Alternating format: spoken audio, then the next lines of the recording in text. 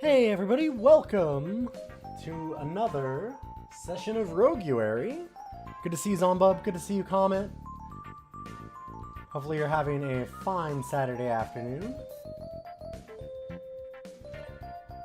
For those that don't know, might be stopping by for the first time, maybe looking back at the old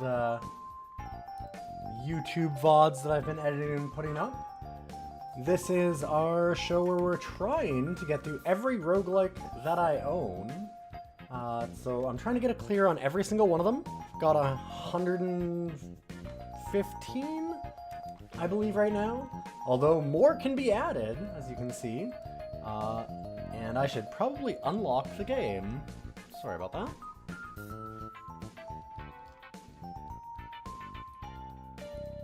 Set up our next game timer, because this one was requested by S. Kennedy, very kindly. We're going to be doing some dungeon crawl stone soup, and we're going to do 4 attempts for the request. So we're throwing that up there.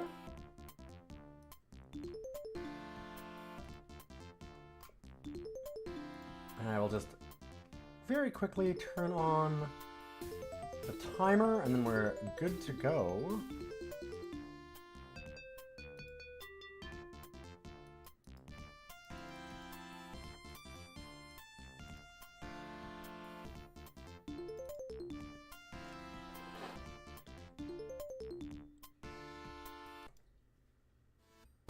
That did not start. Why did that not start? Here we go.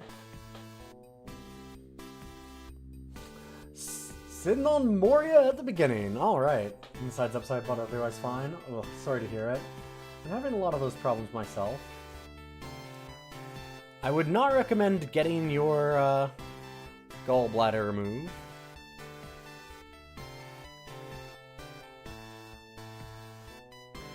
So yeah, we're starting with Dungeon Crawl Stone Soup. I had only heard of this game and never really looked at it until it got requested here. And it's rad. Yeah, your gallbladder's been gone. I know you've had the same issues. If it will capture the game. Some of the old roguelikes are a little weird. There we go, that'll work. Although... why is it... why are you cut off? There we go. Better.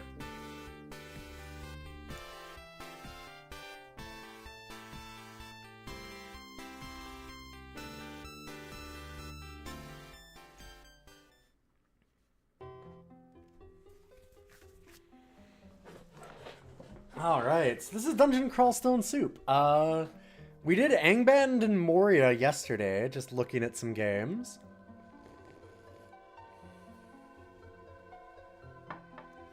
And they're very rad. But I now understand why people are so into this. Hey, Blue Frost, good to see you. Like, I get why everybody was yelling about I should try DCSS. Why haven't I tried DCSS? Because this is very, very, very good for these traditional roguelikes. There's some immediate nonsense you can get yourself into. A lot of this is you, like, praying to specific gods and using their abilities. So you might try and find ways to please Zom. There is no way to please Zom. Zom is a god of chaos, and it made for some very weird fun runs. There's a lot of very, very strange builds and gods and stuff that you can do. So I'm very interested in trying this. You can, like, mutate yourself in some very strange ways, kind of Cud-esque. So I'm understanding now. We died. I remember one of the ones that we died. I was doing really, really well, and I shouldn't have done anything with it.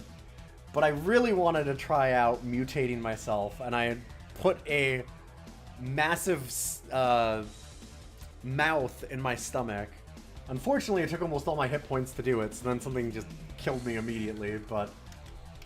Yeah, I could just, like, go around and chomp people to death with my stomach mouth.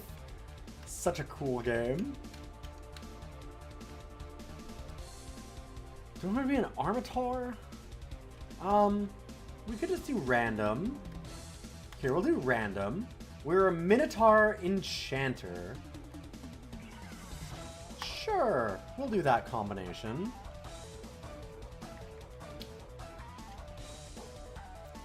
And this is one of those games where I want the wiki open on the side. And I just need to look up, like, what an enchanter's abilities are.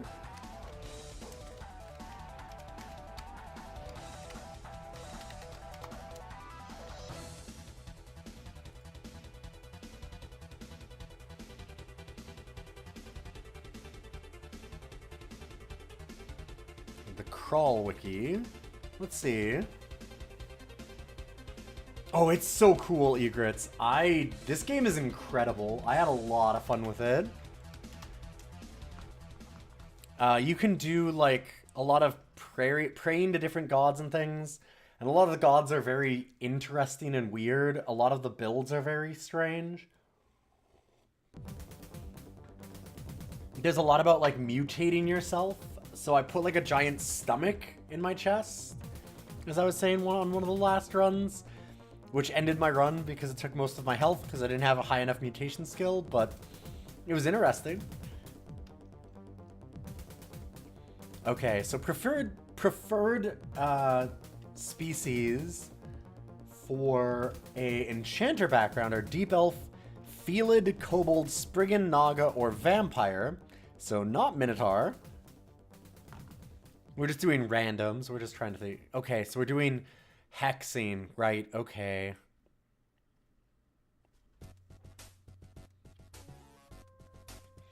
So our available spells are Ensorcelled Hibernation. We turned ourselves into like a living scroll one time, like, and I've only done a few runs, so there's a lot of weird things that you can do. You definitely feel the influence on Cud in this thing.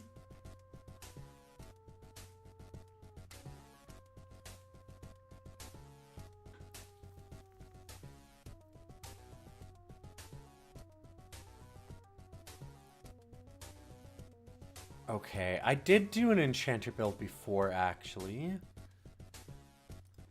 We did get one at random. I'm remembering some of this. Because of the hexes.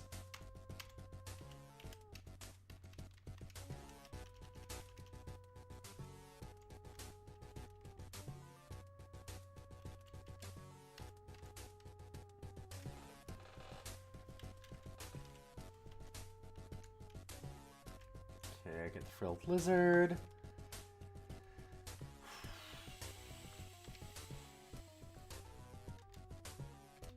Okay, we got his pickup? Yes, okay. It's been a little while.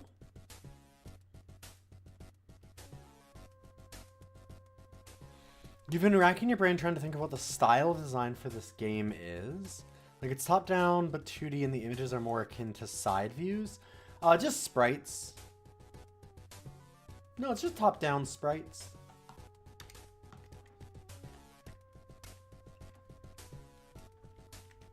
I don't think there's anything different than that.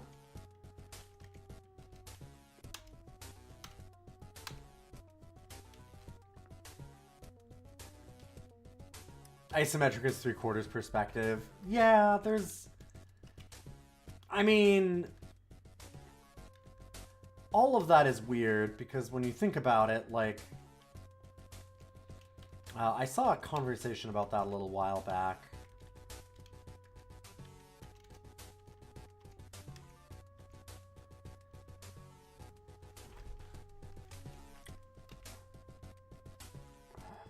Where, like, because it was around the time when 3D games started to happen, so, like, you get the 3D glasses that would hook up to your TV, and the 3DS was out, stuff like that. Yeah, I would just say that this is top-down with sprites. Like, these are sprite artwork, so I just call these sprites. That's all I would say. This is a sprite game. A top-down game with sprites in it. But, I mean, sprites are a lot of things, but this, yeah. And, like, so it was right around when 3D games were coming around, and it's like, okay, well, so then what do you call, like, Mario 64 now? Because if the games now are 3D games, like, Ocarina of Time is not a 3D game.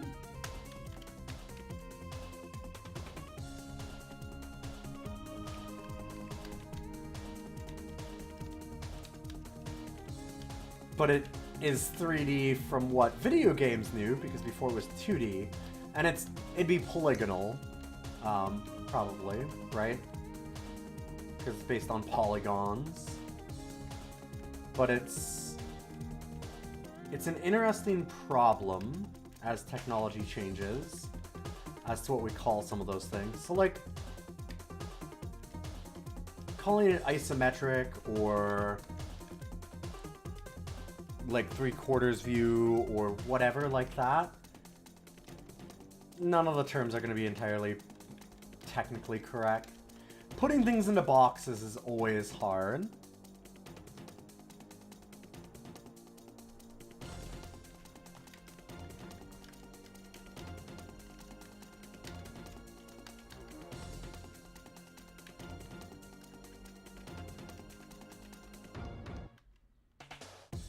I've seen the conversation a few times with, like,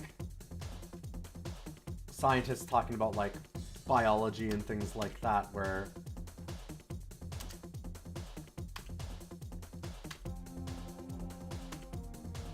okay, got him.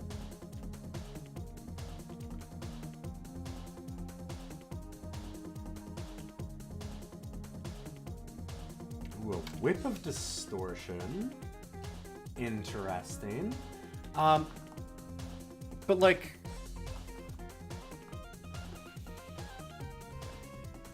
to put it as confusingly as possible, a game being orthographic is orthogonal to it being top-down. Yes, exactly. Yep. Yeah, if a shark is a fish and a trout is a fish, and logically you're a fish. You know, there's... When you talk about, like, taxonomy, like you're saying, like, you start getting into all of the areas of, like, well, except, right? Like, it's like, oh, mammals don't lay eggs. Except, mammals aren't venomous. Except, like, there's always a way to splice things down even further until you get down to the individual. So, to a certain extent, like, all of that is useful, in a way for some shorthand, but don't get caught up on it. Like, it's kind of silly.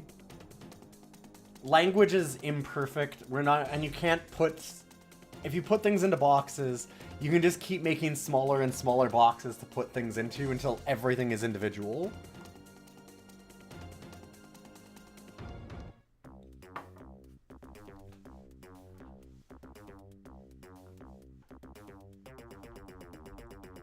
Base accuracy 2, base damage 6.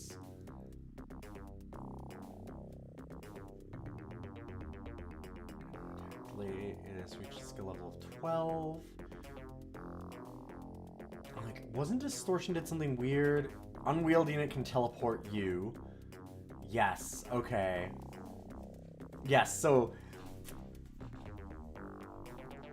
It may blink, banish, or inflict extra damage to those it strikes, but unwielding it can teleport us into foes, or just banish us to the abyss, which...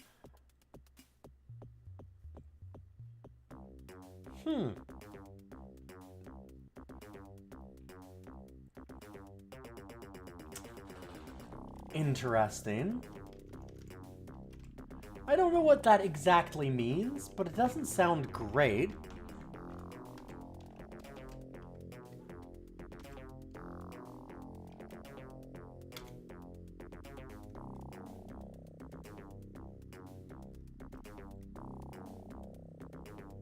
Okay, it definitely seems like we'll want the Dagger of Electrocution, though.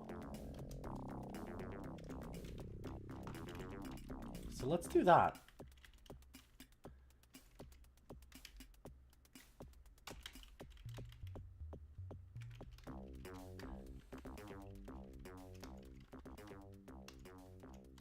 Yeah, I really like the UI in this game. I really like kind of everything this game is doing. I haven't been able to play much of it yet, but it's been rad trying this thing out.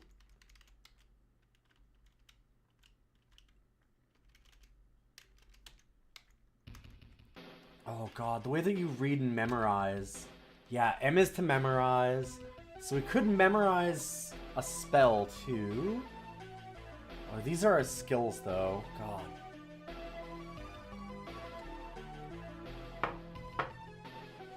I think that it's actually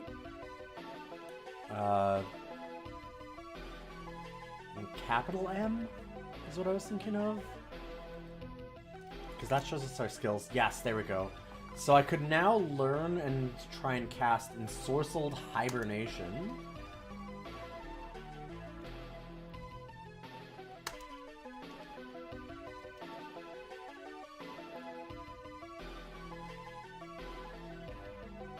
Dungeon generation seems way more varied than a lot of the room and hallway and occasionally a set piece roguelikes.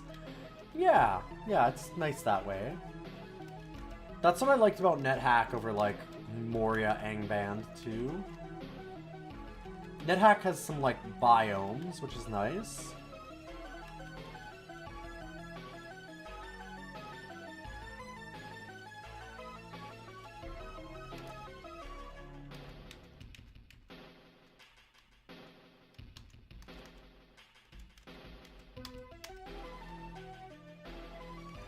I don't think I need to pick up rocks.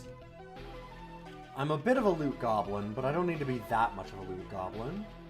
No. Is it...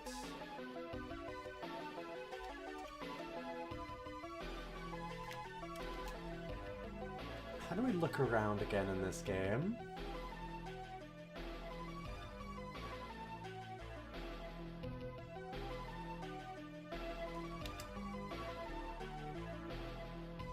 I mean, I could use the mouse, but I prefer to not if I don't have to.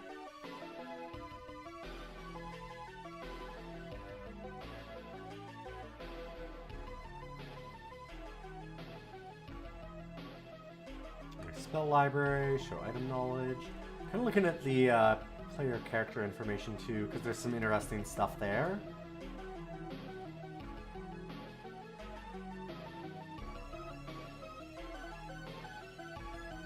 I'm very new to this. Oh, right, it's got auto-explore, too. I forgot about that. Which, yeah.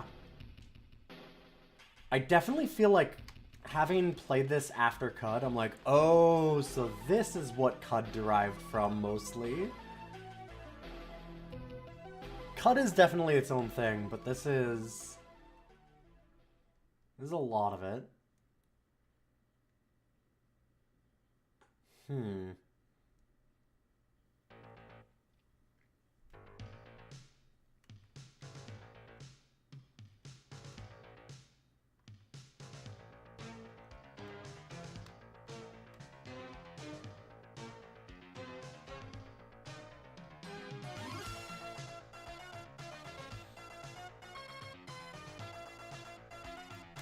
Okay, X is examine. So that should get us to look around? Yeah, there we go. That's what I was looking for.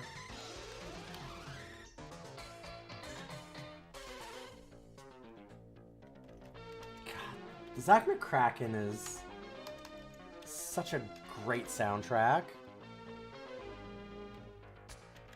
It's a name you don't see too often.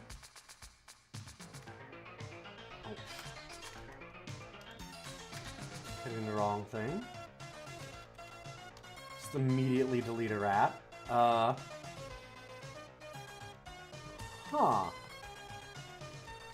Like, transformed out of nowhere.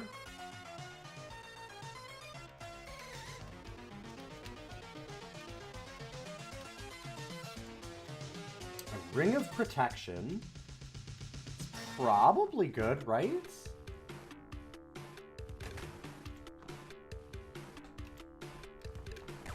I'm gonna assume it's not cursed.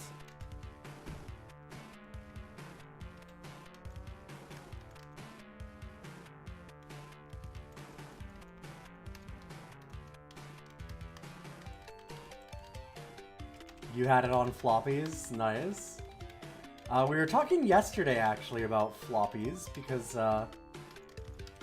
I played a very interesting little piece of music. Namely, the title track from System Shock, the floppy disk version, because there was in fact a floppy disk release of System Shock that had a lot of things downgraded to fit it on floppies, including the title screen, like the theme. And it's pretty rad. It's way better than the CD version, actually, which is funny.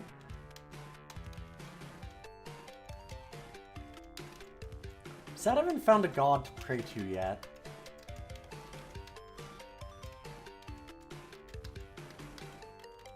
I almost feel like I need to go through the tutorial again. It's been like a week.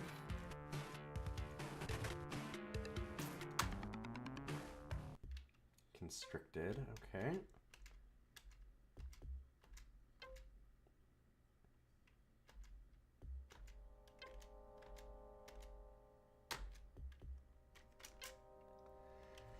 Strength, intelligence, or dexterity do we increase? Hey, Jub, good to see you.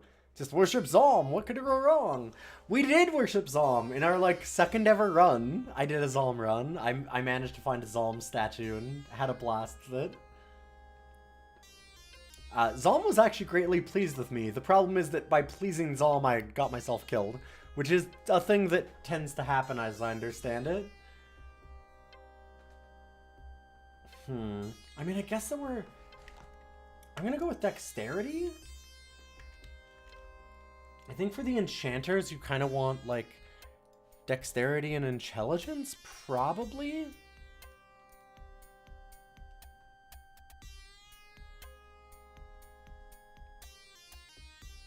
I would go with dexterity. Yeah, I would. Here, since I mentioned it, I just have to pull this up really fast. Here is the floppy disk version of the System Shock intro theme, for those that weren't here yesterday. With all the normal crunch you get. It's a fucking banger. It's such a bop.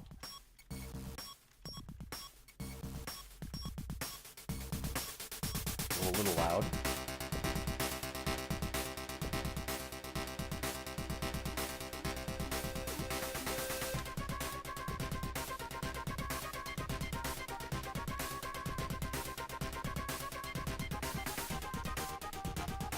That is a lot of friends.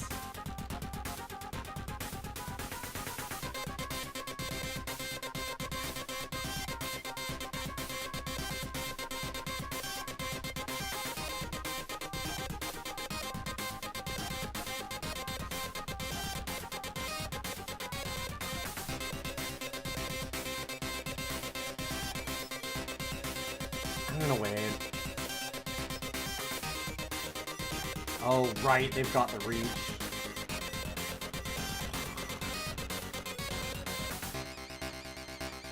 Yeah, it's got a club, a whip.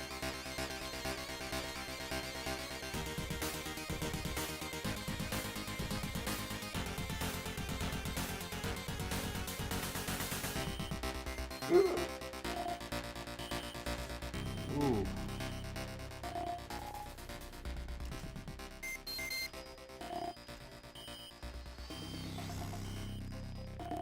Whew. That was a little close. But yeah, so then to give you, I gotta then show off, I guess, the do it again. Because you were around for the secrets. Like, here's the actual System Shock theme.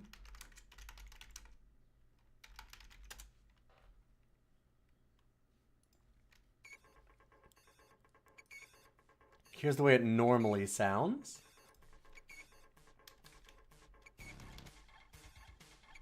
It's a lot cleaner, but like specifically when it gets to the like here, second, when it gets to this drop, I guess, I don't know. Bad music, but it sounds like flutes almost. It's too clean of a sound. Like it's woodwinds. It's not bad, but like I'll play the dirty version again after this. The filthy version for sickos. It's just not the same.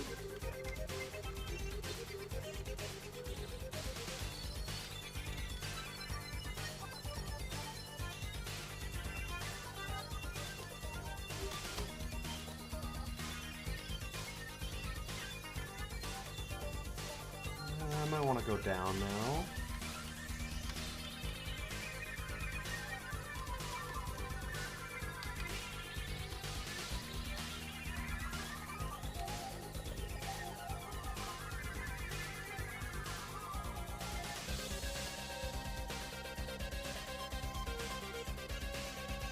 I'm curious.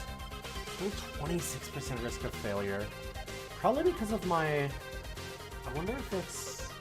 No. I thought it might have been an armor that I was wearing.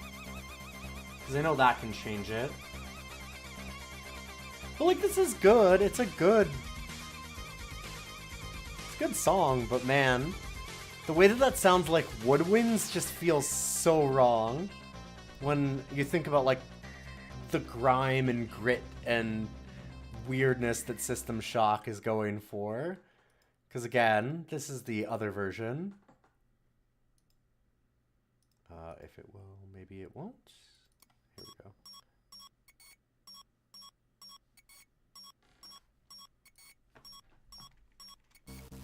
The floppy version's so fucking good. It's so good.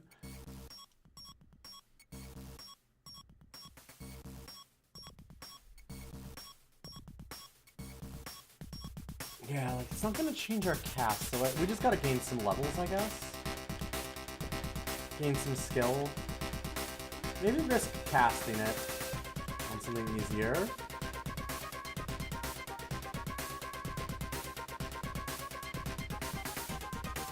Yeah, it's floor 2.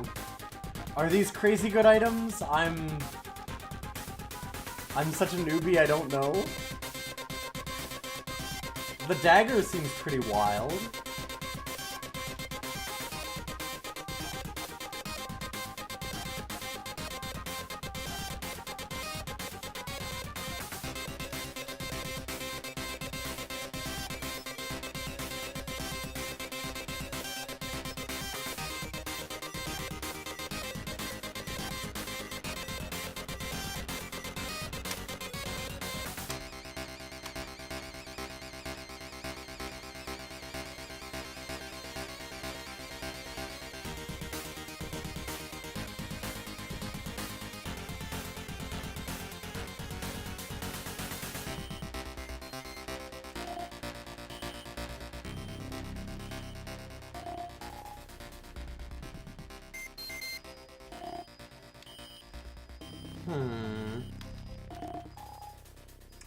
Don't love the Orc Wizard. I'm gonna try.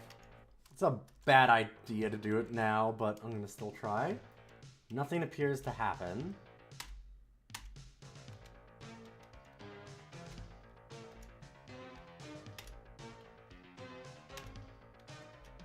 Okay.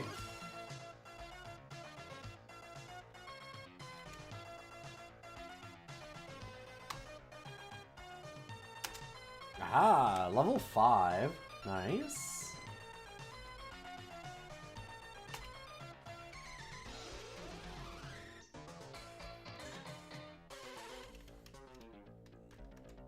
I feel like the leather armor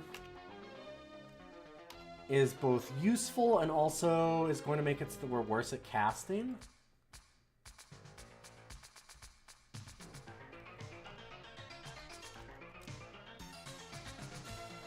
take a look.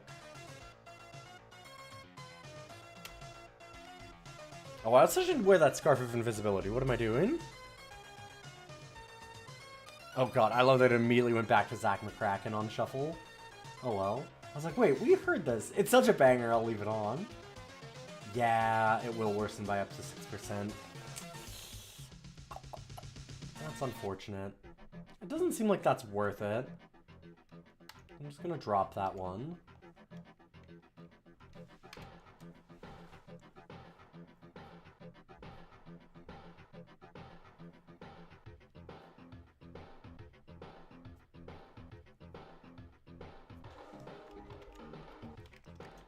Oh, put on a Scarf of Invisibility. Okay, so now we can evoke invisibility at some point with a 28% chance of failure, which I don't love that.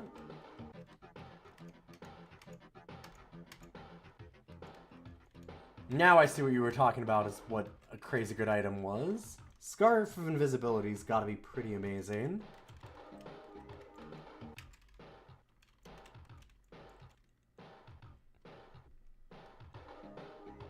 Hey, Lord Yorick! It's good to see you. It's been a little while.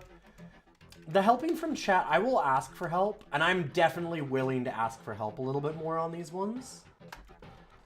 I don't necessarily need people, like, backseating me really hard, because we've only tried this. This is now our 4th attempt, I think. If you hit !clear, you'll actually get a page with all of the games that we've played and like the episodes they're on, how many attempts I've had, whether or not I've cleared them, how many clears I've gotten, all that kind of stuff. What episodes I got a clear on. Yeah. Got all of those things.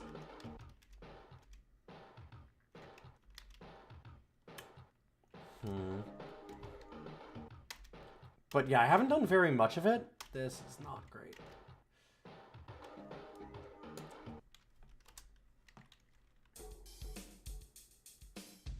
Oh, right. You get contaminated by magic. I forgot about that.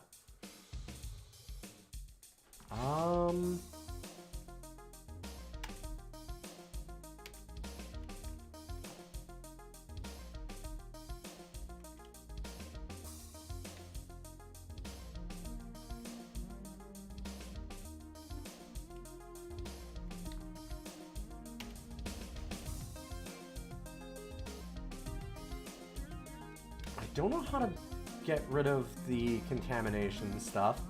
But that seems like a good time to just not be around anymore.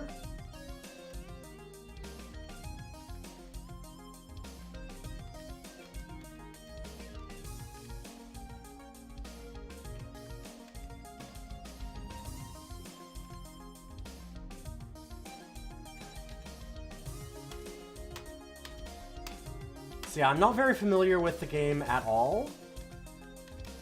But I know that, like, beating...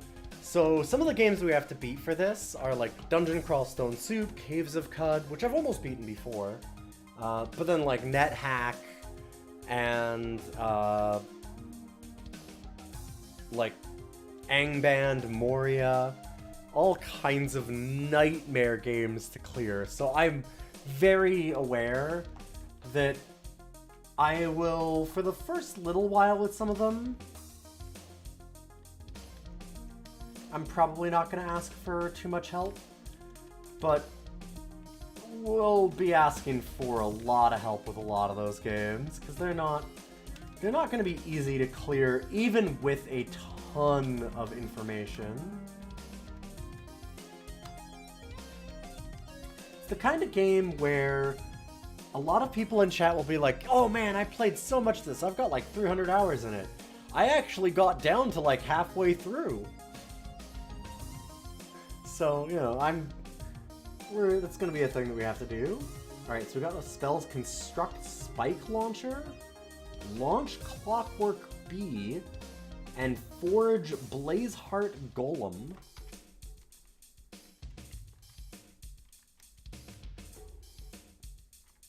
What is Tukema's Dance?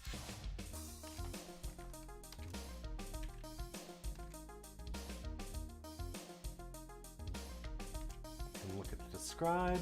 Animates the weapon of a target foe, ripping it from their hands and causing it to attack them relentlessly. That's pretty cool.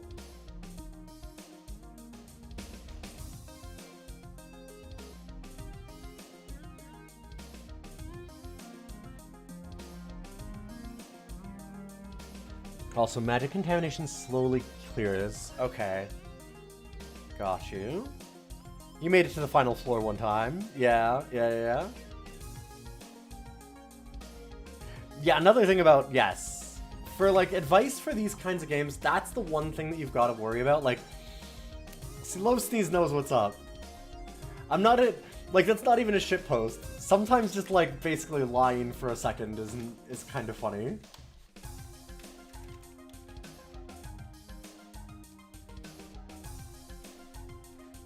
Or just being like, well, I don't know.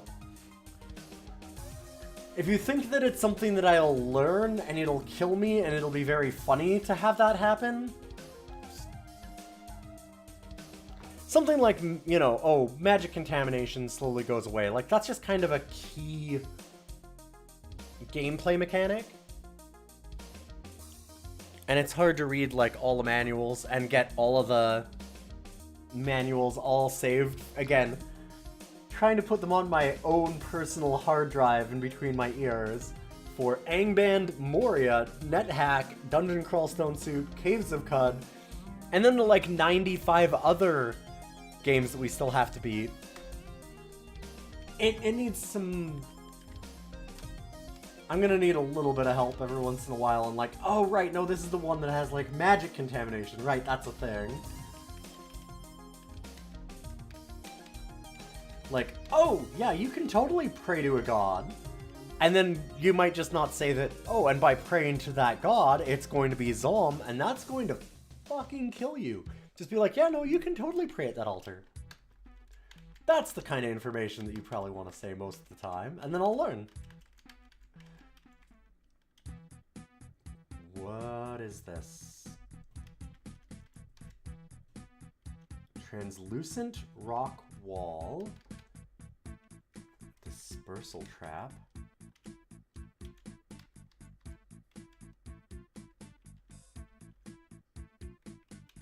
Huh.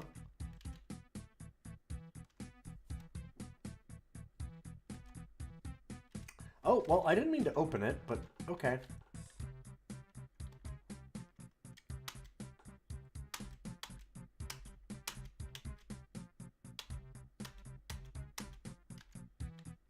Alright, we're good.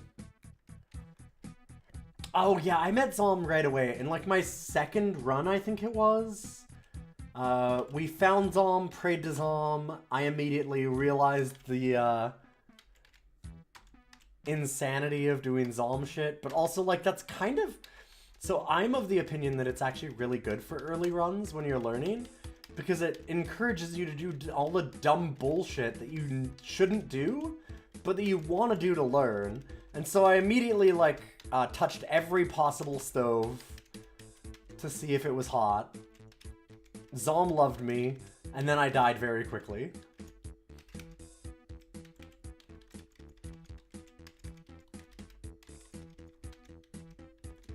Zom was so happy with my bullshit.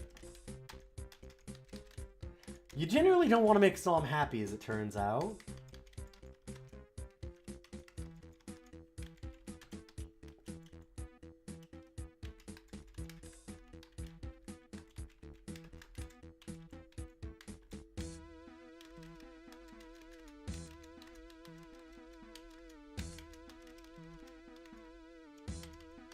Yeah, it was really funny that I found Zom almost immediately. Like, this time we haven't found anybody. Not yet. Zom is the one who just wants you to kill stuff. Zom is the god of chaos, and he wants you to do things that amuse him.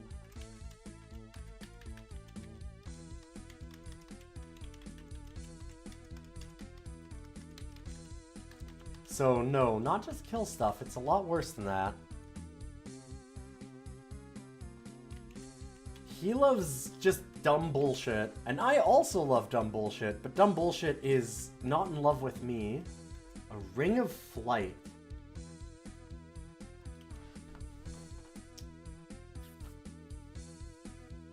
Oh boy. So...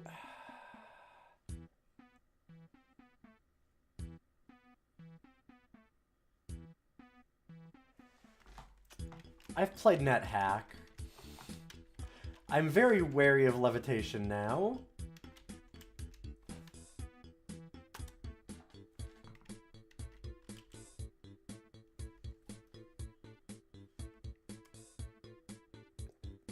Isn't there a way to, like... Yeah.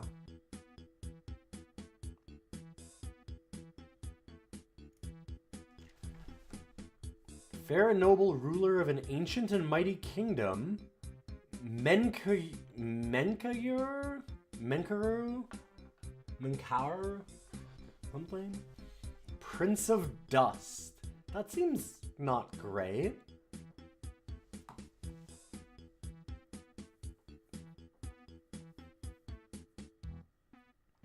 Threat lethal.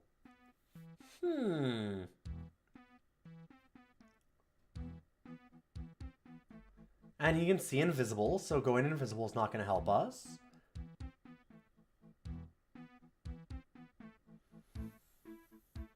I see.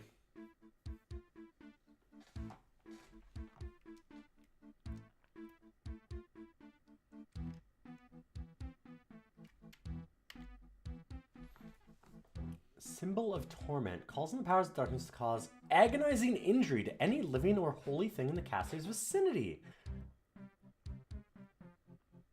Oh, okay.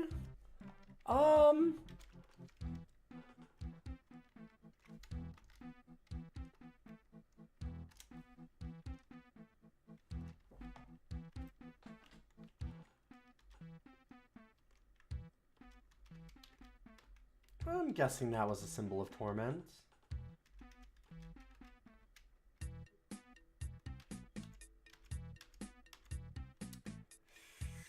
Yep.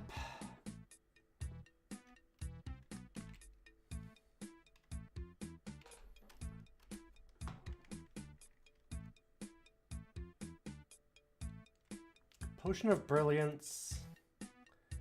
Great.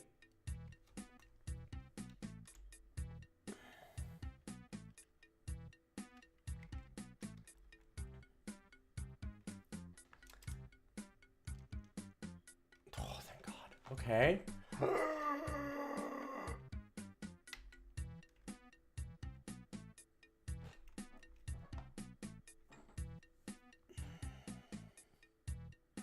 Well, we have a problem. It's called Menkar.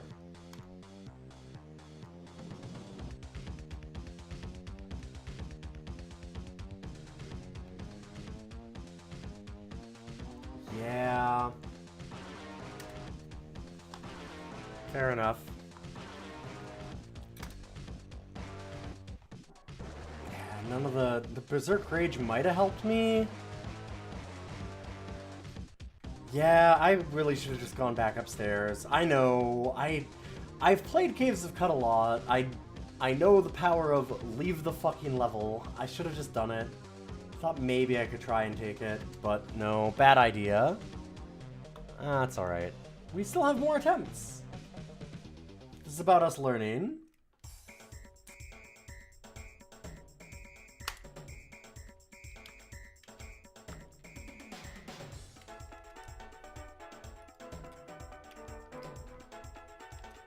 Oh, that should have been the 6th, I think. Let me see. How many have we done?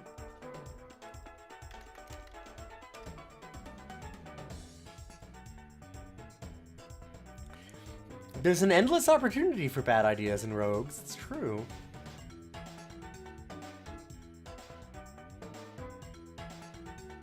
Alas, Lord Yorick, you are correct.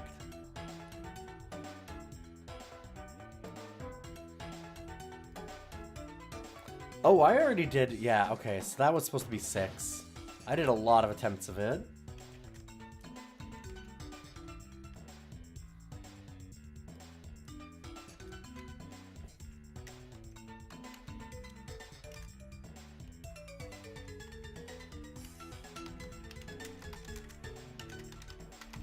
Chief Daughter the 7th.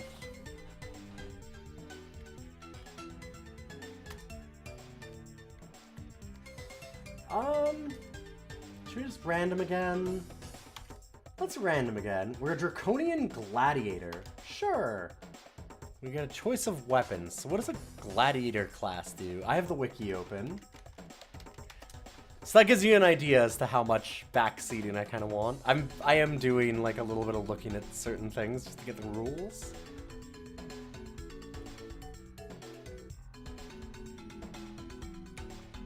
Not one of the preferred species from this wiki for Gladiator anyway.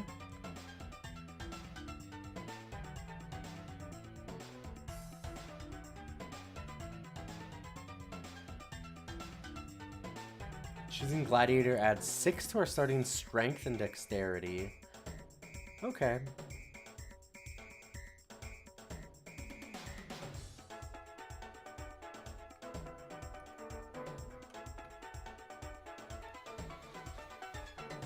Almost all the named mobs in this game are just run-enders. Yep, that's true of a lot of roguelikes.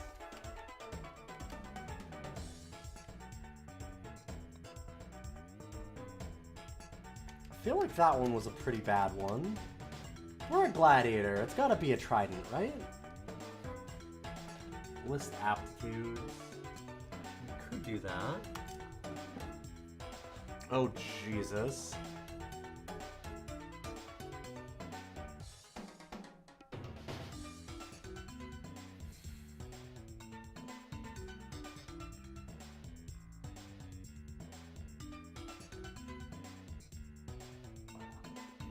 Oh, Draconians don't get armor? Interesting. I should look at... Let me look at what Draconians get. That's a big table of numbers. Sure is. Okay.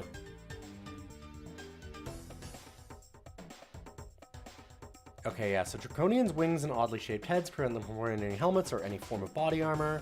They can't cast animate armor. And Armored Tail 1, they have an auxiliary tail slap. Scales, we start with +4 AC and gain +1 AC every 3rd level. Cold-blooded, so we're slowed by certain cold attacks.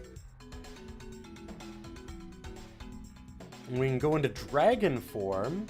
Well, in Dragon form, Draconians retain their scale bonus with a -6 AC penalty, tail slap, color, and breath weapon.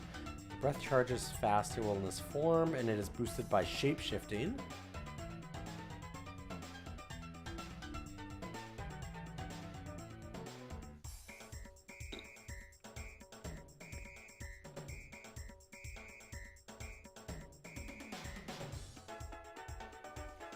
Draconians mature to a random color at level 7, changing aptitudes and intrinsic characteristics. Some colors will get another bonus at level 14.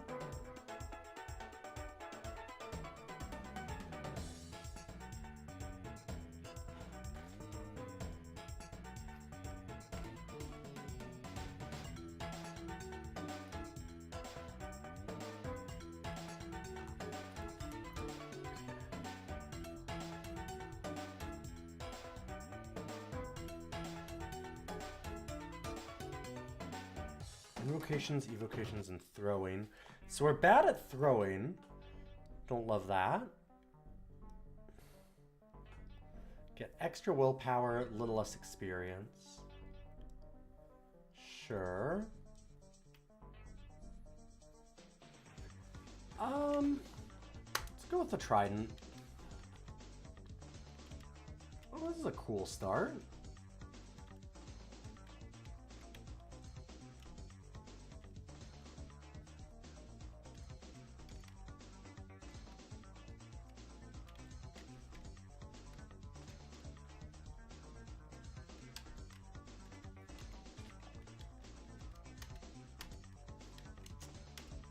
Level 2.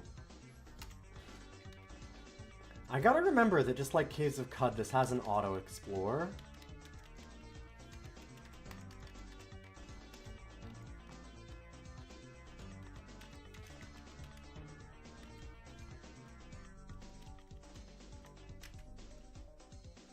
Okay, a pair of gloves is probably okay. Can't wear a lot, but we can wear gloves.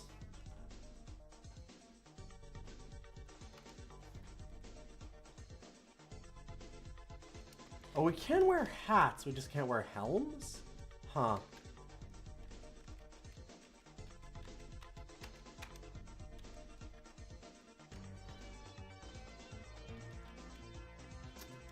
Getting chainmail and leather and all these kinds of things that I just can't wear. Not allowed.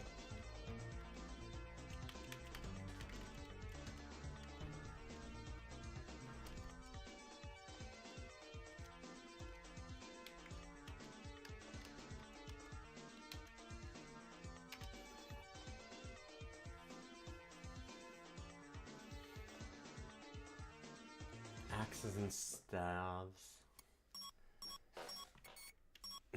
This keeps pulling up the same songs. Weird. It's okay.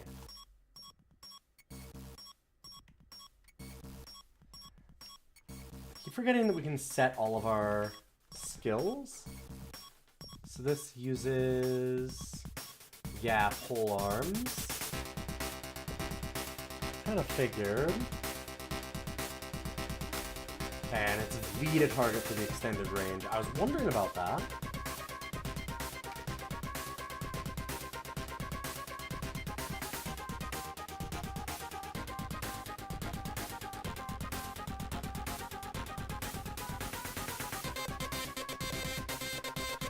Sucks that our throwing is down, since we've got a javelin right to start.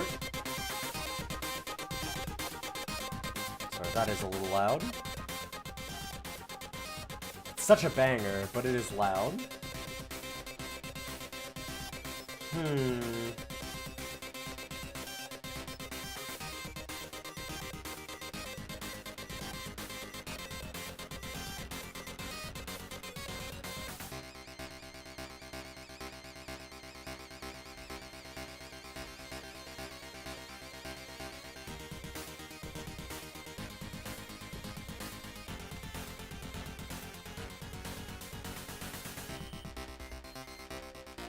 Okay, so the ones we have highlighted right now are pole arms.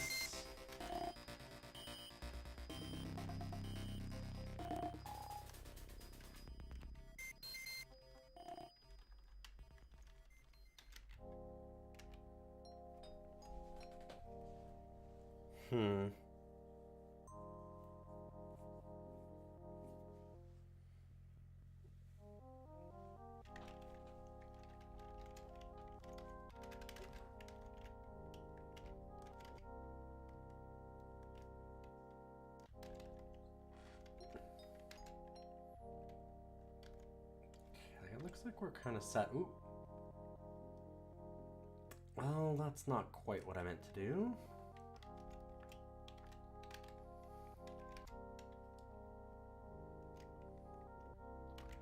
So let's set the target as, it was 12?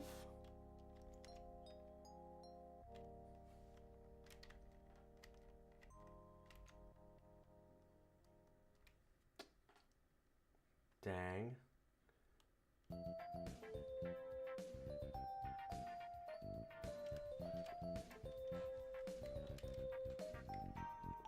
This is where I can easily get myself lost.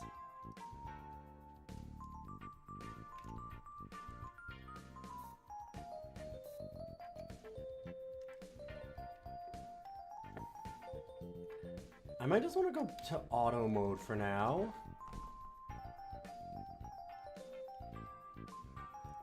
Like, we're using dodge, fighting. It seems like a good idea.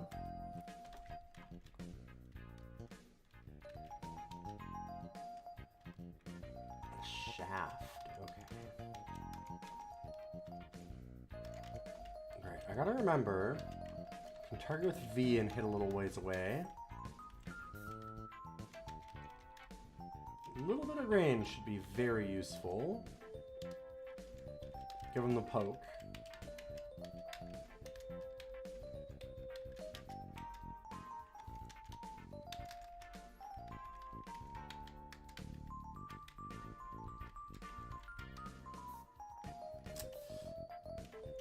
That's a lot of friends.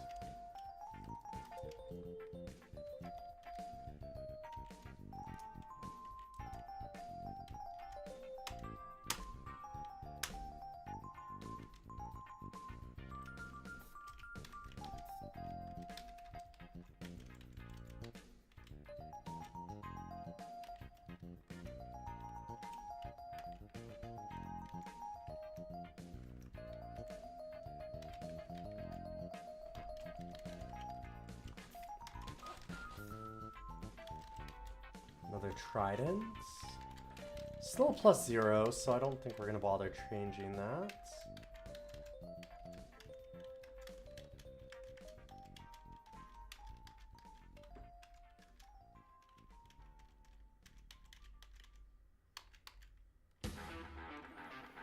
What on earth are those? A crystal wall. Huh. Okay. Sad that we haven't found any altars yet in either run. We'll keep looking. We'll find somebody to pray to. The religion stuff is really neat in this game. Definitely seems like one of the more unique things that the game is doing.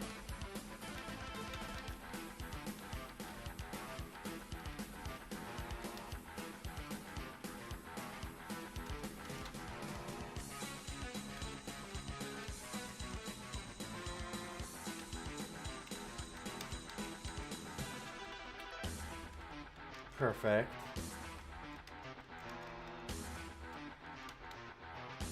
It was a very useful loot.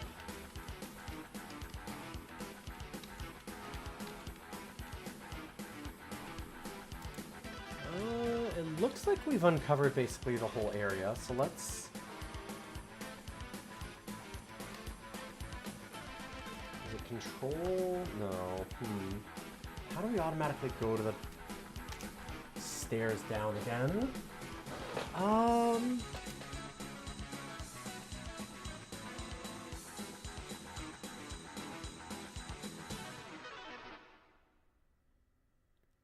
Zoom out, zoom in, close doors, use staircases. There is definitely a way to like auto go to one. Extended movement, control W.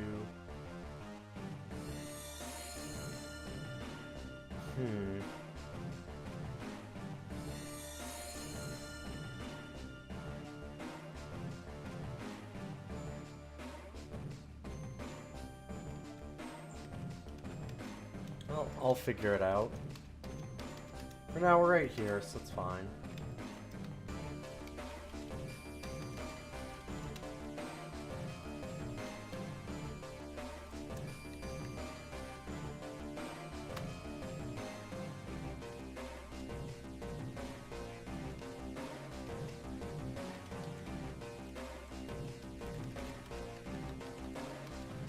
Don't really need the dagger.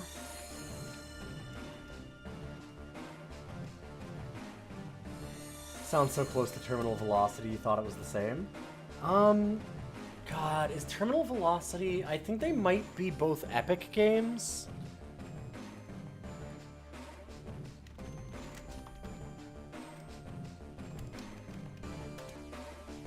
Let me double check that. It is Epic.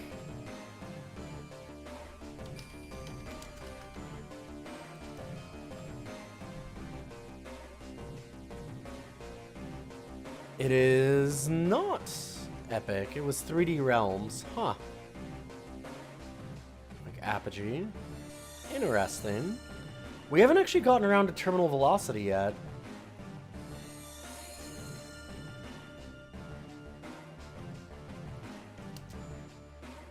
I'll have to check that out someday. Gotta rank all those DOS games.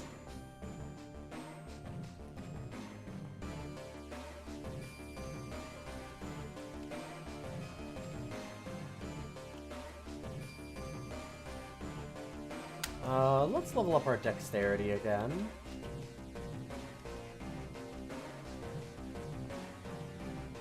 Add the skills Teleport Other. Gavote and Dispersal. That'll sound pretty cool. Also, Natasha, Servant of Life and Death seems problematic.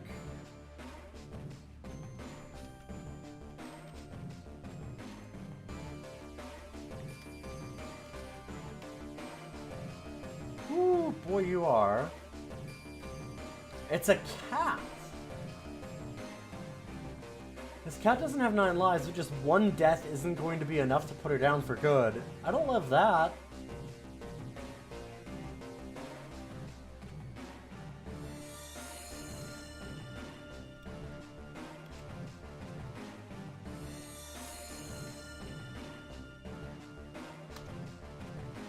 Ow. Well, I'm gonna try this. Well, let's speed up. Oh, fuck me. Yeah, and she summons a bunch of friends, huh?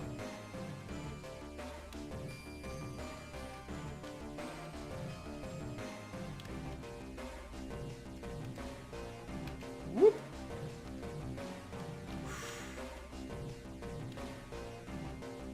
Boy, I don't love that.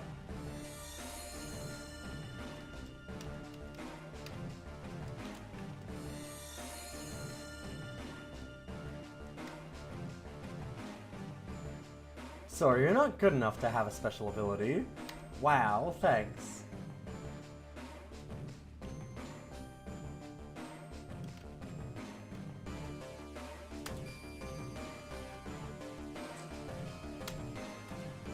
Oh! Got her in the net! And now she's free. Fuck.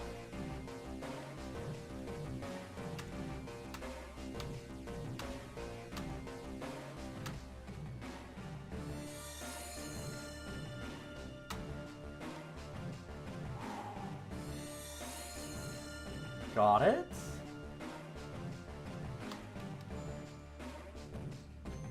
Oh, right. Except I don't got it.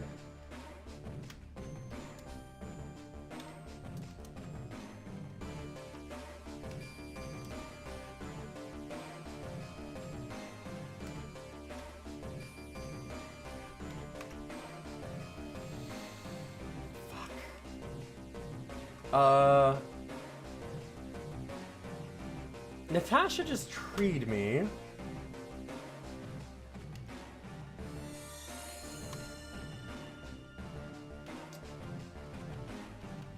Natasha did me a favor. I can return to the Earth, where I feel at home.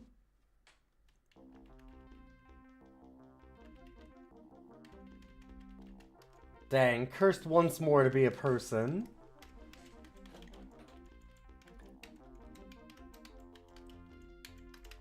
Like, imagine how freeing it would be to be a tree.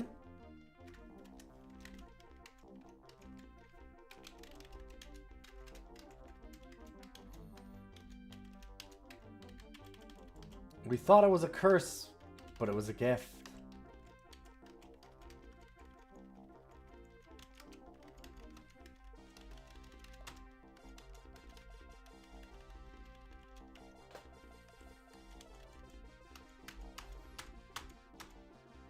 Well, somebody mentioned before, a lot of the named characters can feel like run-enders, so beat that one handily.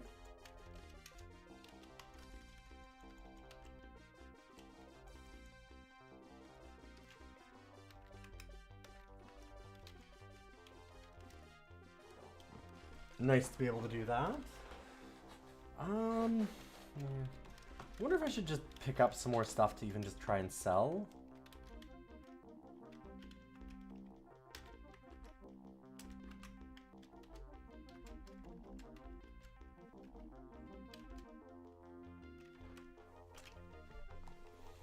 Oh hey, boots.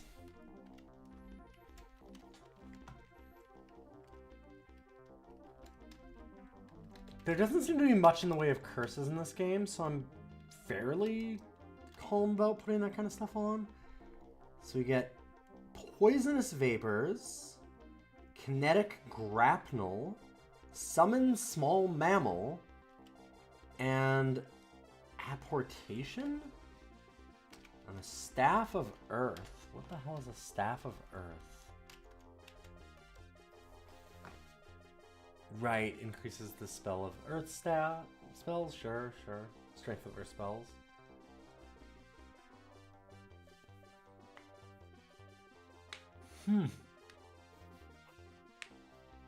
If we've got Evocation and Earth Magic, we could fracture the ground beneath people that we hit. That's pretty rad. Still not something that I think I care about, but interesting.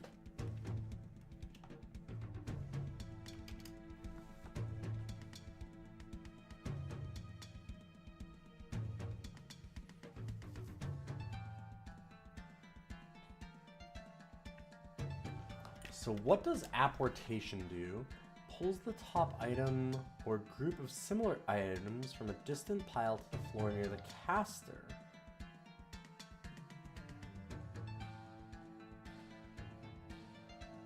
Huh. Kinetic Grapnel? Weaves a thin kinetic filament around the caster's melee weapon and launches the other end of it at a nearby enemy. This grapnel successfully hits and does damage, it will become lodged in them, allowing the next melee attack the caster performs against them to strike with perfect accuracy. That does sound really good.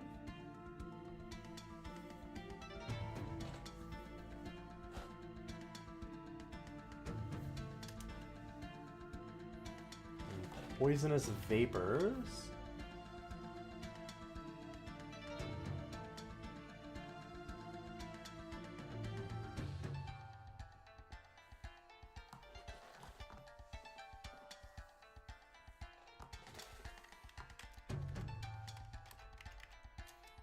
I'm going to memorize Kinetic Grapnel, Poisonous Vapors, and I guess at that point, no, we want to summon a small, listen, we're going to summon a small mammal, right? Rat, bat, or quagga. I love that. Spell power increases the chance to summon a quagga. Yeah. Get the good shit.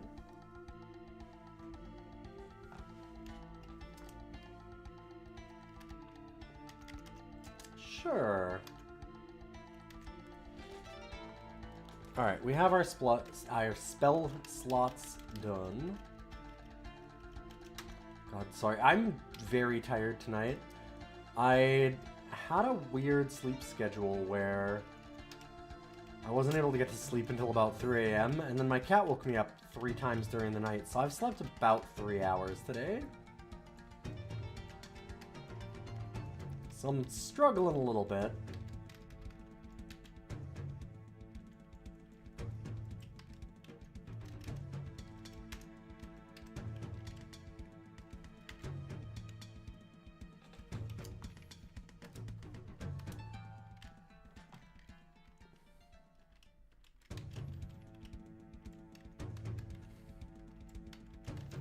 Okay, I like that kinetic grapnel. That's pretty rad.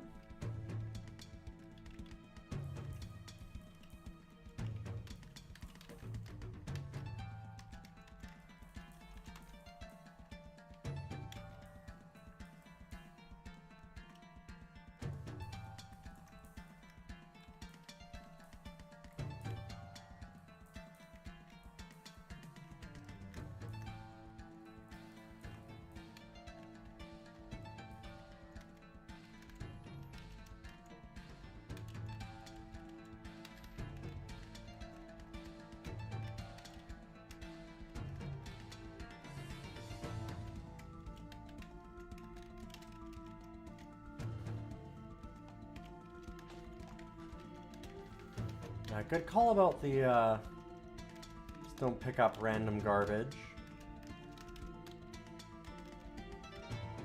A malevolent force fills the dungeon. I fall into shaft and drop 2 floors. I don't love that. That seems bad for me.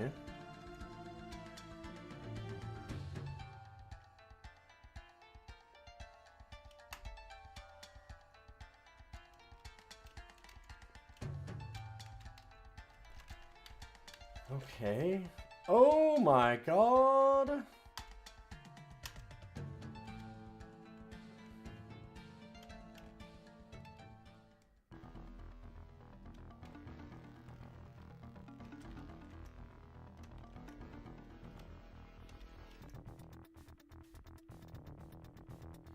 Oh, there's 2 named characters.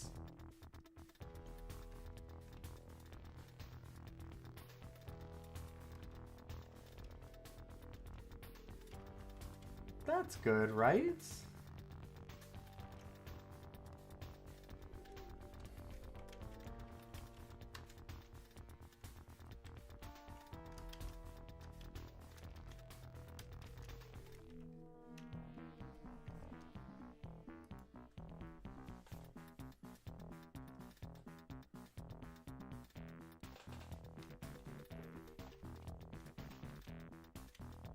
We're not shown as huge problems.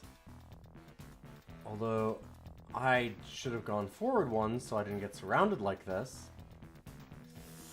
Yup, that's a problem. Hey Hangman, good to see you.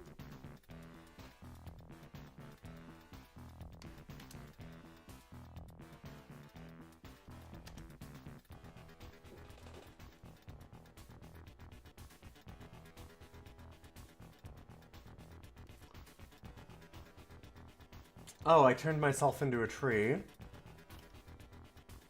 I don't know that I want to be a tree.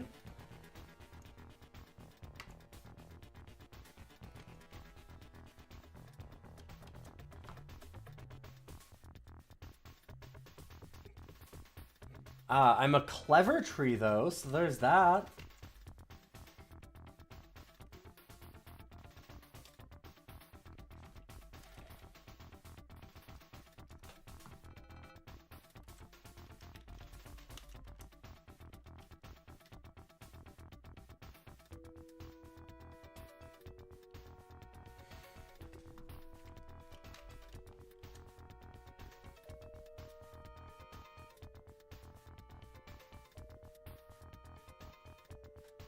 But we're a berserk tree.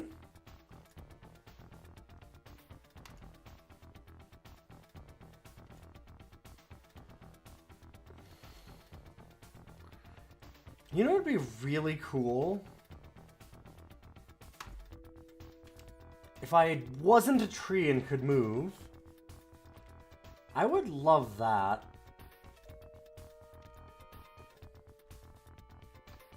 Because if we could move...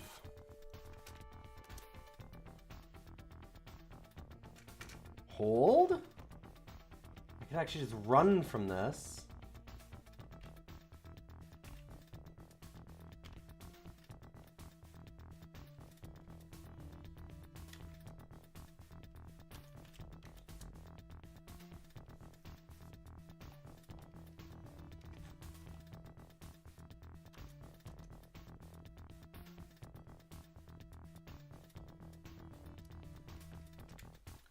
We actually got both of the named goblins down. The problem is that we're done berserking, so we're going to be really slow. And there's a few enemies here.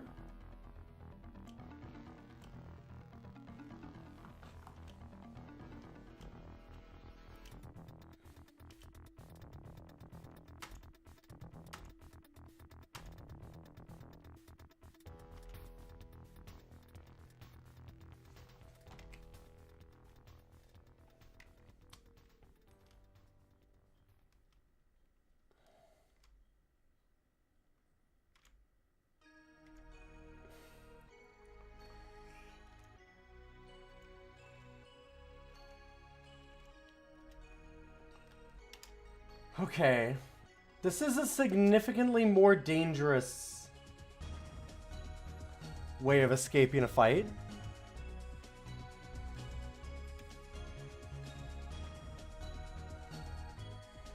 But it is an option that exists.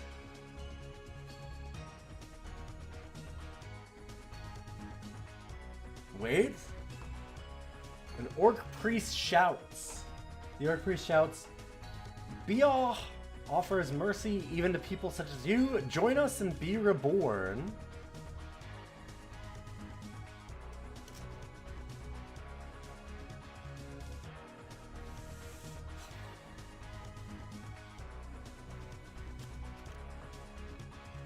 Wait, can I not? Right, okay. I don't know what Biog is. Let's just say yes. You bow before him. Now's the time to find God. I agree, yeah.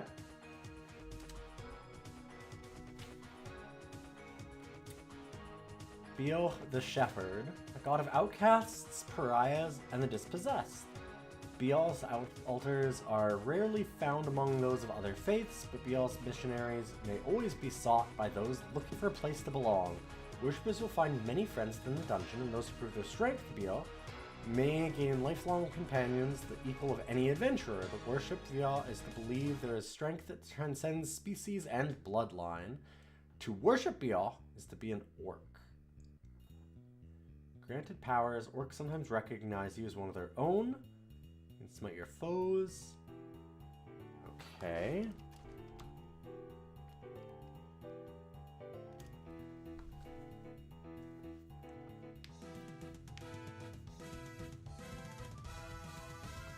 Bial likes it when you kill living beings, which most of the gods do. When you destroy the undead, you kill demons, you kill holy beings, and you destroy non-living beings. Bial especially likes it when you kill the priests of other religions. Fun. Bial strongly dislikes it when you attack non-hostile orcs, or if you attack your followers. Bial does not appreciate abandonment. No one does. Yeah, I kind of like this god, actually.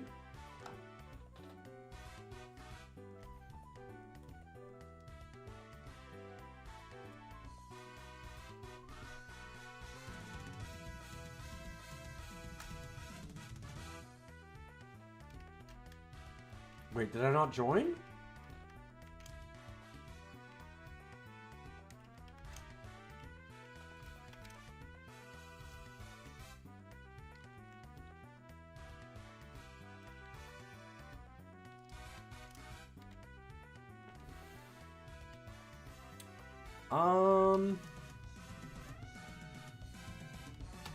Uh-oh.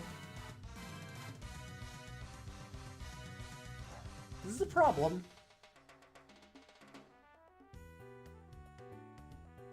Item interaction, dungeon interaction. Item knowledge, religion. I am not religious. Did I not join that? I bowed before you. I want to join. I love Bial. No, it shows. Okay, Bial. Why? Hey, can you... Sir?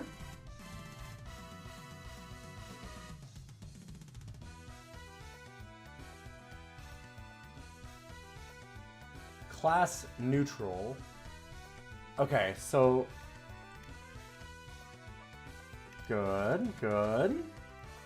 Here's the thing. You're gonna be hostile, aren't you? No? Maybe?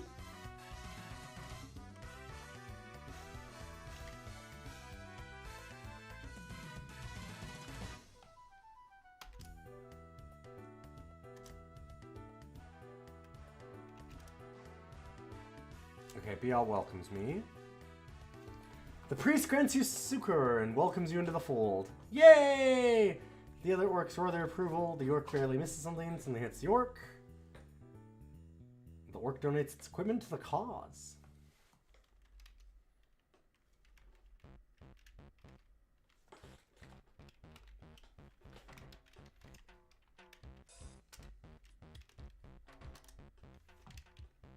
Yo, Mom, check it out. I found religion. I'm gonna go up the stairs, because fuck these assholes in particular.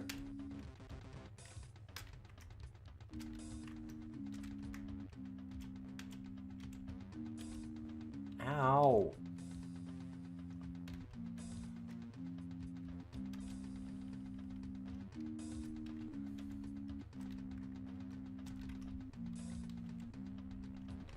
Uh-oh. Hi! Oh, is it supper time? It is, isn't it? Yeah. Oh, what a good boy.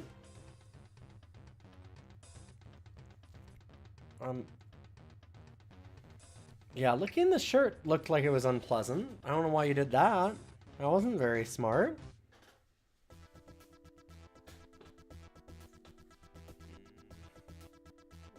Don't bite my nose. I don't want my nose bitten. Oh, buddy. He is definitely a servant of death. So I can see him being a Natasha minion. Aren't you? You're a little killer.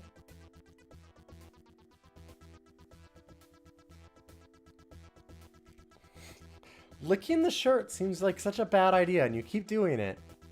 I don't know why you're doing that. That's not very good. Okay, I think that you're gonna need to feed you, huh? Tanya's been really sick. It's her birthday, not tomorrow, day after tomorrow. So of course she gets sick almost every year on her birthday. Always happens. So she's been feeling a little under the weather. I've been fighting off a cold all this week too. You might hear it a little bit in my voice. But I'm gonna go and feed the kitties, take a quick break. Now that we have found religion.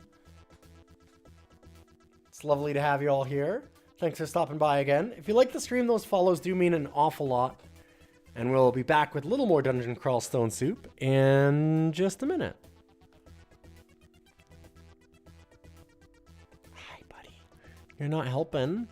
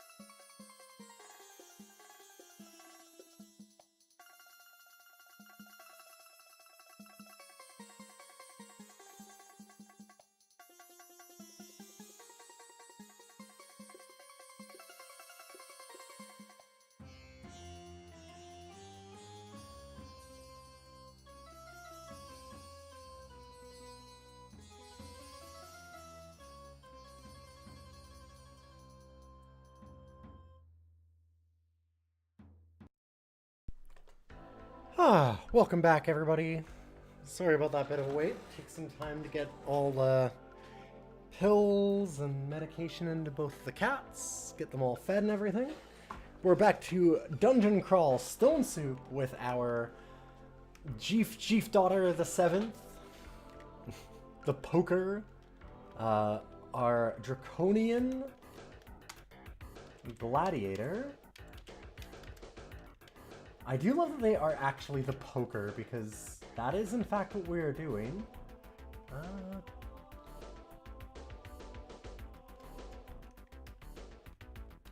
guess we grabbed the wand. So we got a Wand of Warping.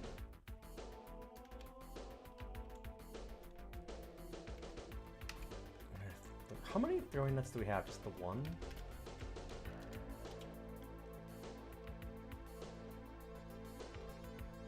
Pick up Unrestrained Analects.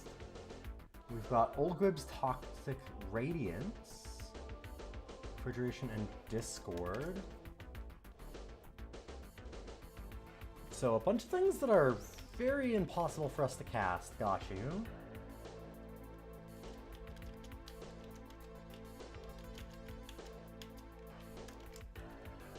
Translocation, Ice, Hexes, Alchemy. Okay. And I mean, our skills are Summonings, Forgecraft, Alchemy, Air Magic, Earth Magic, Invocations, Evocations. So we get a little bit of a bonus on Invocations.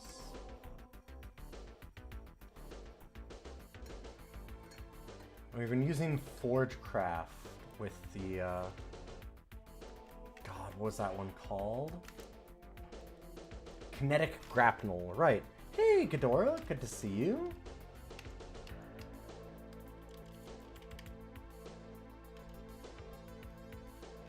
Okay, so we're probably friendly with this orc.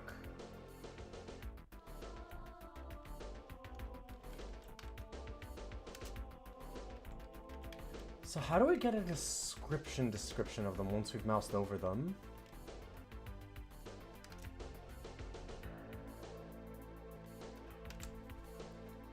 Targeting.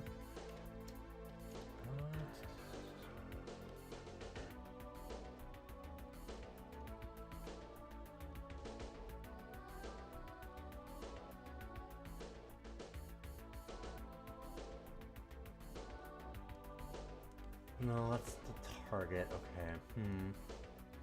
That's more for combat targeting than it is actually exploring or looking around.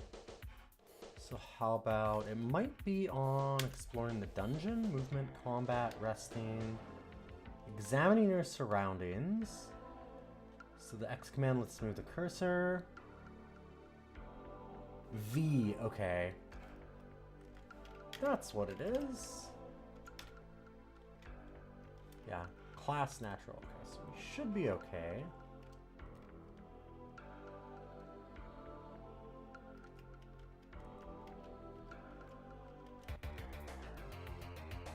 No, it's attacking me. Hey. We're both... Listen, we both follow the same religion. Accepts my kill. That's fine. It's getting in from the board game tourney. Nice. Falchion.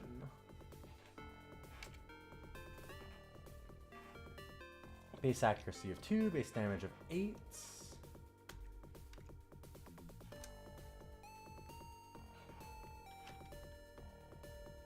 Uh-oh. Hi, Edmund.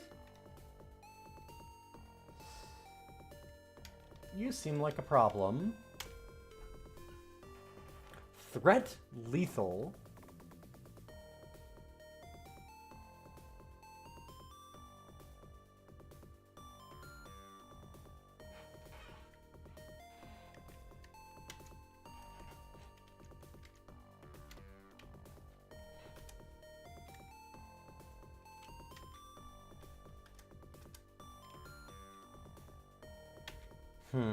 Hits him, but no damage. Hits, but no damage. I don't like this. This is a bad sound. You hit Edmund, but do no damage. I'm seeing a pattern.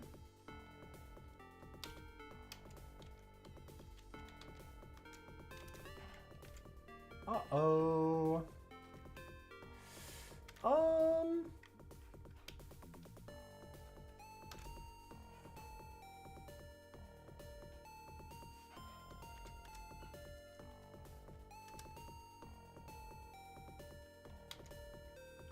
Well, we've poisoned Edmund. I feel drained. That's not great. Wait, it was a potion of invisibility. He's still following us, though. Okay, no, he's confused. He doesn't know where we went. So let's just not be around for a moment. Down we go. We have gotten out of a couple of really tight spots on this run now. Wow, that was a lot closer than I wanted it to be.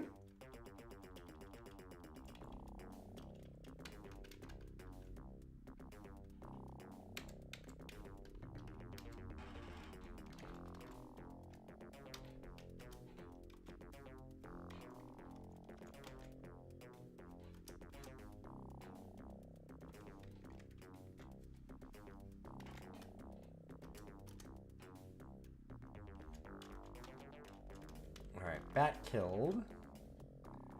A staff of death? Huh. Sure. And we get an inkwell talisman, so we can turn ourselves into a scroll. I do remember that one. So how was the board game tourney? Hopefully you had a lot of fun.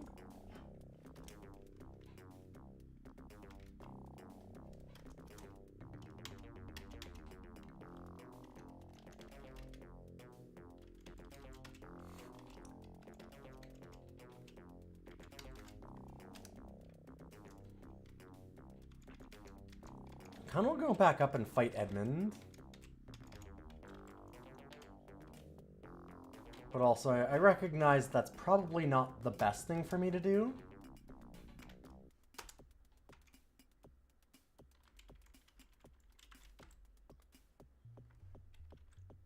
Get a robe. Right, I can't even wear armor. Could I wear... I don't think I can wear a robe either. Oh, maybe. It changed my... Yeah, okay. It did change our actual look. I swear. Maybe I might be losing it. Maybe I became visible. I don't know. Huh. Oh, fuck. Now what? What are you?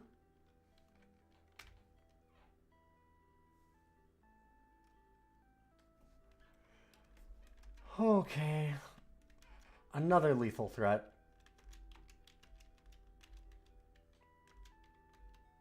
Jesus Christ.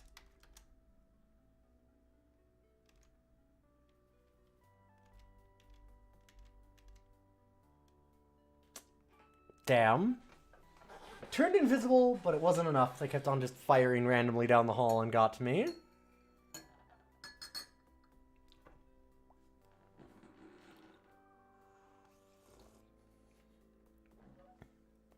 Gross. 2 attempts down.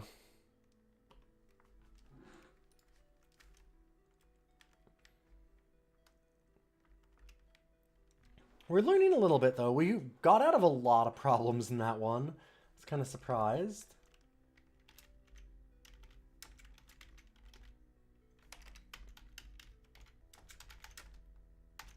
Alright, 8th run. A Naga Chaos Knight. So what is a Chaos Knight like?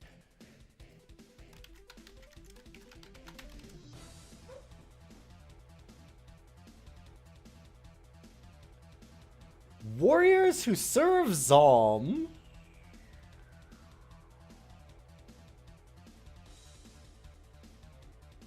Chaos Knights who can keep Zom entertained and survive will find themselves showered with blessings, but their knives are more often painful and short. Interesting. We might not do this combination. I know that we did a Zom run already, but, this, seems like a lot. Also, Naga are not the preferred one for this, so... Doing a Chaos Knight while also not being a preferred species seems extra bad.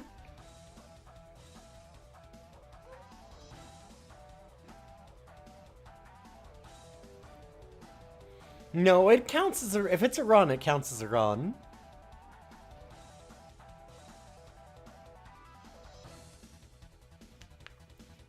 I'm kind of tempted.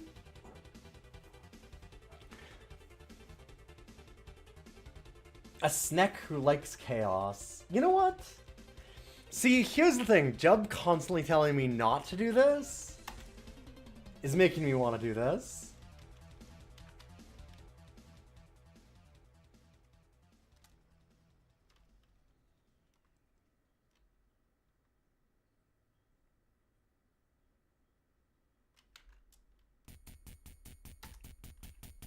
Let's go Falchion. It's a learning run.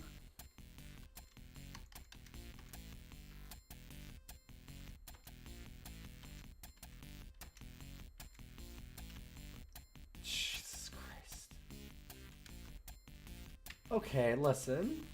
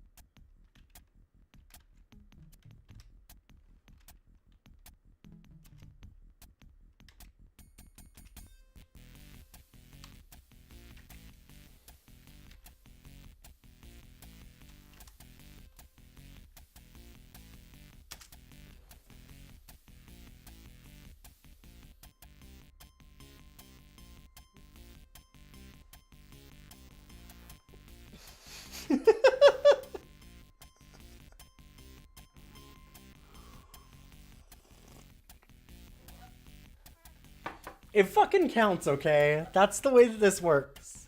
I don't get to, like, not count things just because they're bad. We don't talk about Jeefs in the 8.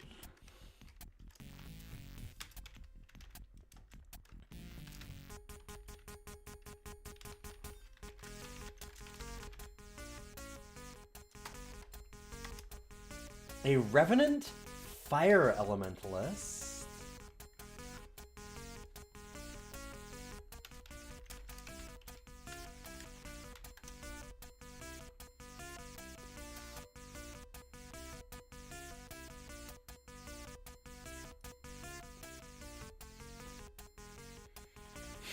The 8th, the Naga that walked slow and died fast.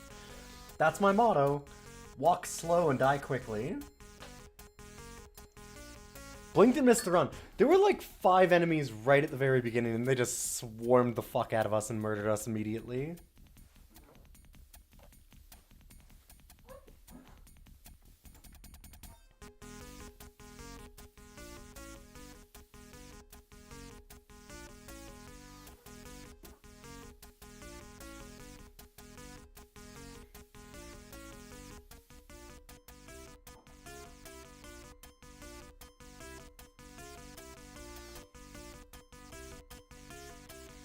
Yeah, it was literally not even a Zom thing. It was just like, we got absolutely swarmed and could not hit anything.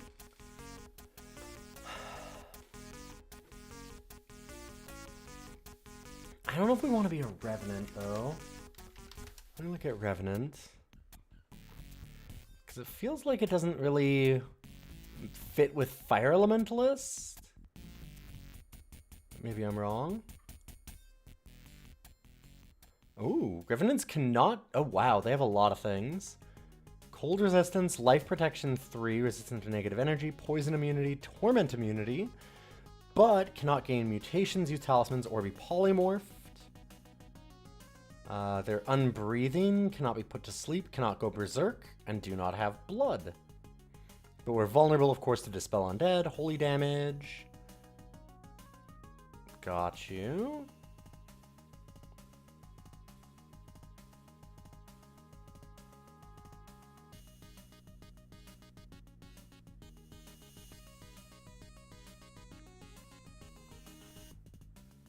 We have claws on our hands and get a bonus to unarmed combat.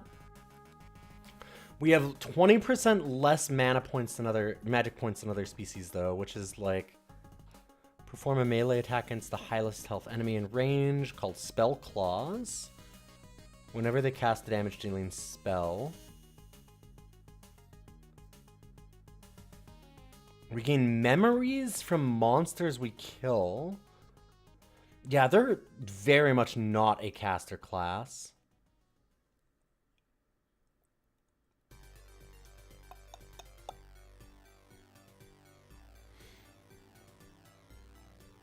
Well, I mean, a little. I guess they have the ability to.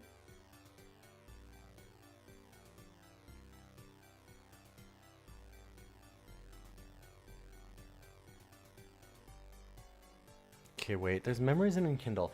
Revenants gain memories from monsters they kill based on experience gain.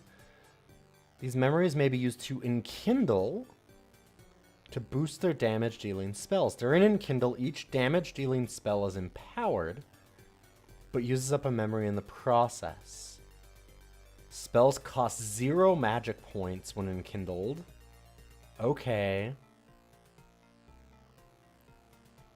Body armor and shield encumbrance are ignored for casting.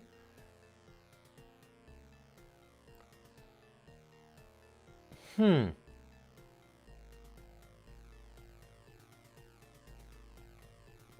maybe we are fine with this. Maybe we'll try this. Definitely seems like a tougher character.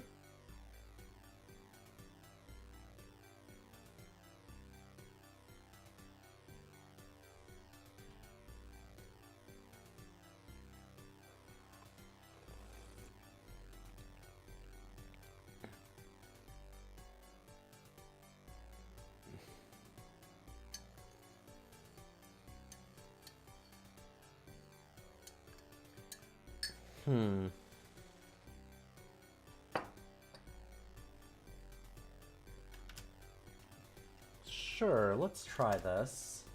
Final run. It's obviously the winning one. Alright, and we immediately get Poisonous Vapors, Mercury Arrow, and Toxic Radiance.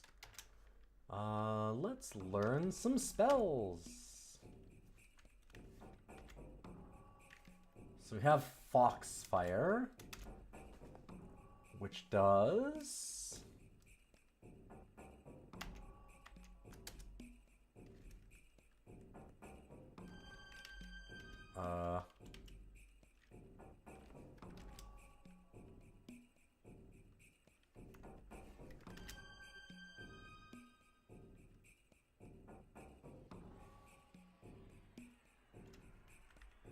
Okay, what the fuck does... How does Foxfire work?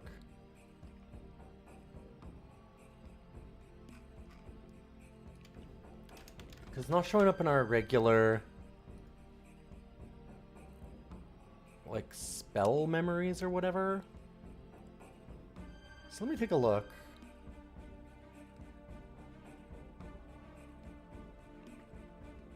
Okay, Foxfire attempts to create 2 Foxfire entities on empty tiles.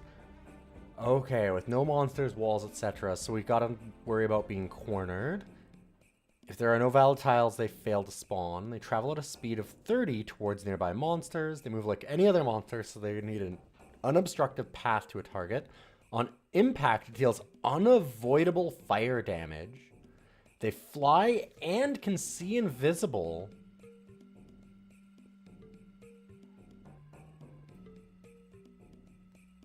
They also dissipate if they leave our line of sight. Huh.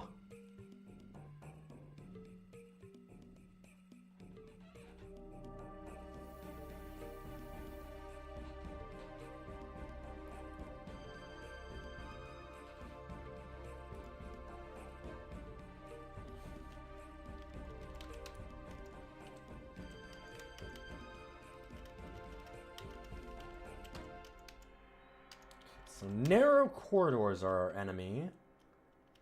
Hey, look, it's narrow corridors. My enemy.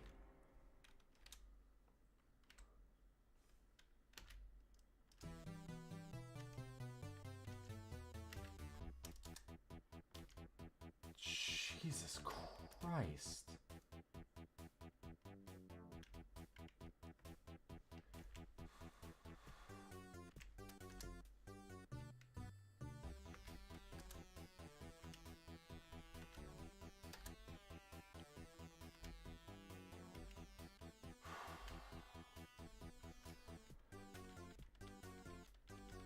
We've sure been having some close calls on these last two starts.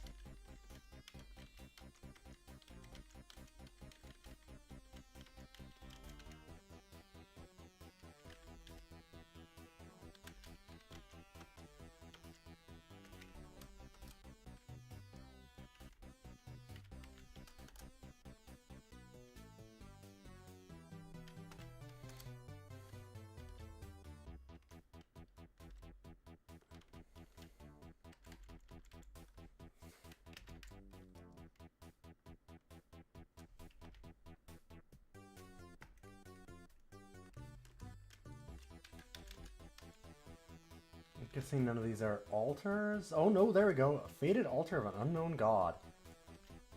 I would love to check that out, because I'm an idiot and I want to see what happens. Foxfire is doing a lot of damage. It's really nice.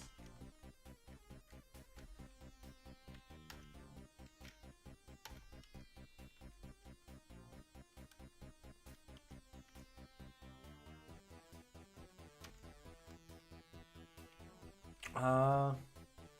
What the? Interesting. God, how do you pray again?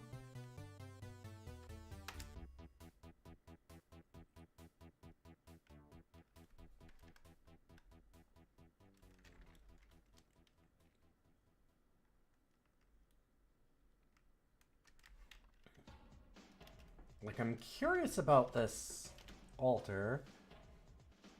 Oh, pray here with down. Right, okay. An ancient altar stripped of all identifying characteristics by the passage of eons. Praying at it will convert you to an unknown god. But the altar's deity will greatly appreciate conversion at so ancient of a site. So that's the advantage doing it.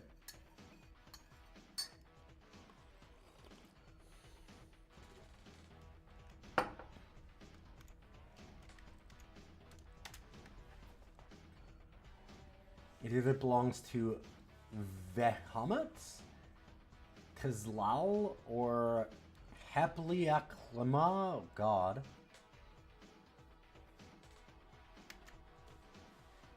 God of destructive powers of magic, which is probably pretty good.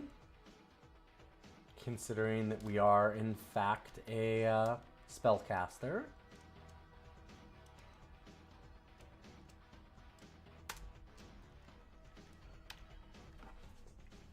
Quaslal Stormbringer, violent god of tempests. Immunity to clouds. Yeah, it's not as much what I'd like, but doesn't sound terrible. Our life essence is reduced to manifest their ancestor.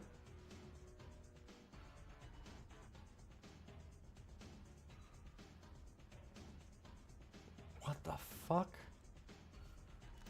I mean, I'm definitely going to do a random. I was just kind of curious what these are. Alright, let's convert. Kazlal, Stormbringer. Dang. I really hoped it was Vehemet. I am surrounded by a storm.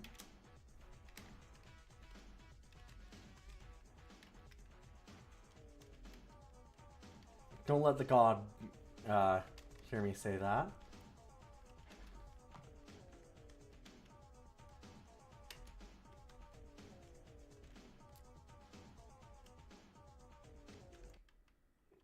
Yeah, we're just constantly summoning storms around us, which is, like you said, we will not be stealthy, but also we will be good at murder, which seems okay. It's a good trade-off.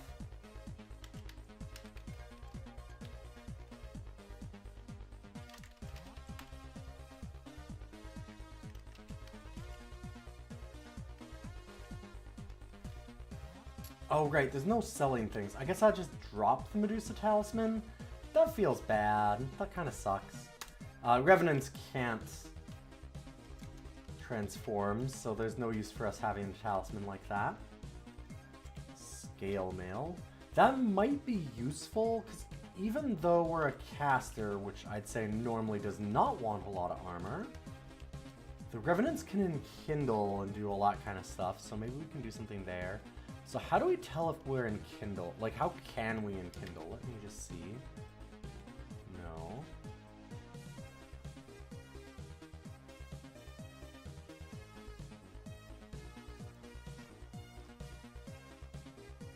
Memories and enkindling. We gain memories based on experience gain up to 3 plus 3 times experience level divided by 20.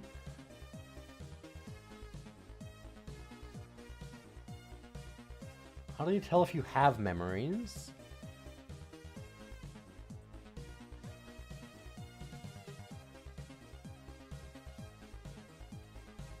Oh, enabled from experience level 3. Got you. Okay.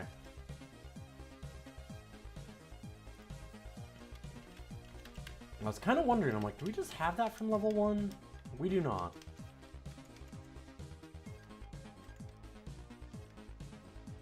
Thanks, Aiden.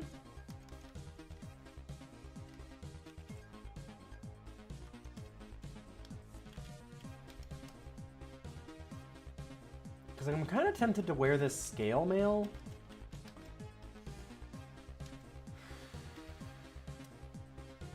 Yeah, our spell failure will worsen by a lot. Ugh, maybe not. I could do the leather armor instead. How much worse is that? 4%? Okay, that's reasonable.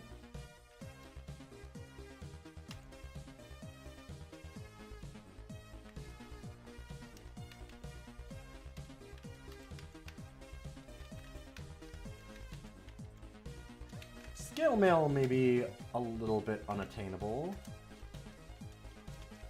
I feel like if we weren't a pure caster class, if we were some kind of like, I don't know what that would be, because obviously we're Revenant, so we couldn't really be a paladin style, but like some kind of magic tank, right?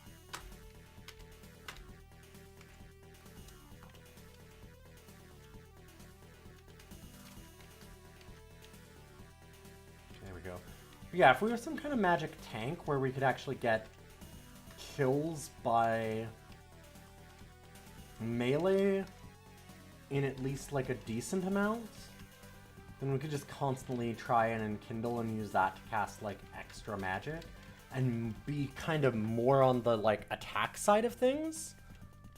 Yeah, scale mail is a lot towards the heavy armor side.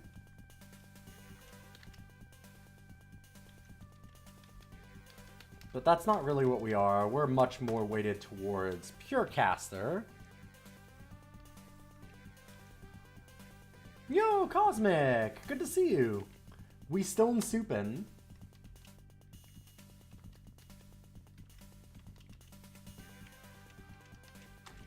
I've been very into soup recently, so I decided to stone soup. And also, S. Kennedy very kindly locked it in for our next game last time. We've reached level 3! We'll probably want intelligence. We now have conjuration skill and a few other things that went in.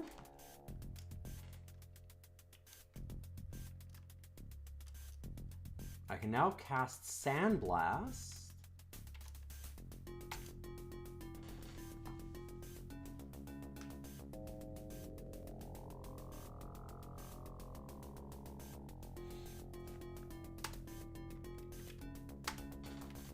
Let's learn Scorch. And poisonous vapors. We're immune to poisonous vapors, so that's probably not a problem for us. Although I think that they just, like, dissipate anyway. Yeah, it doesn't persist. It just does a single turn.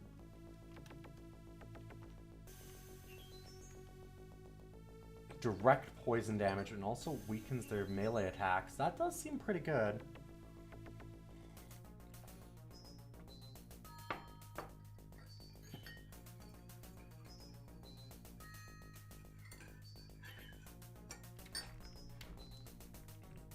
We're gonna learn Mercury Arrow. Wait, nope.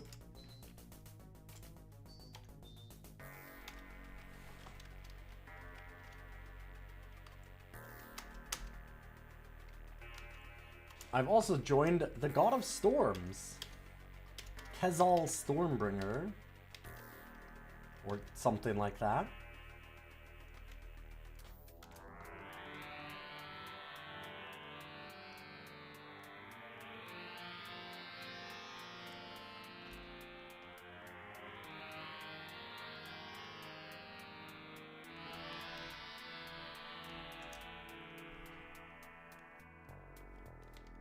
How do we see all of our spells? Yeah, and we have one memory, so now I can see that.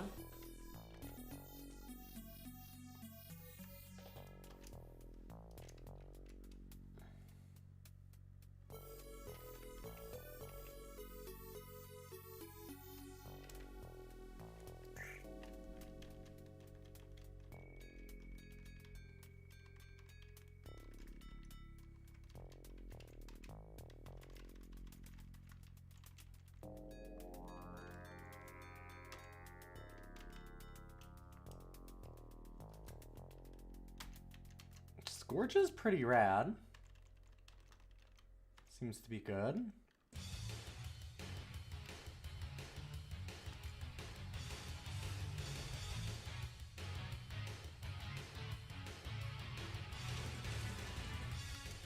Let's go Foxfire.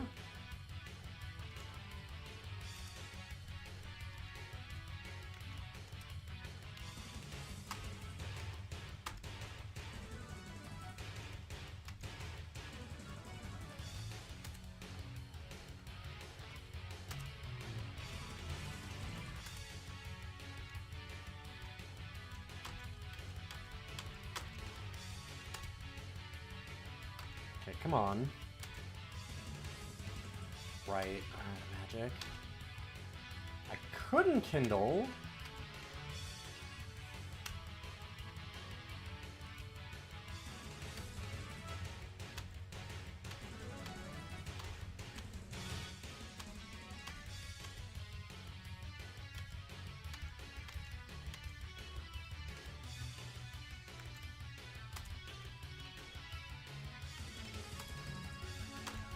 There we go. Soup. Hey, cutie go. How you doing? Hopefully having a good night. What's it? Till? No. Oh boy, it's hard to remember all of the different shortcuts for like Caves of Cud and Moria and Angband and NetHack. I know I keep saying that, but it really is a lot. Can't remember the rest till healed in this one. We'll figure it out.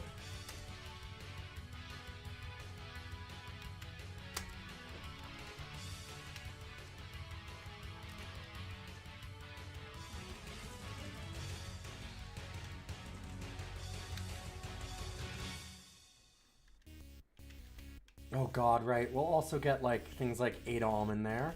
Well, and Tales of Maj'Eyal, which I have in already. Book bought that for me a long time ago.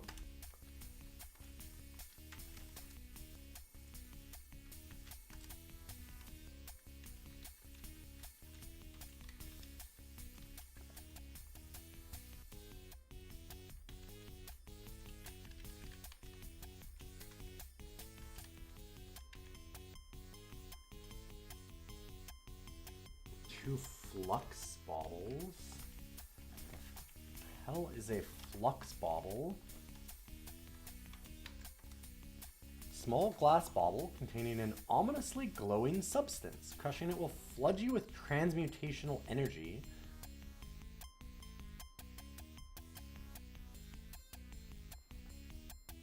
Huh.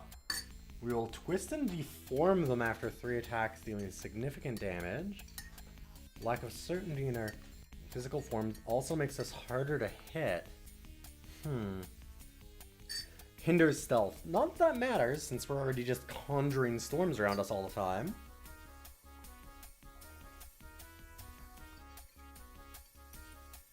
Yeah, some of these traditional ones will be a hell of a ride to actually get wins in.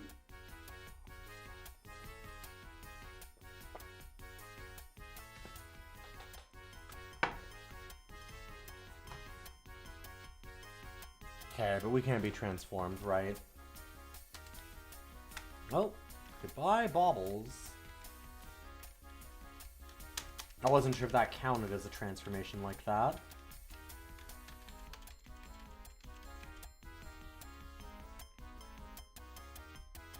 Jessica, the Apprentice Sorceress. Well, well, well.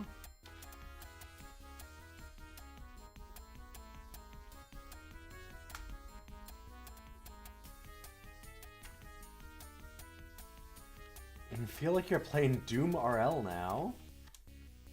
Oh?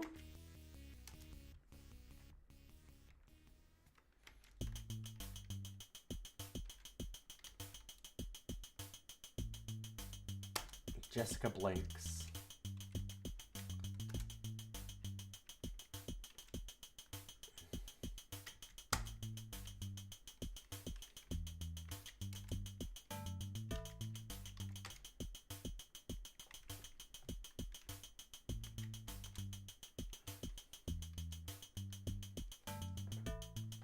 Hey!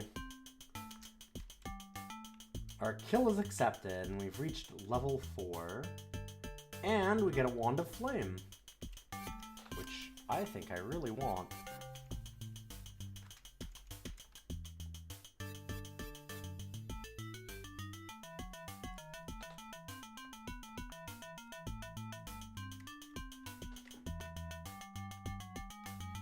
Just with the Doom music playing. Okay, I wasn't sure. Not bad. Beat this snake to death with our bare hands. It's fine.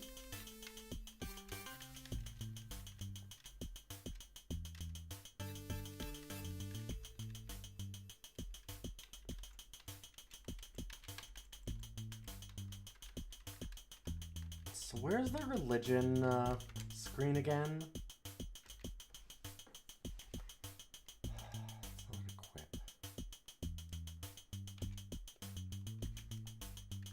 I wanted to take a look at like how our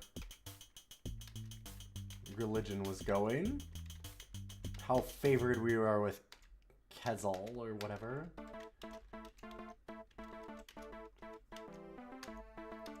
Since the shrine is ancient, supposedly we'd have a better one. Oh, god damn it.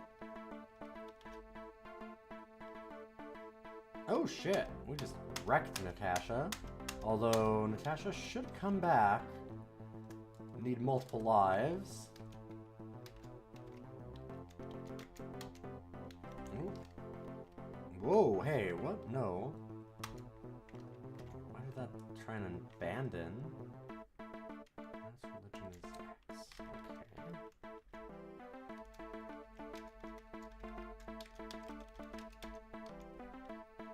4 javelins. Yeah, throwing weapon is probably not the worst thing for me to have tried, but that's okay.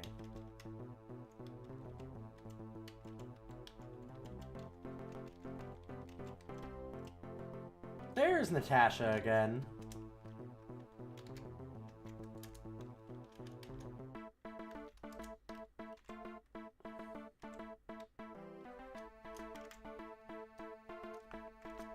Let's cast Foxfire.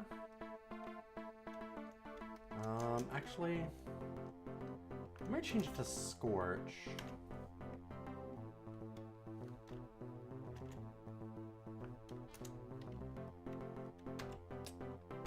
Right. Ow! Ow, ow, ow, ow, ow.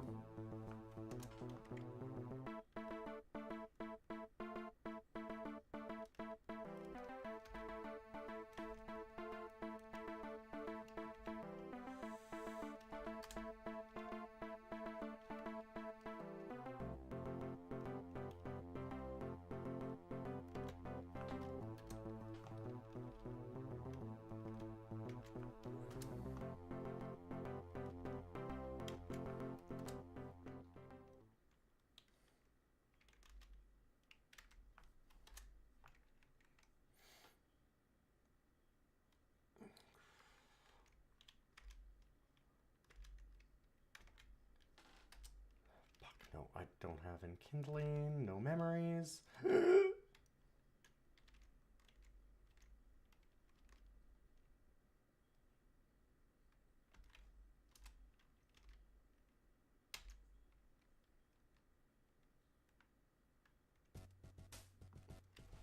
Hits me from afar with a +1 spear. Dang.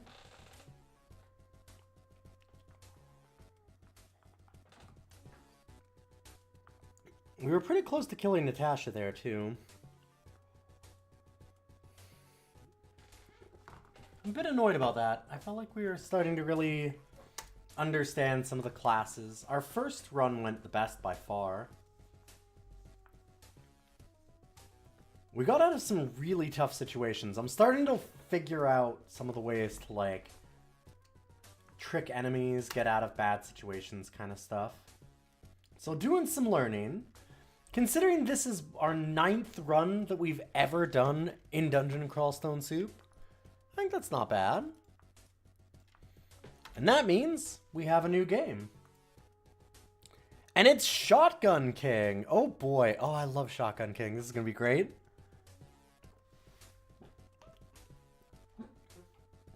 We will be back for more Dungeon Crawl Stone Soup later, I'm sure.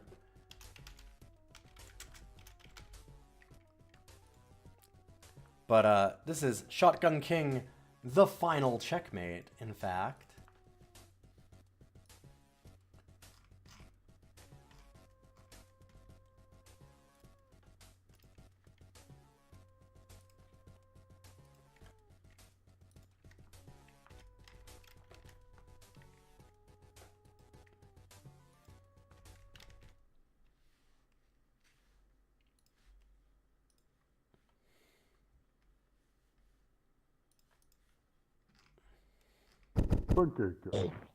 Delicious. Okay, hold up. I gotta just do this again real quick. I gotta get the actual game capture here because it's fucking rad. If it will launch. I did kind of do some ambitious maneuvering there for Steam.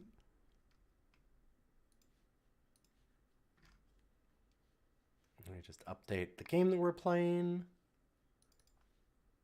There we go.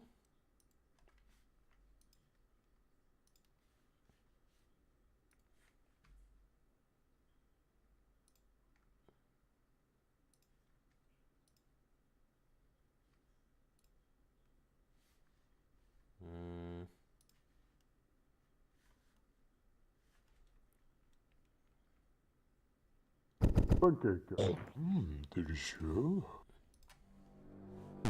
Oh, come on. Dang. Oh, we missed the intro thing. Just got like a nice little stuff coming in. Here, actually.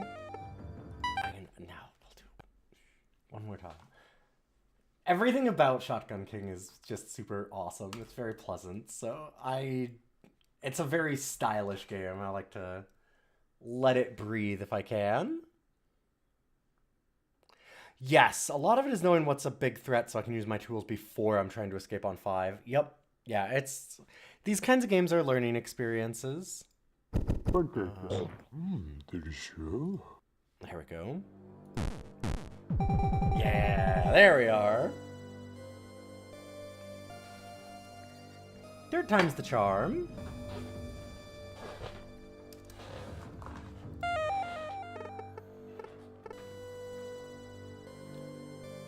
Oh, this game is so rad. So it's chess with a gun.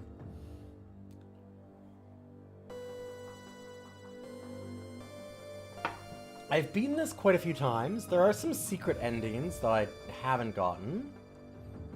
But our best rank is 5, so we're just gonna do rank 6.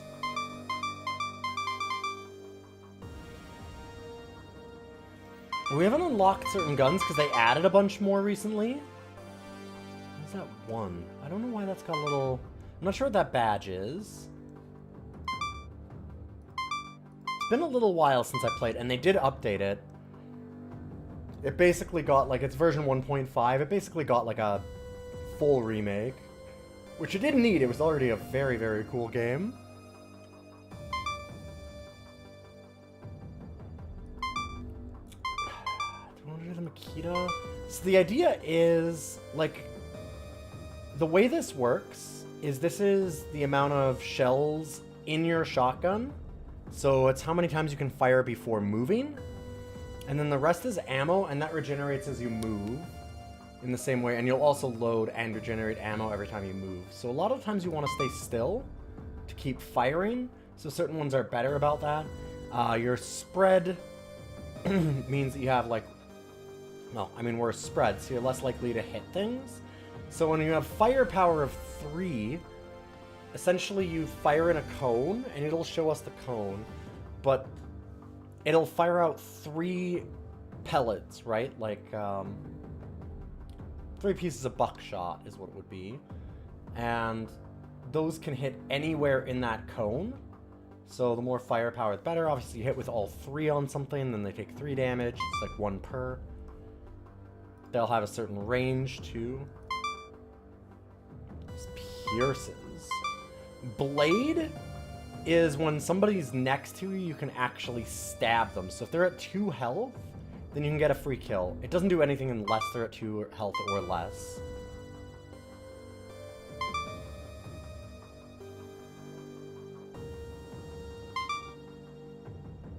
This is like the basic ass shotgun.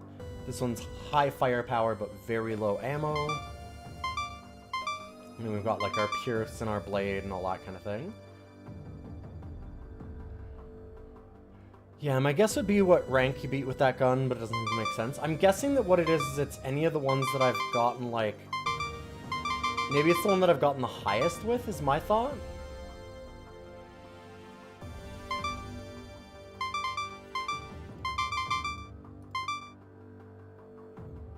I'm just gonna go to the Victoria. Let's try that.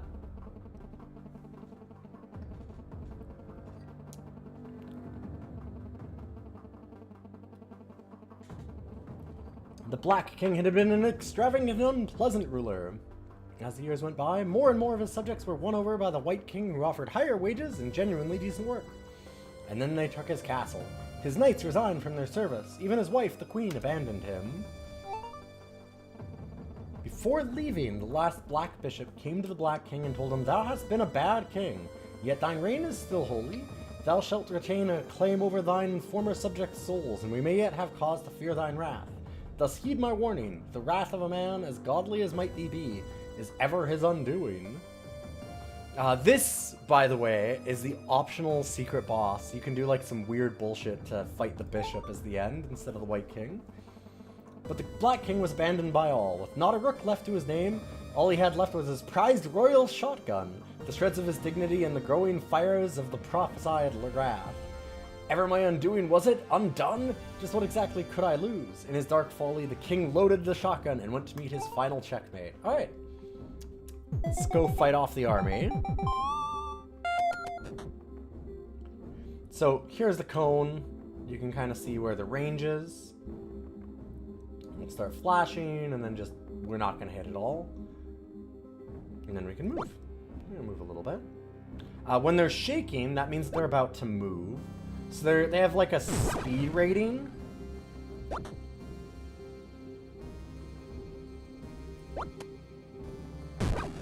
And we can also steal souls, as you can see.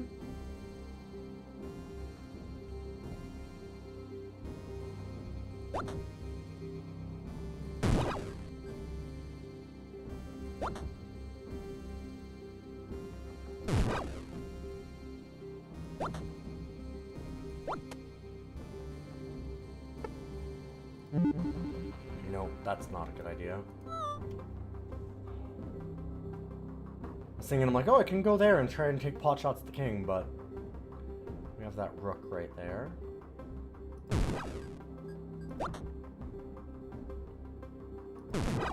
Let's see, and now I'm in a bit of trouble.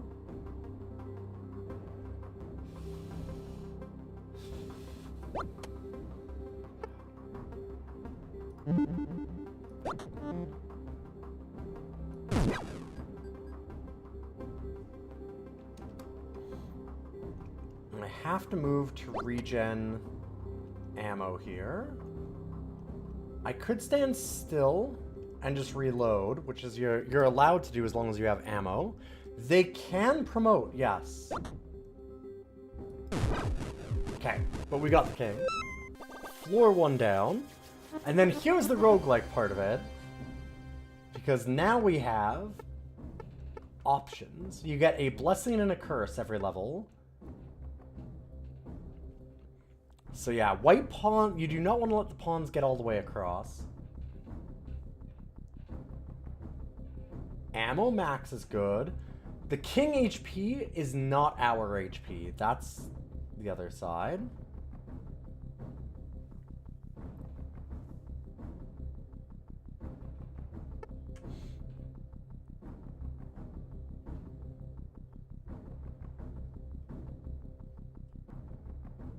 Nomad life. Remove one rook. Add 2 knights and a bishop. And knights can promote if they go... Oh my god. Okay.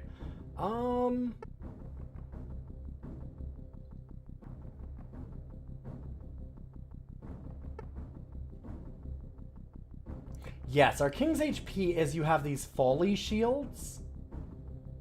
So you can make 2 mistakes. You have 1 hit. 1 chance. 1 opportunity.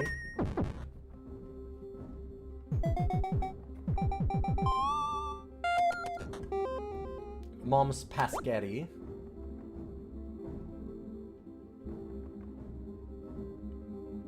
Our shotgun is loaded all and ready.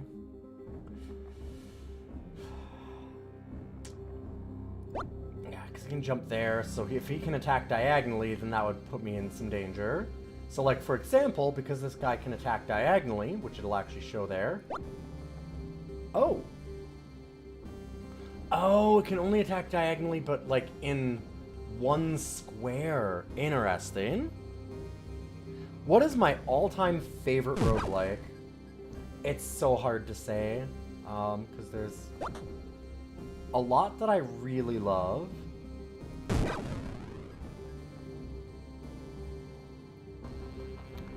Like, it kind of depends. There's a bunch that I really, really enjoy. I really like Risk of Rain 2, or did. Gearbox got their grubby fucking paws on it and kind of wrecked a lot of it.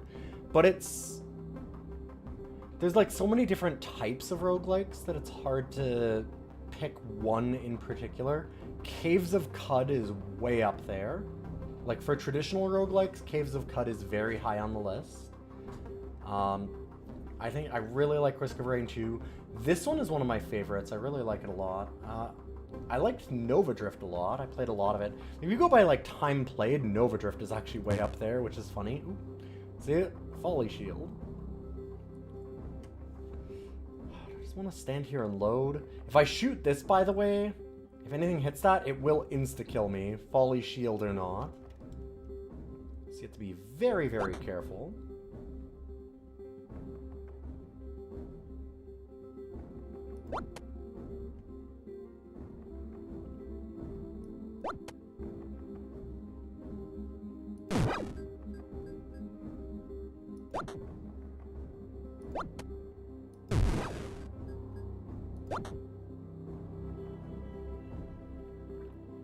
What's our firepower? 5? So normally you can't really do this, but because that's going, like, that's guaranteed, I'm just gonna go ahead and do it.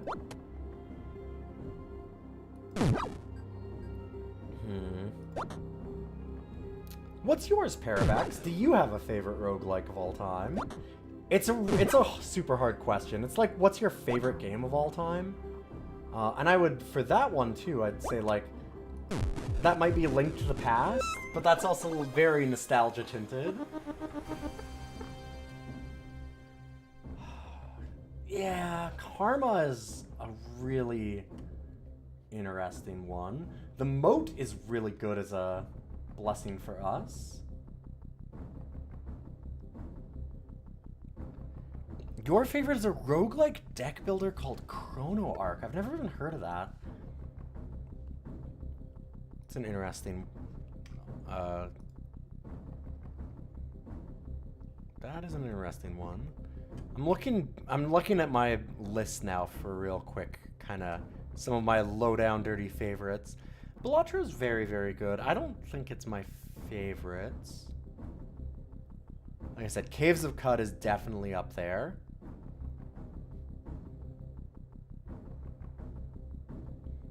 Dead Cells is one of the only games I ever learned to speedrun, but I don't know that I'd call it my favorite. Like, the way that it went with how much they added to it, how many of it is like... There's too much DLC for that game now, in a way. So I don't know about that one anymore. I'm really liking Dungeons of Blood and Dream, but I need to get it clear in that game to actually say something like that. Dungeons of Blood and Dream is rad, though. God, that game is so cool. I don't think it'd ever be my favorite, but it's definitely very, very good. FTL is such a classic. Like, Hades is good. I really do like Hades, but I don't think I'd call it my favorite.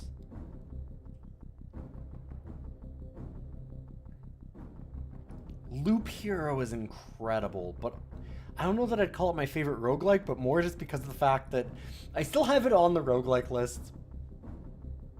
But it's kinda... it's a little dicey as to whether it really is one. I will say that's the thing. Your favorite is probably Tome or DCSS. Yeah, DCSS is so rad. For a card builder, you just go back to Magic the Gathering. I played Magic for 25 years. That was how I started my channel. That's why I'm partner. And also, I got out of that a long time ago.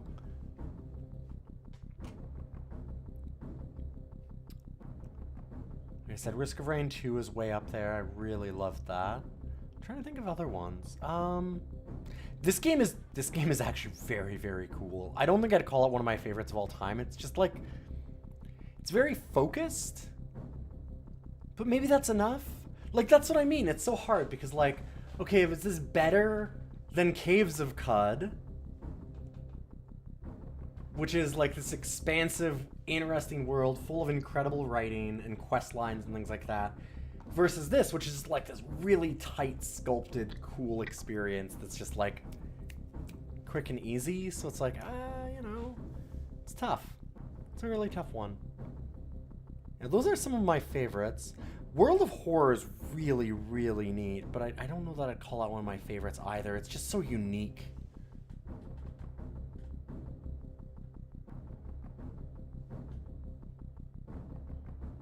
Dicey Dungeons was way up there.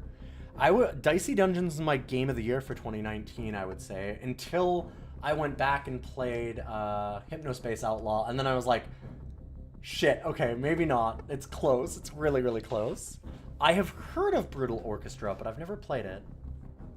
I have a full list of my games for roguelikes. It's 115 long. If you hit exclamation mark clear, you'll see all of them.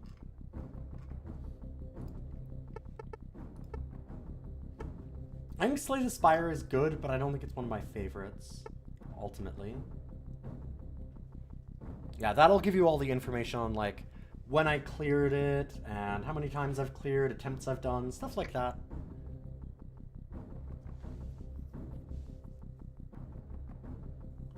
Jump to a flagstone at any time. Huh. -1 ammo max isn't that big of a deal when I already got so much extra. I'm gonna go with this. Jumping to a flagstone is wildly good. That is like... No, it's not always get out of jail free, but that seems get out of jail free enough.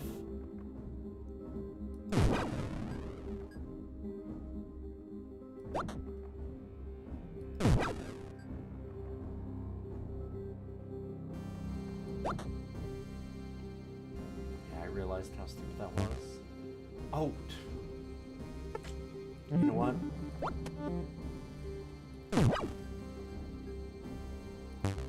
This fucking night.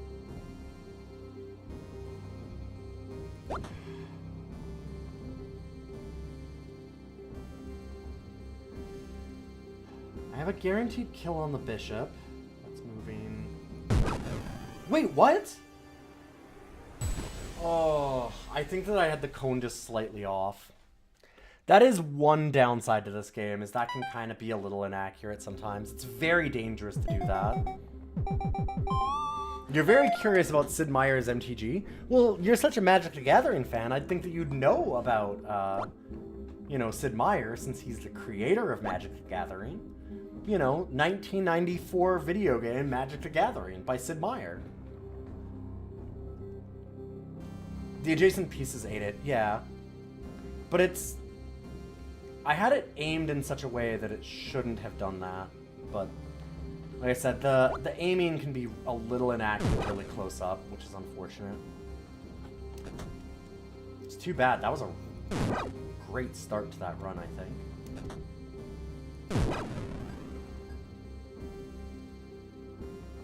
I'm gonna block it from moving. Nice. You feel like you're missing out on a joke. You are.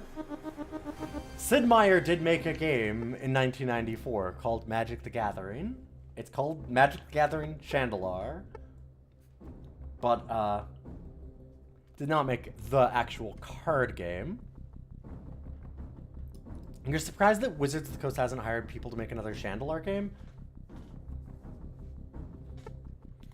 Wizards does not hire enough talent to actually get that done. Or was it in 97? Yeah, no, you're right. It was 97. You're right. 94 is way too early.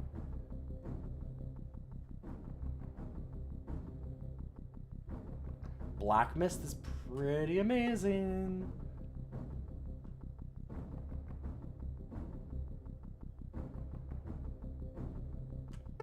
I'm gonna go with Black Mist. Yeah, Microprose was Sid Meier.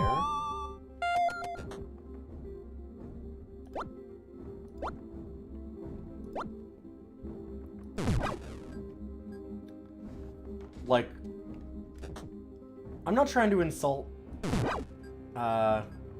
Wizards here, although Lord knows I could, but it's kind of a very well-known thing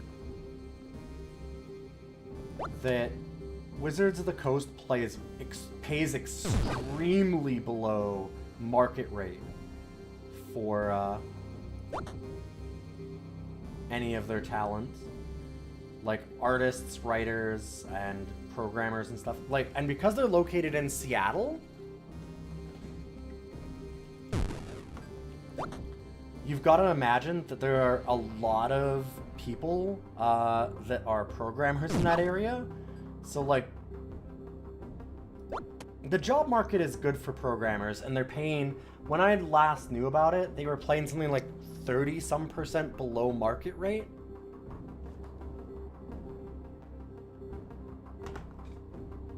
Good luck!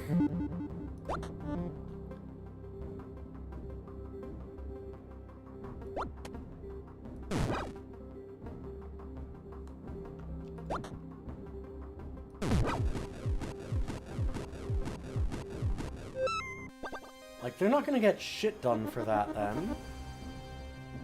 That's why they always had major problems with things like Arena, because they hired the lowest possible bidders for all of it. All of it was, like, very slapped together.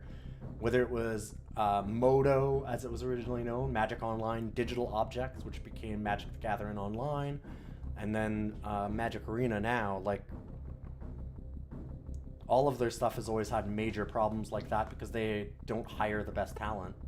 They've always been really good at leveraging, they do that really scummy thing. Like, I think that a lot of the people that work there are better than you'd expect for what they pay, but still not the best. And what they do is they very much, like, because I used to make a lot of content for Magic, so I knew a lot of people that worked in Wizards, and I went almost to apply. There was people that wanted me to apply for a job at Wizards for, like, there was like a content liaison and stuff, which was like a nightmare thing where you'd have to liaison between Twitch and Magic, and people were like, you should do that. I'm like, fuck no, but I don't want to work for Wizards like that. The thing is that they very much leverage in all of their, like, hiring practices, and a lot of companies will do this, but Wizards is extra bad about it because they've got so much brand loyalty. They leverage that to get talent. So yes, like Missing Matter said, they expect people to take less because they're working on a game that they love. They're like, we're a family, look, you get to work, this is a dream job, you get to work on a game that you like. That is a nightmare job. It's not a dream job. You don't want to work on a game that you like. If you work on a game like it's the... From the quick look-up you've done, they seem to be paying similar to other video game devs. Oh, they've actually been paying more now then? Okay. Because my stuff is way out of date. Like, I'm talking 10 years ago. So that might be different. So maybe they're starting to pay more. I wouldn't be surprised because they probably started having real trouble getting them. When they did the big arena push, that might have been a thing. But, like, they've been very well known for that. They try and leverage their, like, you know, brand loyalty kind of thing. Oh, you're working on a game that you love to do this. But the thing is that it's kind of like the Sony thing that they did a long time ago, if everybody remembers that, where they did a game show on, like, PlayStation Network, I think it was. Like, they actually did, like, a game show on it where you could win the chance to be a video game tester and work in QA. They did a reality TV show for that, and it's like, no, that's not, no one wants to do that. That's not a thing that you get as a reward. That's a punishment. That's not a great job. Shooting moves us backwards is one that I always have trouble with, because you move yourself into bad trouble a lot of the time.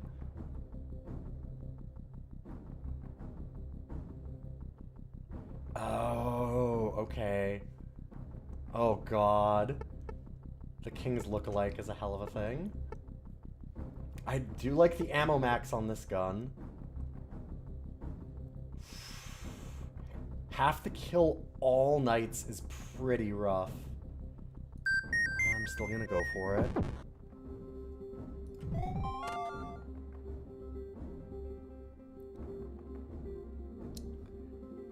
In-house QA maybe. Sure, okay, I'm not...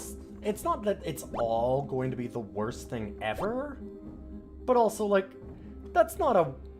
We're talking about, like, you're gonna go into a reality TV show contest. Oh my god, what am I doing?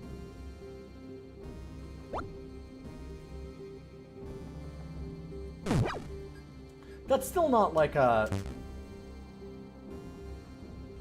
Oh boy, I can't wait to win this. Like... Hey! Good to see you, newbie. Welcome, welcome. Good to see everybody. Thanks for stopping in. We're doing Roguary, our attempt to clear every roguelike I own. I am currently doing Shotgun King, the final checkmate. It's chess, now with more guns.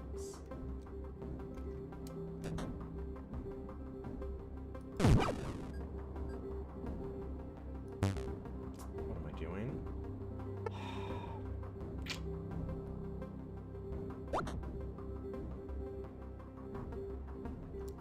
Stone Scoop? I was doing Stone Soup before this. Oh, did it not update?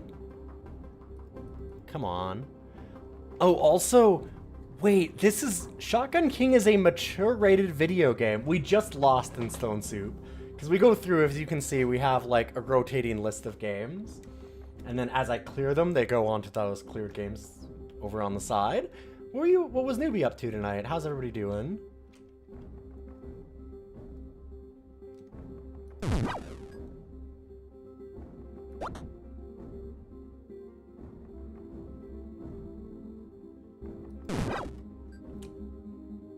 That's not what we needed. Ugh.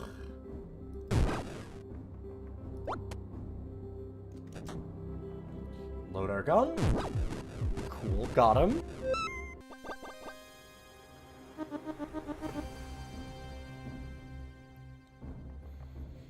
Oh, I'm not saying that QA is, like, terrible.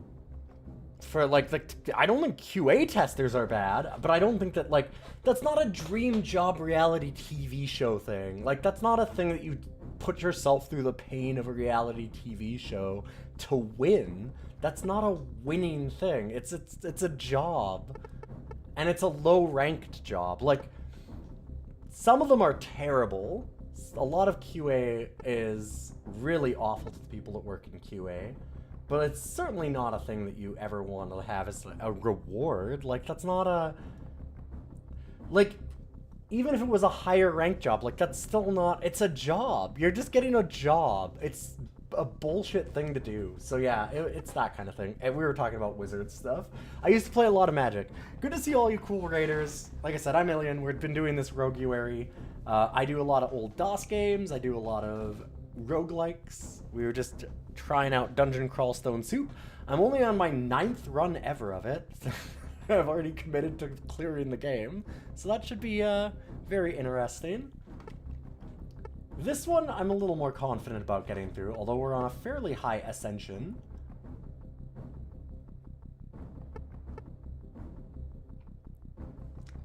Okay, the Sacred Crown is a pretty good boon. So you get like a blessing and a curse each time.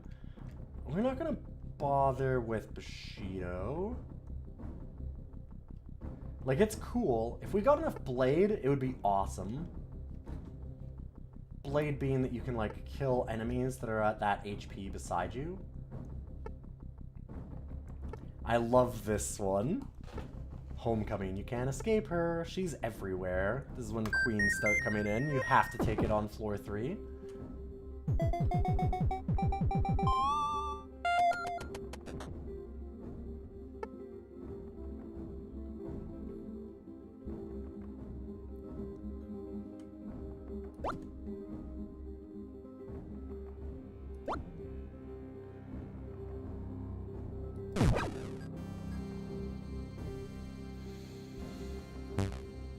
What am I doing?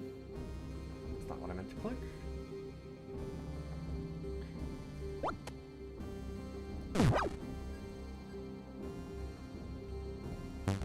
Oh, what am I am really not paying attention tonight.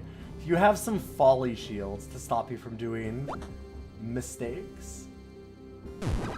When those run out, you're in trouble. Speaking of being in trouble,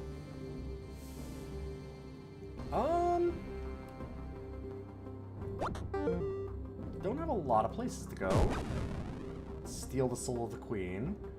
Also, we have bodyguard, don't we? Yes, we have to kill all the knights before we can hurt the king.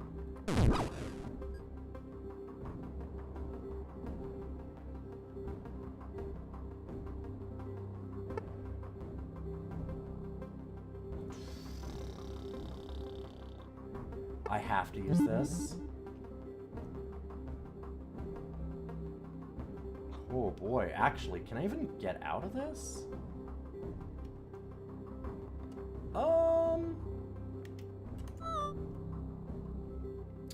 I'm actually fucked. I put myself into a really bad position, also known as instant death.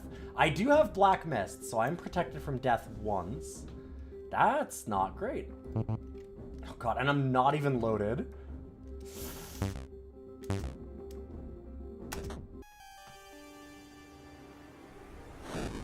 However, psych.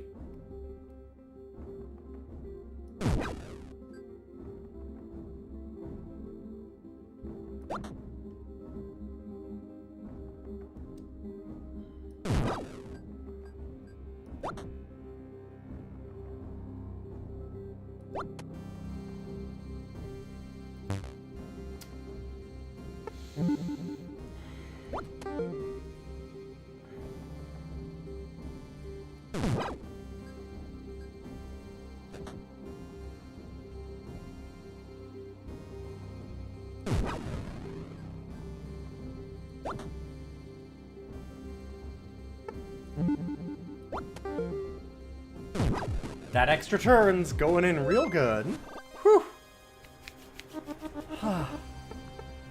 Very close. That was a little nasty there. Extra fire range is really good.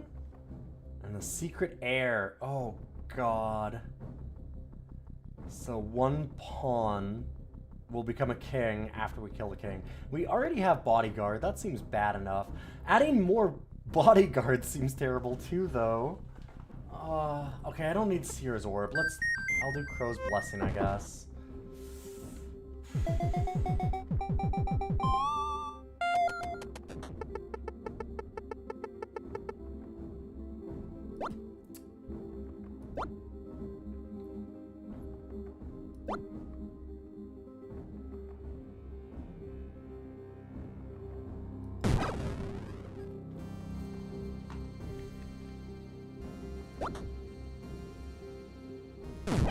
Oh, fuck.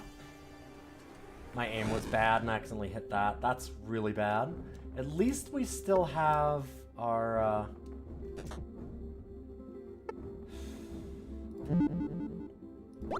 We had our Black Mist, so we were okay, but it's not great.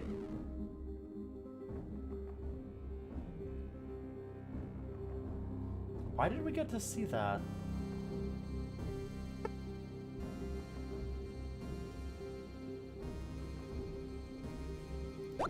Huh.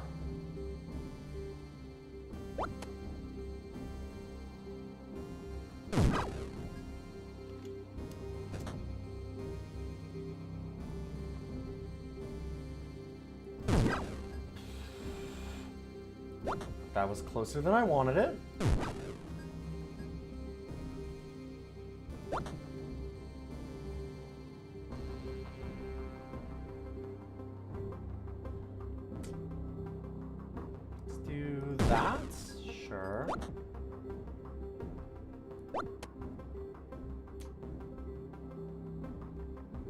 Dang, I wasn't sure they'd be able to swap like that.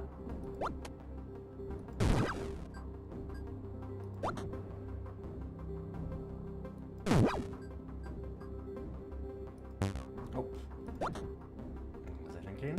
There we go. Whew. Yeah, maybe when I'm in a direct line? I feel like that's a new thing. Oh, the red book. Okay. So remember how I said that there's like this secret optional super boss? That's part of how you get it. You have to have the red book. Hi. Uh-oh. Sorry, everybody got a warning. I forgot to do the warning. He came in too fast. We have the boy. Hi, boy. What's up? Aww.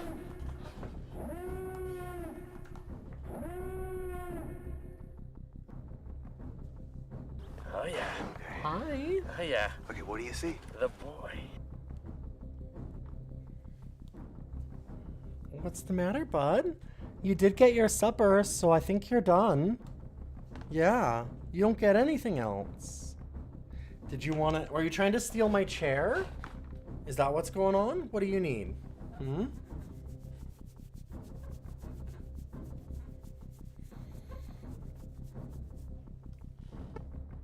Indelible memories. Ooh, we get grenades. Okay, and grenades inflict bleed. Grenades are wild.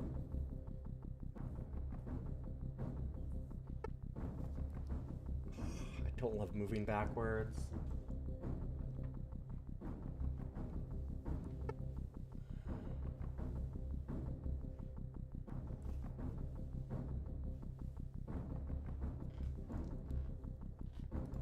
Alright, we're gonna grenade. The boy needs some love. What he wants is he wants food. We're outside. We take him on walks on a leash, so...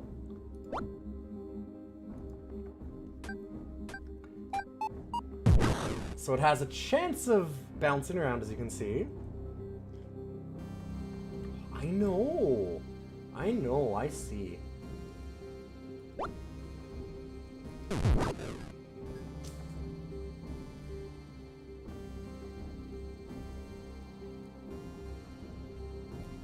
Almost took the king out. Oh, but we can't kill the king anyway. We have to kill the knights first. Hi, I know. What? And there's the secret heir.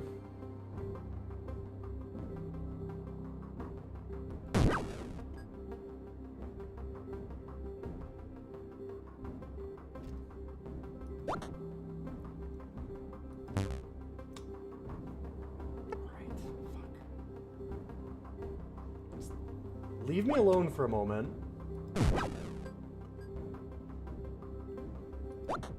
Okay, so here's... I was gonna say I can at least move this way, but then right, that guy's gonna be a real pain in the ass.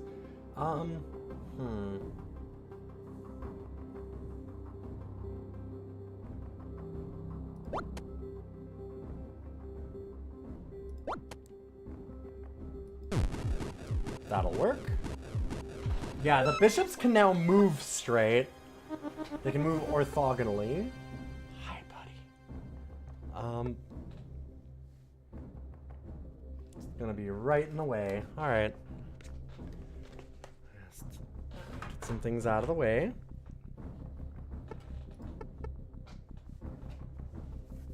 That's very, very good. Because this one can only normally have one bullet, well, shell. So that's really extra. That's really, really nice to have.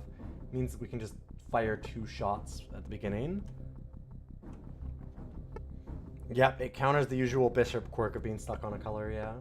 This game's very weird as it goes on later, as they all get more powers. Add 1 rook, gain 2 ammo each time you kill a rook. That's really good, actually. Like, that's a curse, and rooks are tough to deal with, which is why it balances it out, but it's... I don't know. So if we kill all the bishops, then they lose the speed bonus. Speed means they have, like... that's when they wiggle. That's how many turns they get, like how quickly their turns happen. Thing is, I don't love Bushido. -1 firepower is a pretty bad one for us.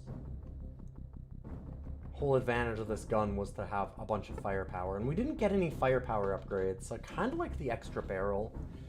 Zealots is scary, but we can flip it.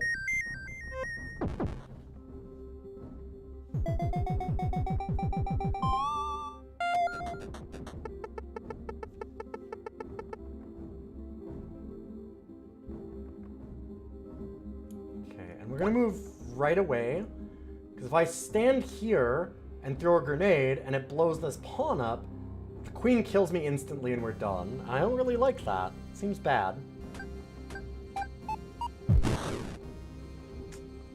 Well, we didn't get any of the bonus for the bleeds, so that's unfortunate. Oh! That was nice of her.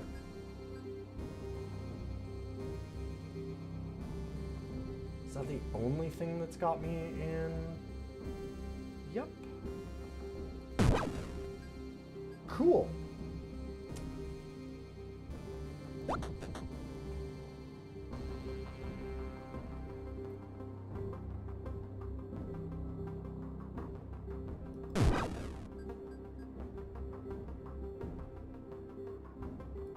That one's gonna bother me. But if we just do that.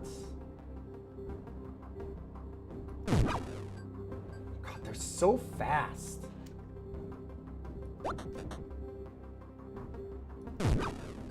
Stop it.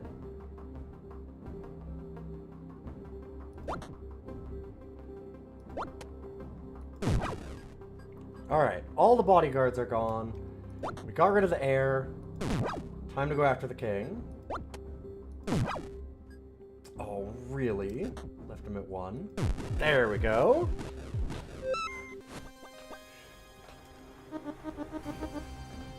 Undercover mission. Interesting. Remove a bishop and add an extra queen. Removing a bishop's not bad, because it means that the zealots is easier to counter. Adding a queen's not amazing, but it's 10 turns later, so we have some time to plan around it.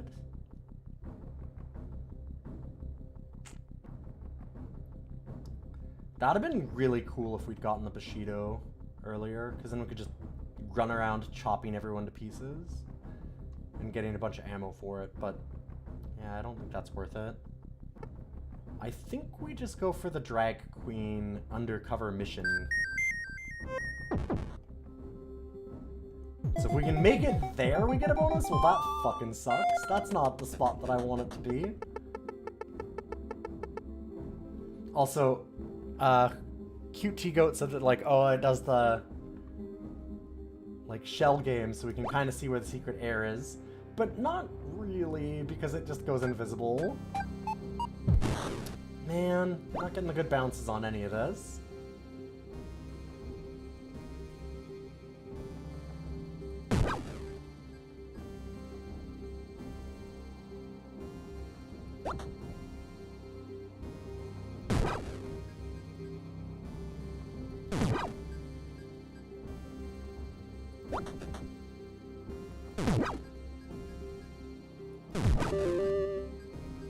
Fuck.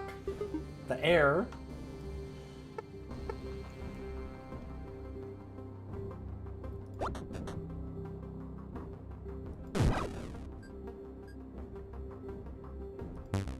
Oh shit.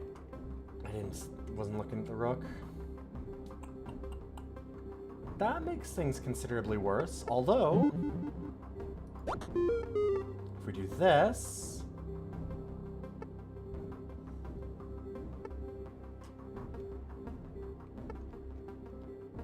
wait, king for 4, wait.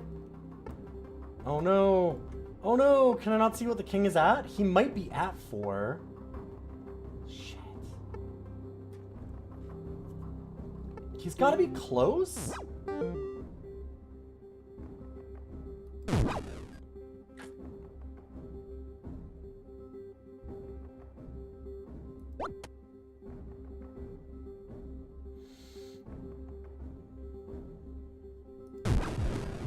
Cool. I wanted to make sure that we actually hit the bishop also, because I want to have a soul for when we go into the next level.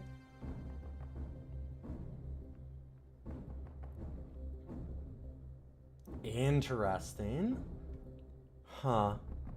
Pikeman is a nightmare, by the way. Oh my god. Oh.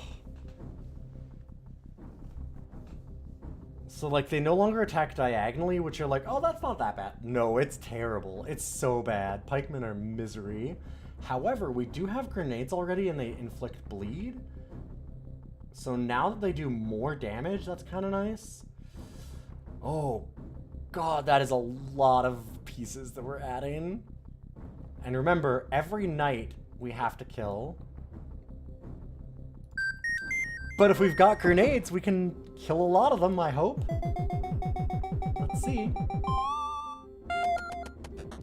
I love how goofy the board gets, too.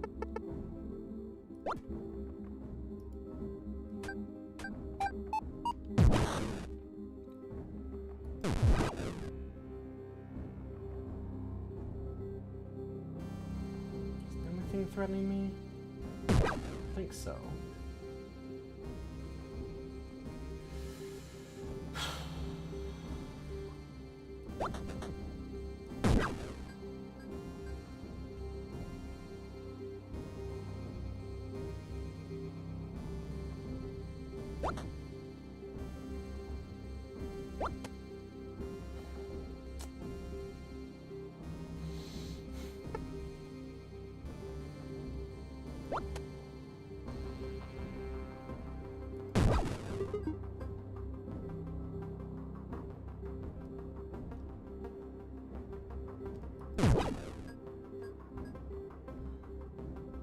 Oh, right, I have extra grenades.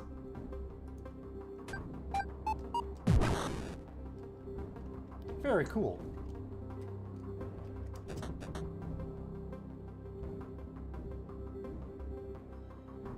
So I'd only get to let me shoot that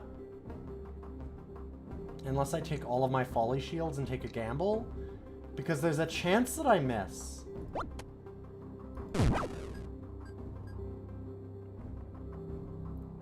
Which I'll admit, not in love with.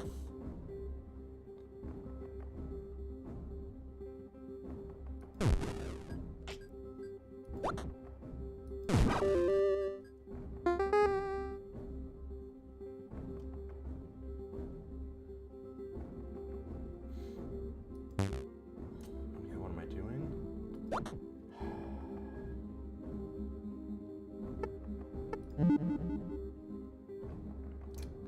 Does give us an instant extra turn. It does mean that we're going to start the next round without a soul.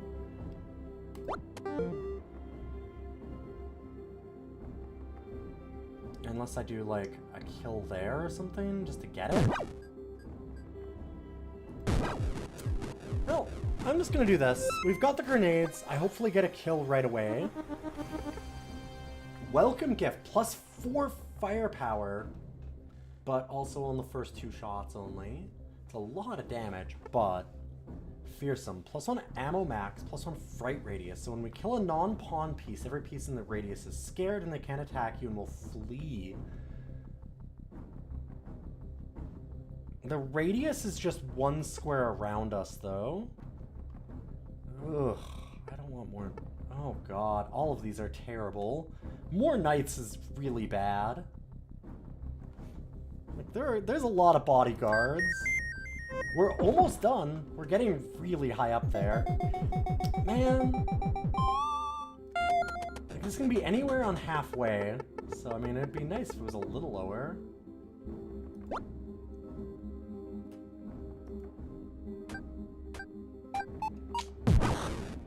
That is not the best bounce.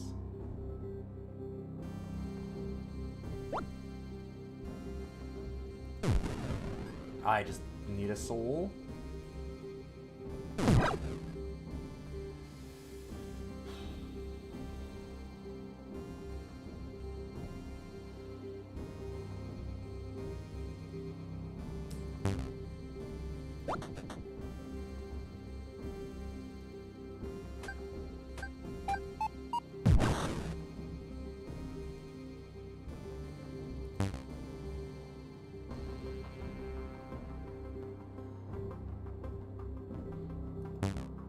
Right, okay.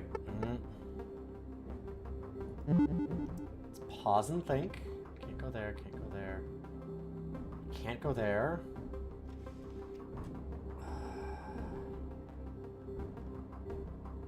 Could go here.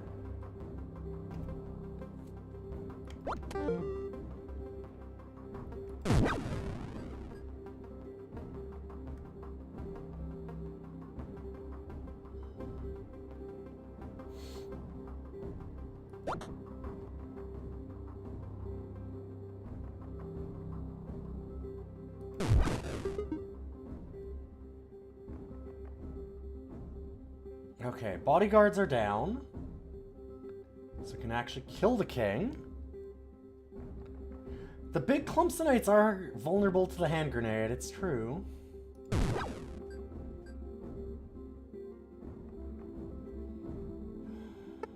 Queen's got us there also. There is great.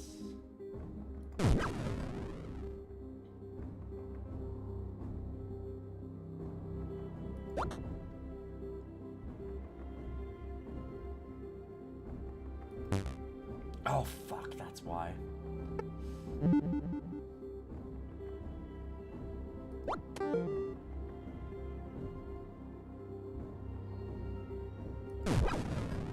Okay, good, good.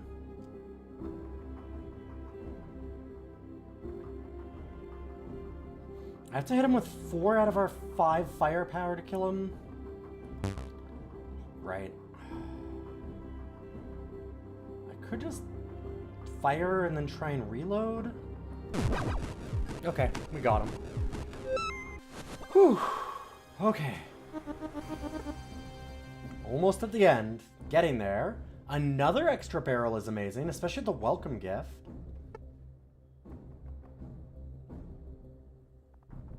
Oh, an extra queen is terrifying.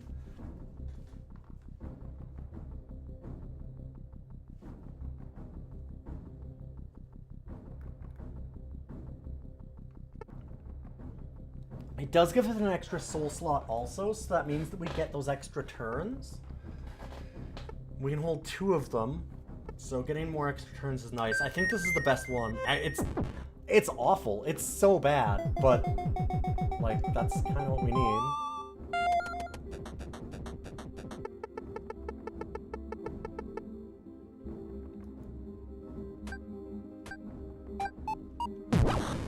That's not bad.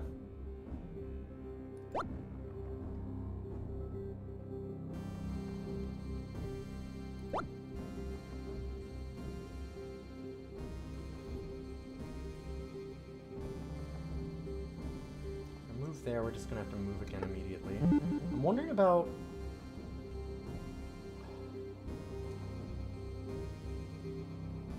Do I do some shenanigans? Maybe. It's the only thing threatening me, so I can kill it.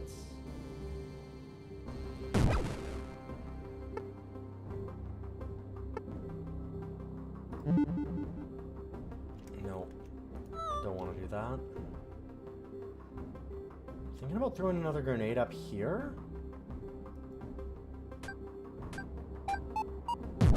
Not bad. Not bad at all.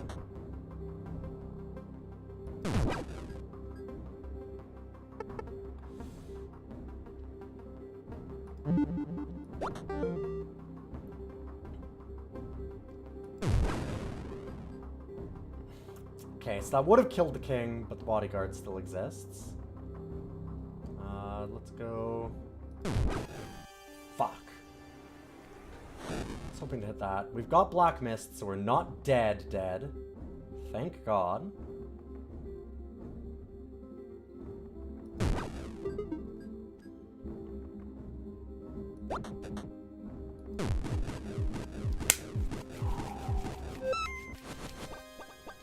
Okay.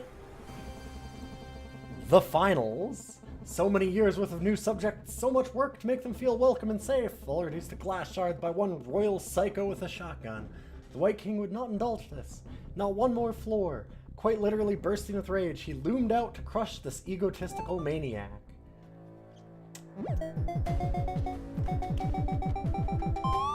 Ah, our final checkmate. Big boy. 24 health at this stage. Okay. God, this game has such good aesthetics. The music here is really good.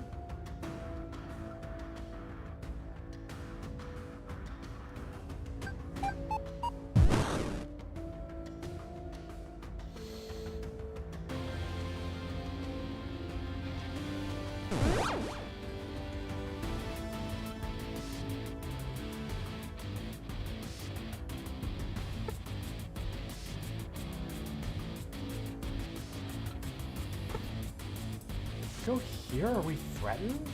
We're not, right? And we get a free turn.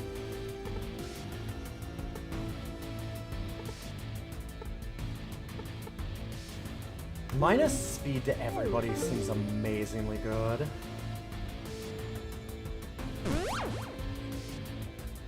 Okay, I did expect to hit somebody else, although...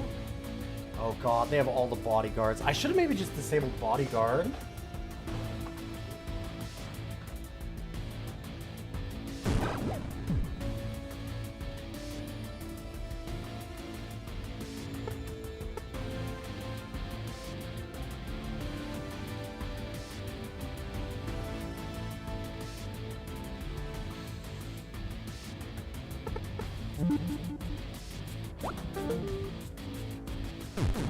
Do that just to get the extra turn. Is this the only thing threatening us? Can we do this safely? This is the highest rank that we've beaten this game on, so I'm a little nervous. Seems like we're good. Right, the secret air. Oh, I'm an idiot.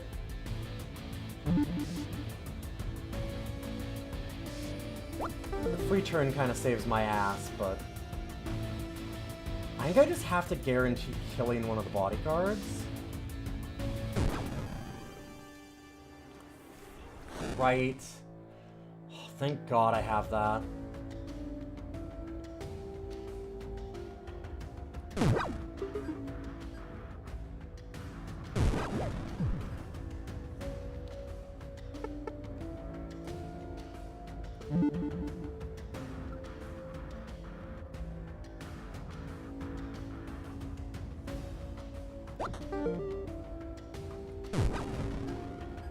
I just need to kill him and we're good.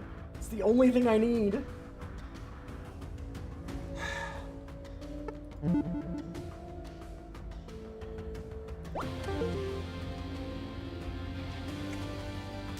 have the ammo.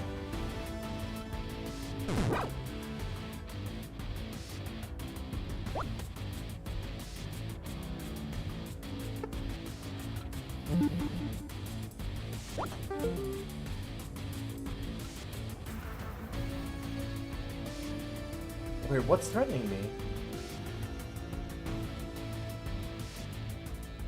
Oh, fuck the queen. Oh, no. Oh, I fucked up bad. I don't have any souls left.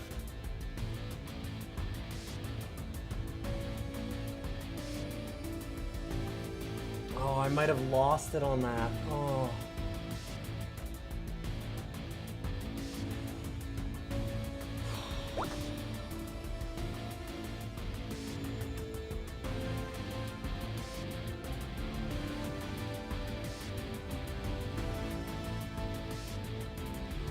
Threatening. This is a threat. That's a threat from the king. It's a threat from the queen. This one's killing me. I lost it. Like, I'm dead.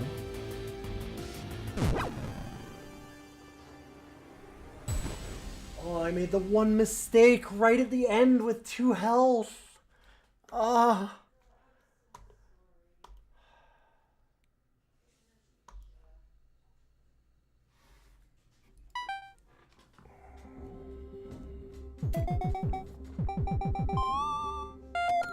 Rip.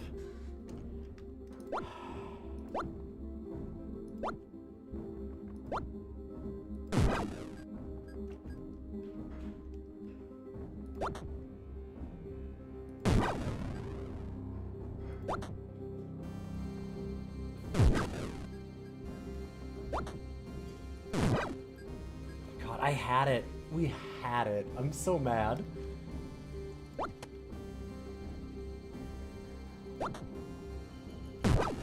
Like, we were good.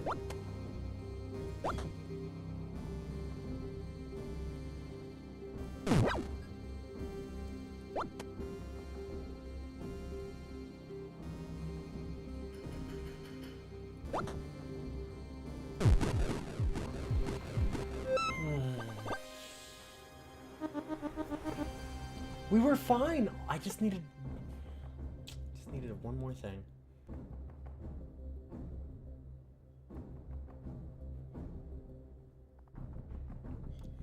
Force feeding is very interesting with this gun. Because we're always... If we can fire, it's full. Until we actually get, like, any upgrades that give us max ammo.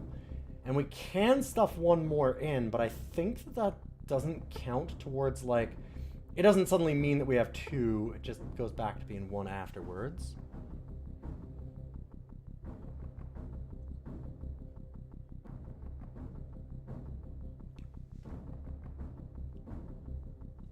+1 speed and promotes the nearest pawn is terrifying. Sacred Crown is amazing. We saw that last time. All those free turns were so good. But Karma is a nightmare. I've never used Emergency Call. I've never seen this. They did do like a huge update after, like, quite a long ways after it had been released. And that was one of the new ones, I'm sure. Yeah, just like getting a queen at random is like, what the fuck, actually. It's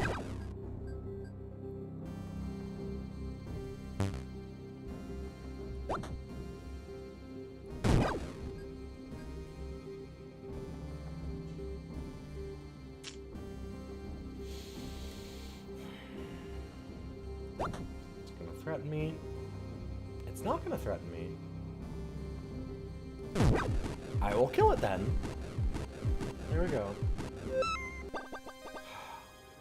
This emergency call is going to be a problem.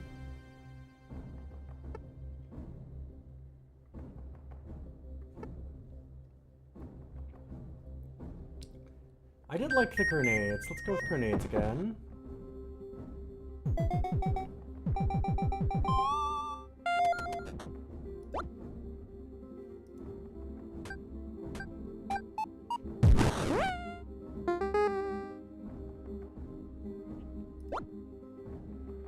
Okay, at least we know it doesn't always just promote to a queen. I think that it is basically random.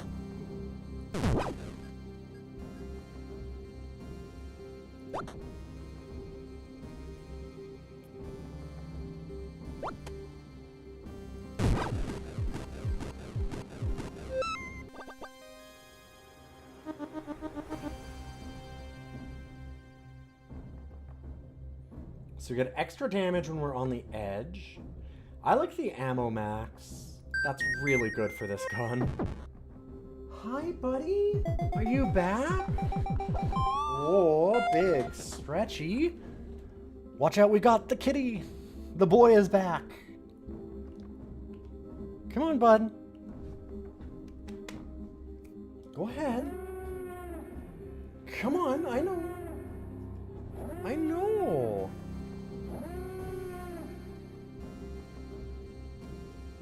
Oh, yeah. Oh, good boy. Hey, what do you see? The boy.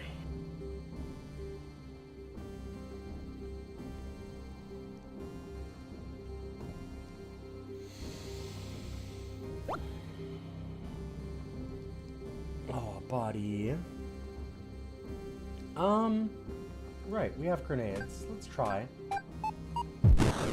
Sure. Yeah, okay. He started trying to hit me. What? Do you want attention? Okay. Well, that's alright. You can have attention. Little attention is a treat.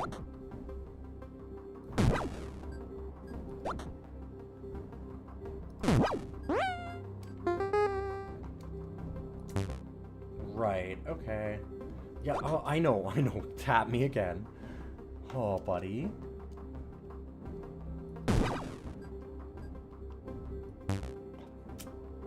Not thinking.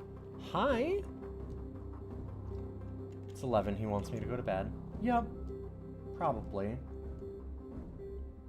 I haven't really been using the force feeding, but the extra firepower has been really welcome. I should do that more often. Replace any white card with a different one. I wonder, we could probably replace the queen. Replacing emergency call seems like not a bad idea, but god, do I really want to deal with pikemen? No. Not really.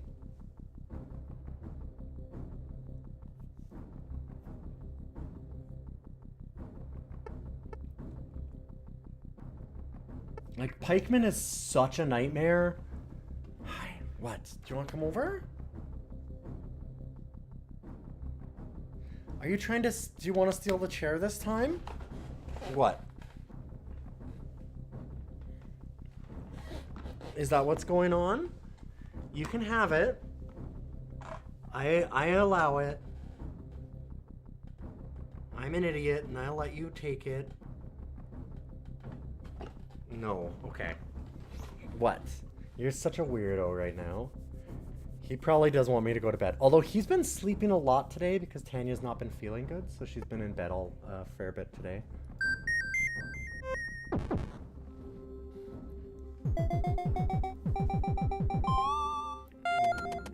Oh, that's such a good boy. Yeah? Are you a good kitty? Okay. What? Do you want to come over or not? You can come over onto my lap. You're such a weirdo. Come here.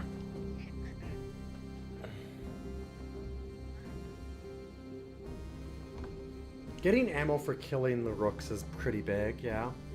Like, ammo regen is really important in this game, but... Okay, well...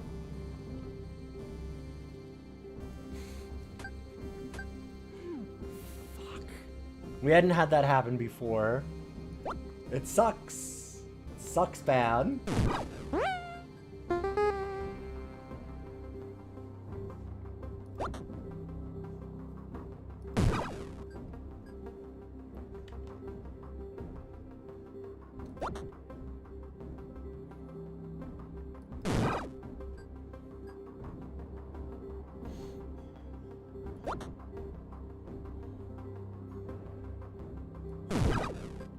Make sure we don't accidentally murder ourselves with that rook.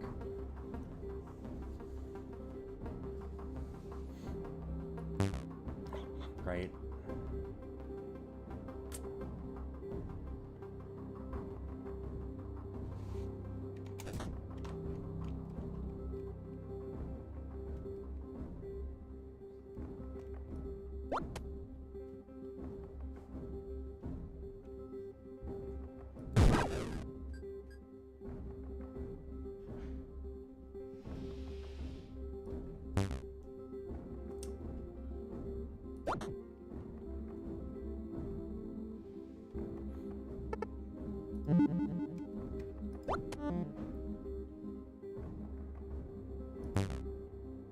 Oh, right. Ugh.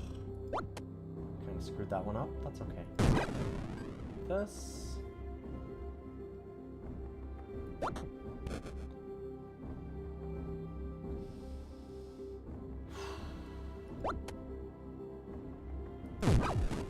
Cool. Hey, Carmine! Do you know Shotgun King then? This game's so good. I love this game. Sacred Light, an extra grenade, but minus grenade damage. These stun pieces. So it does add bleeding already, so that's okay. God, that's a lot of queens. Nomad life also seems terrible for me, so I think I'm gonna just ammo me the fuck up, baby.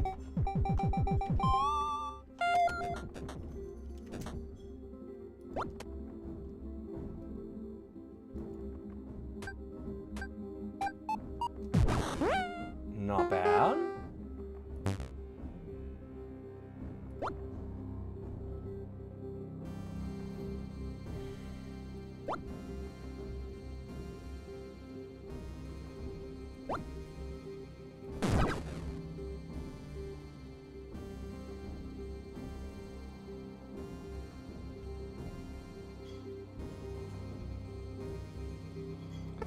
This is not a good spot for me to be in.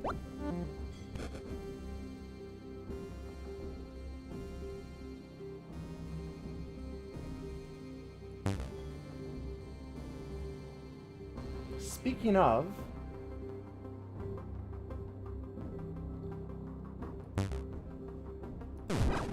Okay, I'm like, I have to gamble. It's my only way out. And we did do it.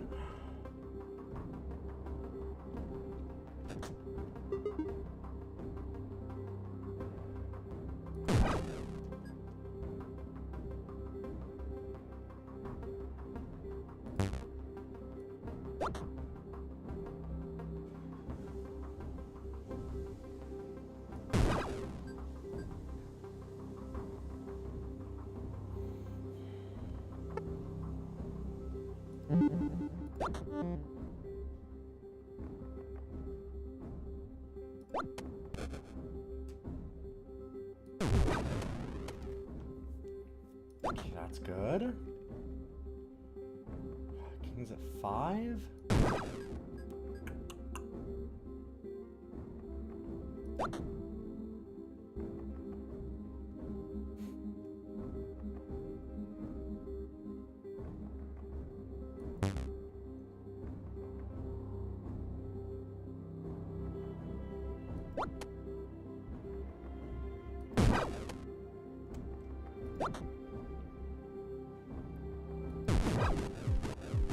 Whew. Oh, I know I can reload. Trust me, I know I can reload without moving. In fact, I have an advantage for doing so. I am well aware. It's almost like I'm on rank 6, and I've done this a lot. Ammo regeneration and fire range is amazing, but Nomad Life fucking sucks. Like, that looks so bad.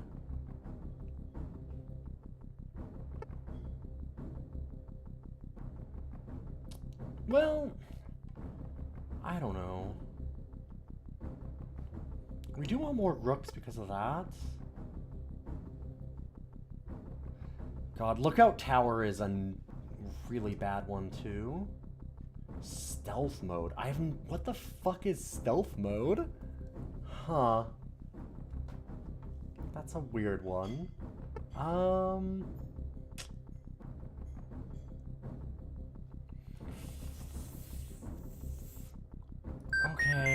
Okay, I guess. We already have some reinforcements. We really don't want them coming in earlier. No, don't go off the table.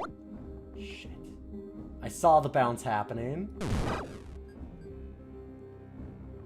I just knew it immediately. I felt that one in my soul.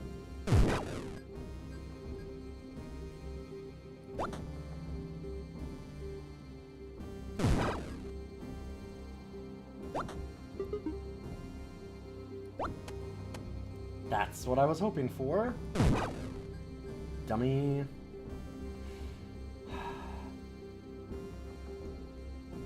Oh god.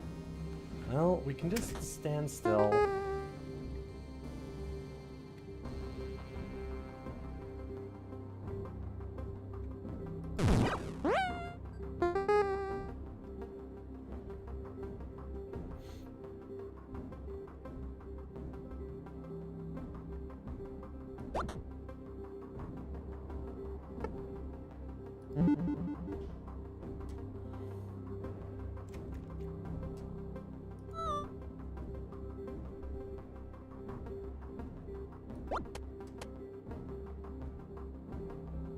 It's the only thing threatening me.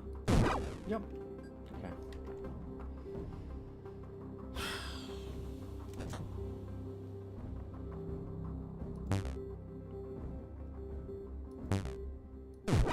It should work. Yeah, okay. Whew. Worried me for a second because it gave me the folly shield. Add a pawn every 5 turns. You can see how Lookout Tower with that is such a nightmare because, like, every time you kill a pawn, the reinforcements come faster. And so if you have multiple reinforcement things and this, it's just like game over. It's super bad. Kind of like the blade. Like, +3 blade actually becomes interesting.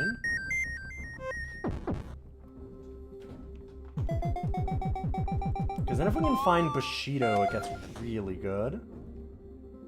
We've had terrible grenade luck. I'm going to try again, though. Much better.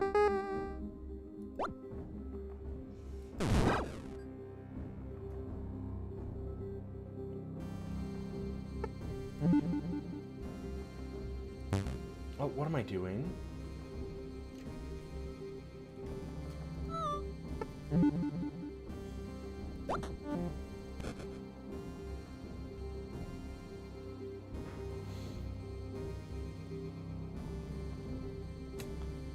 We have a problem.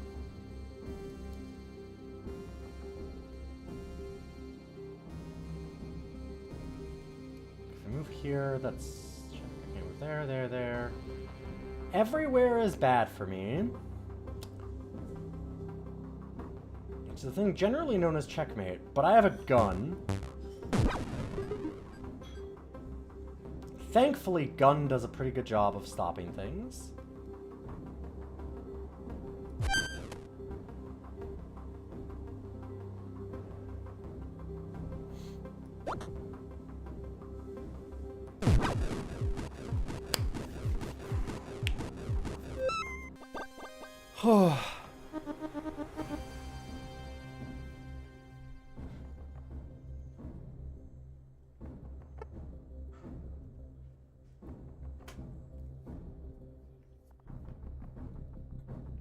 Okay, the courteous jousting is kind of amazing.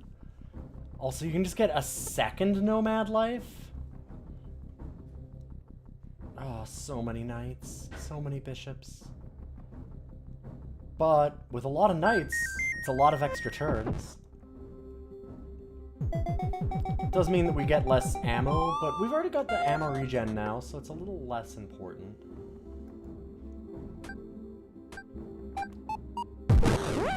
Motherfucker. God, good thing we have the extra turn, because that is a hell of a thing to happen. Wow.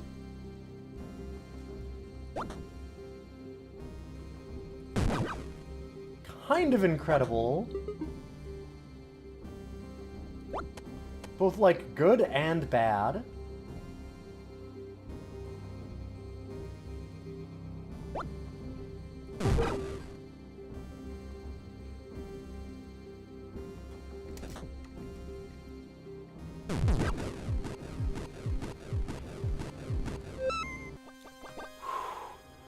That was a really good bad grenade. Buckler of Lemos. King goes slower, but they can't take more than 3 damage. Ooh.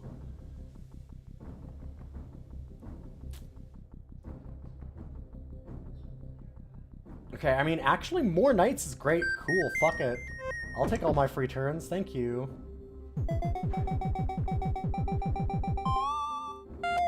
That is a lot of knights.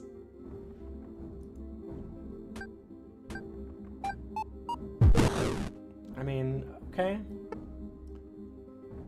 I'm good with that.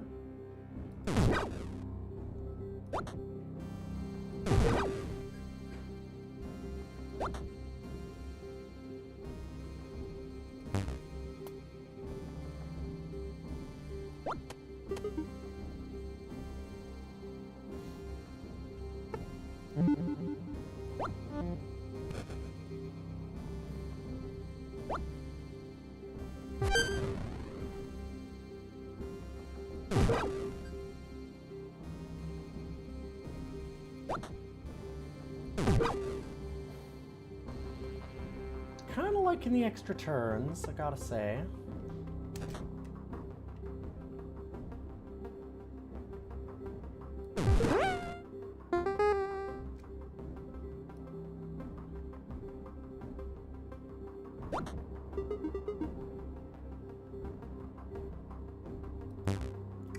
I didn't see the queen come in.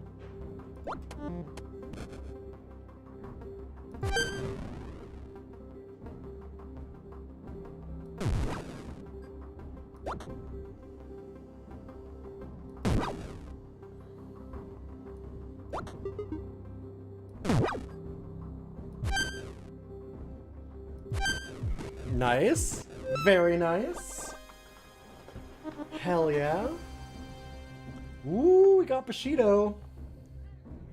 Oh, I don't know if you heard the complaining down below. Oh, it does lower our blade a little bit. But I mean, Blade of 4 is still wildly good, and just getting a free piece, like getting a free turn. Come on, you can come up.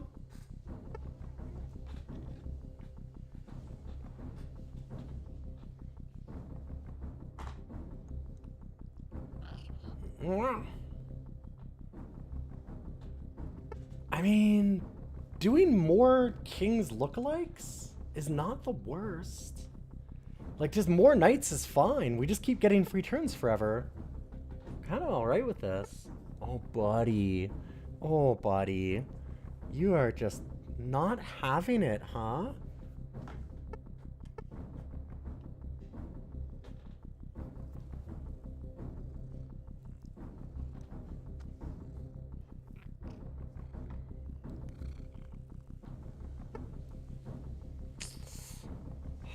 The minus speed is really good. But like the HP and minus blade kind of negates Bushido. I'm gonna go with this.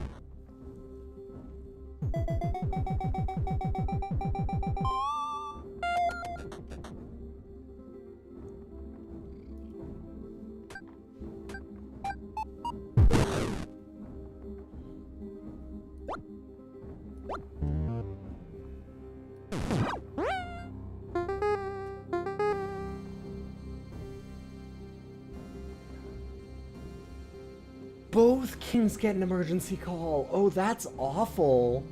I never thought of that.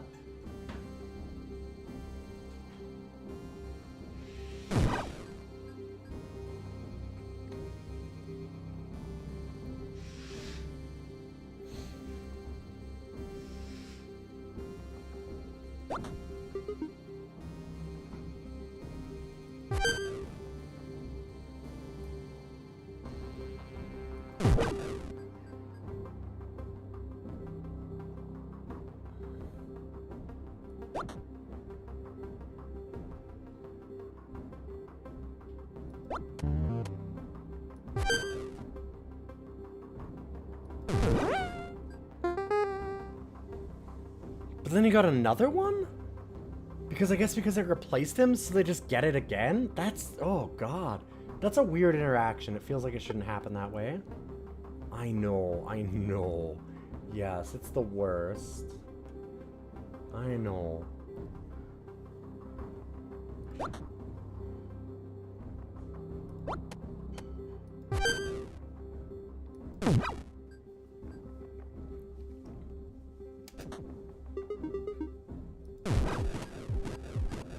Okay. We made it right back to the final level, so that's pretty good. Oh, buddy.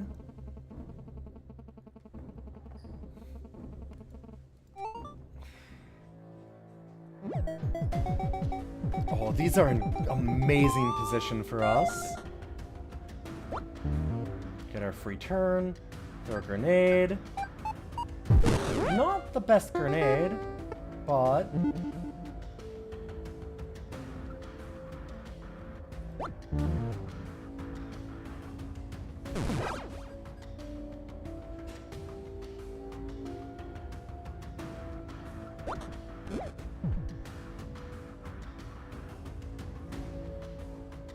right, duh. Well, what's threatening me? That knight? I feel like I'm basically guaranteed to kill him, but do I really want to take that gamble? Not particularly.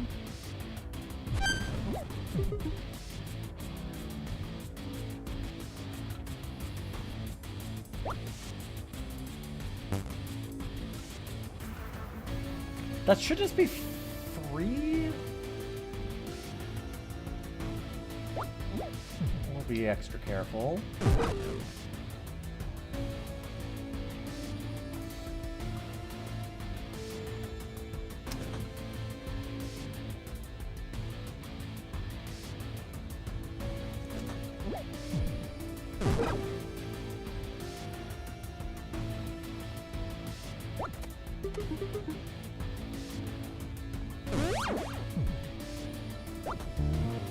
that extra firepower, baby.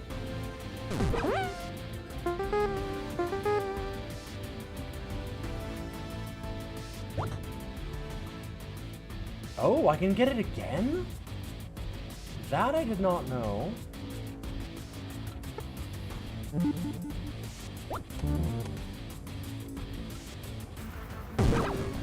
I should be able to kill two.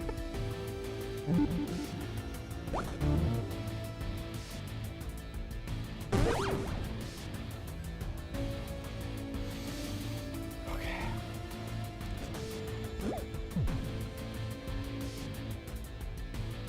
And if firepower is 8, we win, right? Yes! And so it was that the wrath of the Black King finally carried him to victory, his turn to steal the White King's castles and subjects. They would have to endure his terrible rule once again. Nuclear unlocked. Cheer up, he would tell them. At least thou didn't get blown to pieces. As he upheld his shotgun and laughed, undefeated, he had learned nothing. It wouldn't be too long before a new White King rises up, and the story starts anew. Shotgun King, the final checkmate. And we're on to Heather Flowers' Snake Farm, which is a very rad little game that is all about making a machine to whip your ass, but maybe not enough to kill you, actually. Snake Farm's a weird one. The way that I'm going to count this is a clear, because you can win the game, but it's kind of a score attack. Like, I'll show you. You can win this game without ever actually fighting anything, essentially.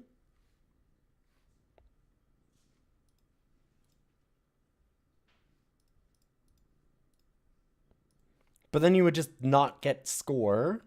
Your score would suck ass. So we're going to go for score attacks, I think.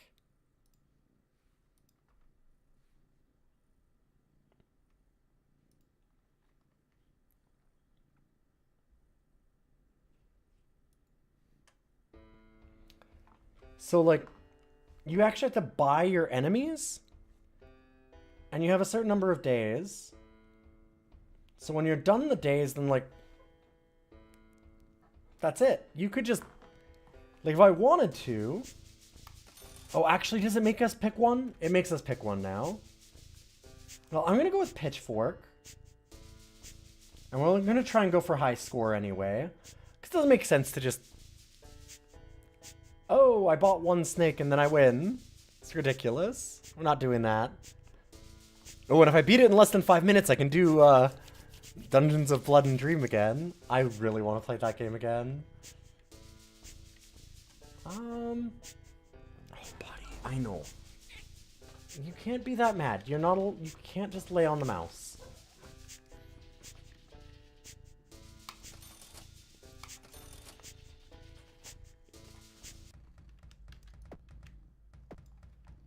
So Pitchfork is a little hard. You have a limited amount of time every day.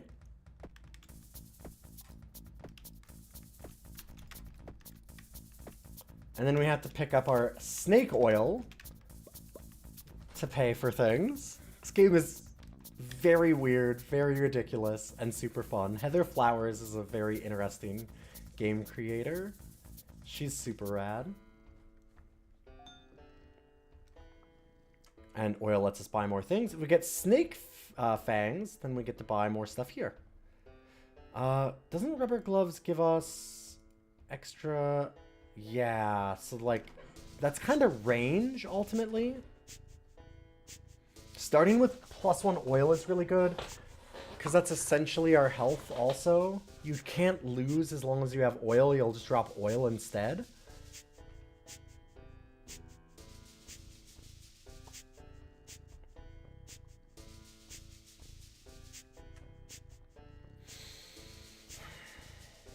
Dang, I really want both of these. I think I'll take this.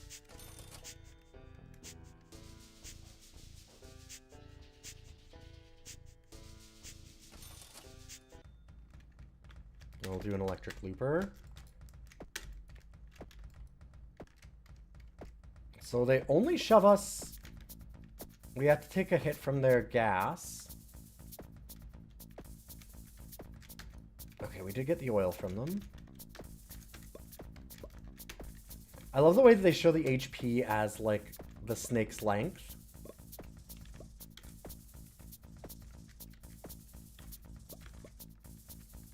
All snakes defeated.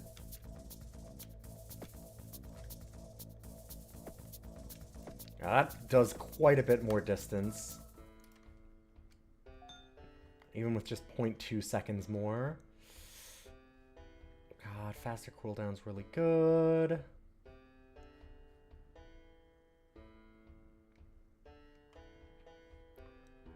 This is always here. Rubber gloves isn't. I think I do rubber gloves overall.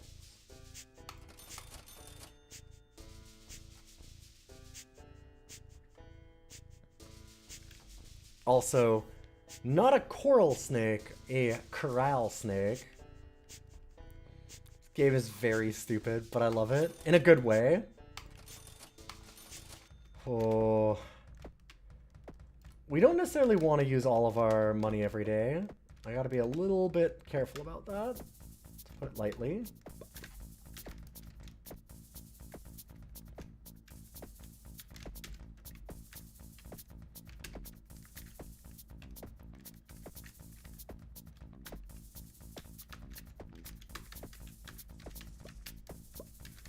Man, I wish we could get the tractor. We really need a tractor. Pitchfork doesn't do enough damage. Like, it's got good, really, really good base damage compared to everything else, but, like, a lot of the other ones you can get, like, if we can get penetration on it, then it makes a difference. Because then it's how long it's in the snake, it deals that damage per second kind of thing, or, like, per tick. But it's cooldowns. Ooh, I asked for the tractor. Runs over snakes, can and will kill you. 10,000 health. Very hard to deal with. But gives a lot of money.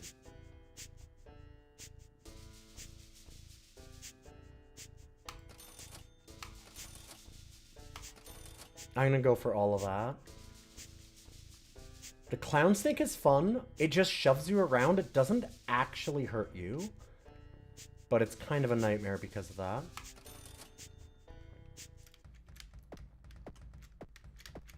And it still cause you a lot of problems. So look at the tractor. Just infinity damage. Thing rules. The one problem is that it can and will kill snakes off screen. And then you just... won't know where their oil is, so you gotta find it.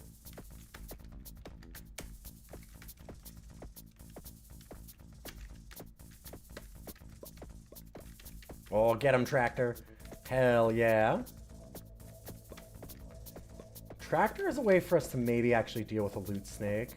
I did consider that for a second.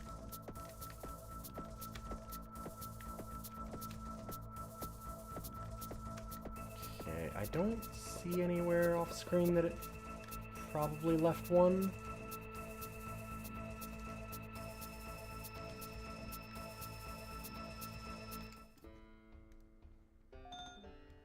What'd Snack ever do to me? No, I love snacks, but we gotta farm them for their oil. That's just how snacks work.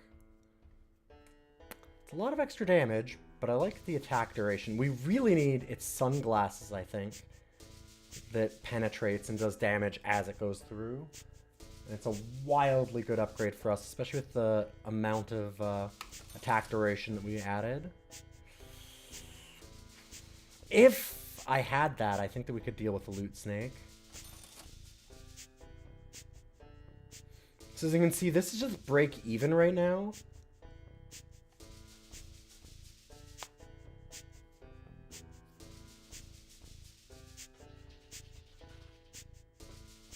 But as days go on, it'll be worth more.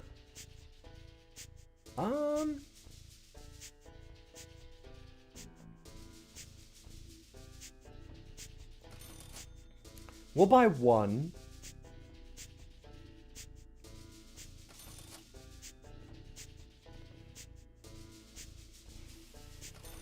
Just see, just in case.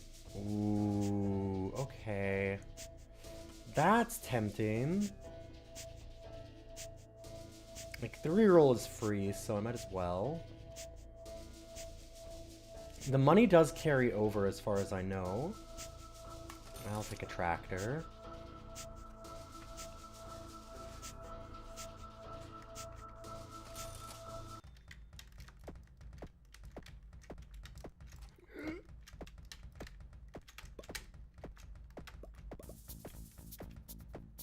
God, the loot snake is so big!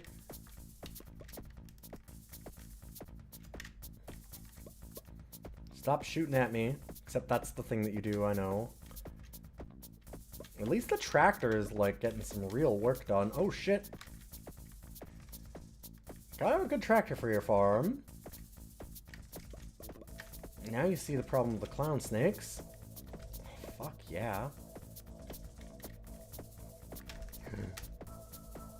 I don't want to drop my oil.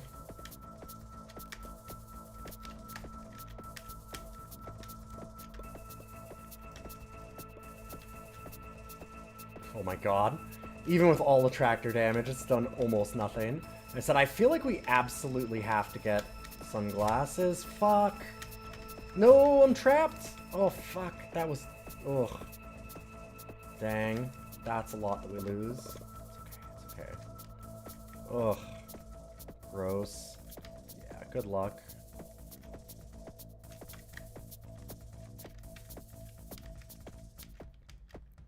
$10,000 health is a lot of health, as it turns out.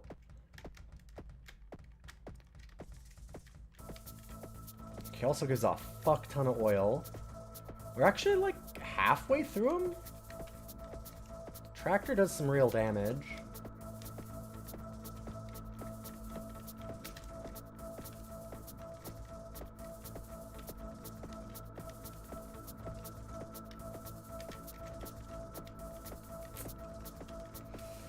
I don't think we get there. It's close. It's way closer than I expected on the first try. Wow. God, we might. Come on, tractor. One more time. One more.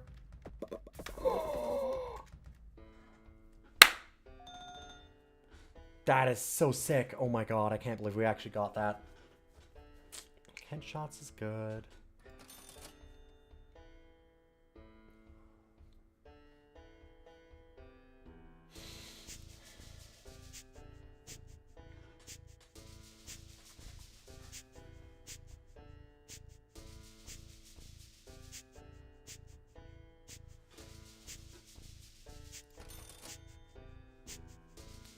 Tiger snake is terrifying because they just run right at you.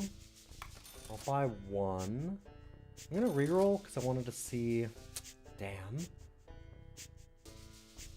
I was really trying to find that. It's not eye patch. Sunglasses, I think is what it is. That does penetrative damage. So it's kind of like the tractor where it like goes through them and just get numbers popping off things. Don't think we can take 2 loot snakes.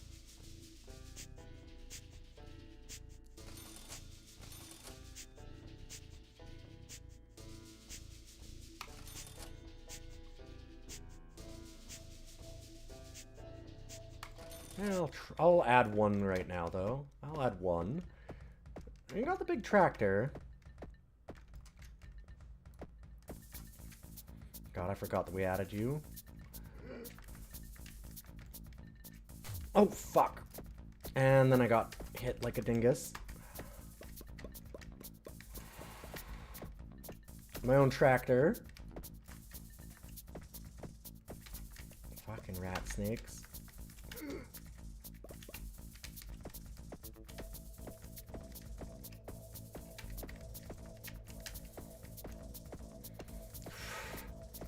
Okay, the machine to kick my own ass is getting into gear.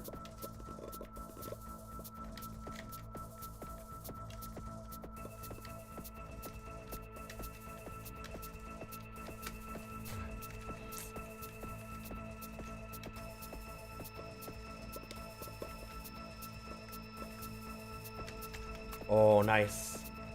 Good tractor hit there. Really good tractor hit.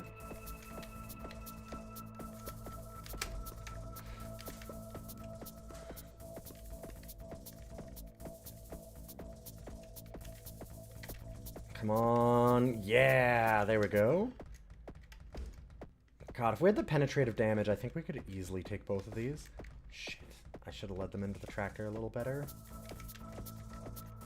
Hard to anticipate, though. Not bad, not bad.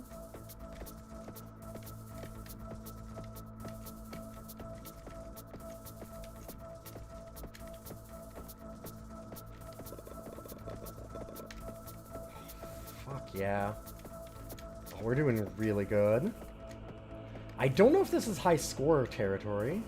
It's been a long time since I've played this. It's a lot of teeth, too.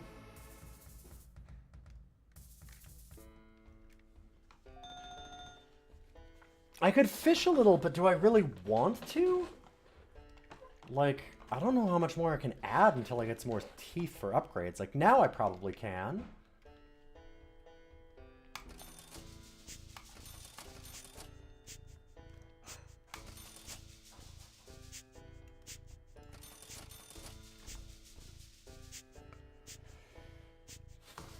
Move faster is really good.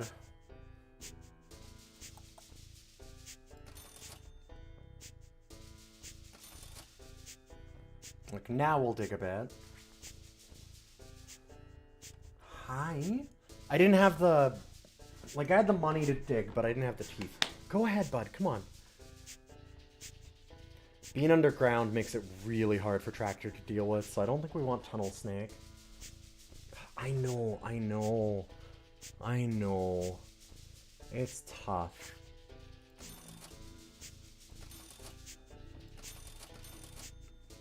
Hypervisor. No, that's what it is. God, it's only 1% chance? Still wildly good to have. Hey! You be nice. Don't nip at me. I know you want me to go to bed, but you're not my parent. You don't get to tell me that.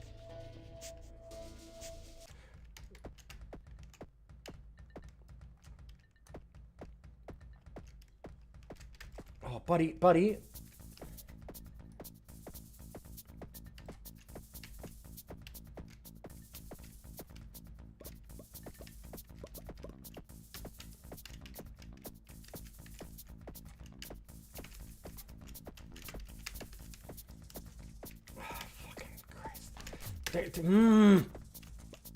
God, that almost killed me.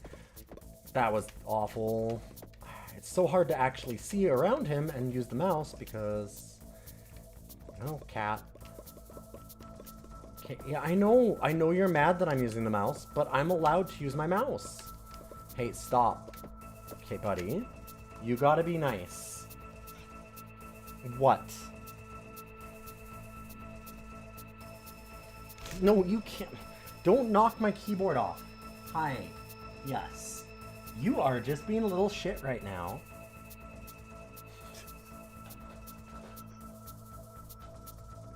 What? Oh, are you upside down? Are you in defensive mode because you know you're not supposed to be doing this? There you go. Oh, you are cranky. Hey, you're not allowed to... Bud, okay, you gotta go. Just give me one moment. You are cranky. Don't be so cranky. That's not okay. You can't crank. You can be a little bit of a crank, but you're not allowed to be that much of a crank. Oh, boy.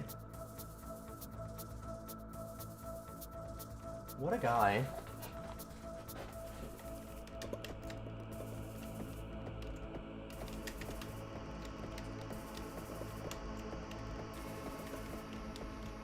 Cool. God, that tractor's getting terrifying.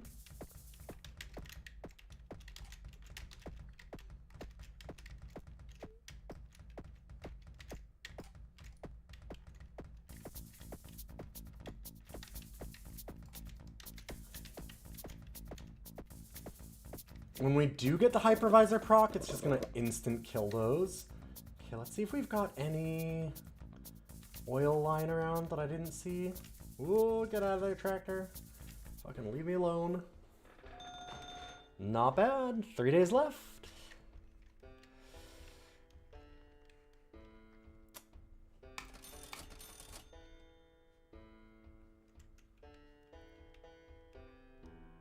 Garden snakes are kind of awesome.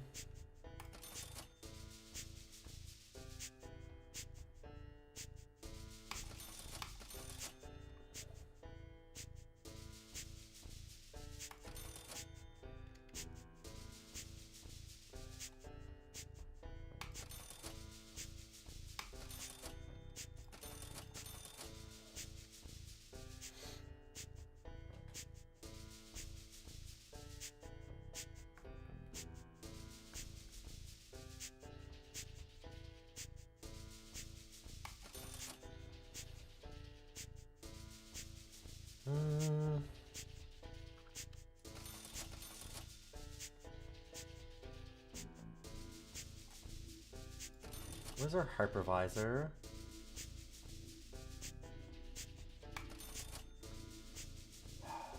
Fertilizer, no. Days last a little longer. That's okay, I'll take that. This is our last roll. There we go. Ooh, I really want those snakeskin boots, but because like more movement speed is amazing.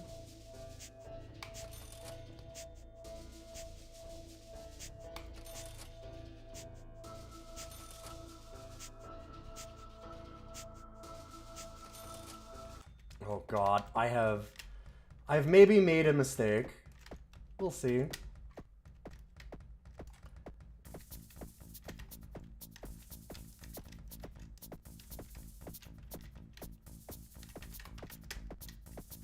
I have added in a lot of problems. I do deal a lot of damage. Of course, one of the ways that I deal damage is by causing even more problems with my own tractor.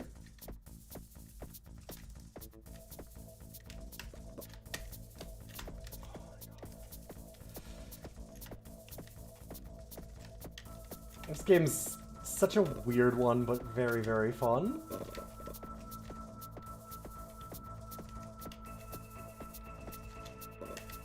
Okay, we're gonna collect some of this oil before we go after everything here.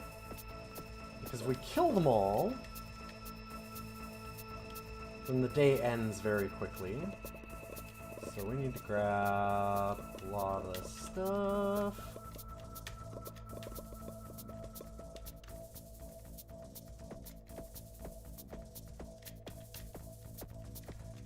I think that one of the other snakes died. Oh, no. Maybe not. I thought the garden snake was gone, but it's there. That's a big haul. This has definitely got to be in, like, high score territory. As long as we don't die. Oh boy, do we want worse tractors?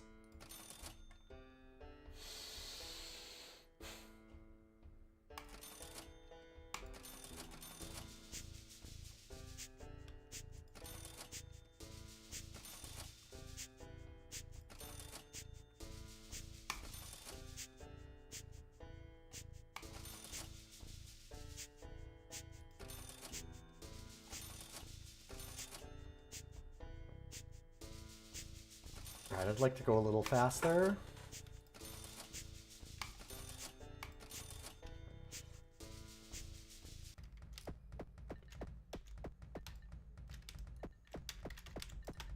Ugh.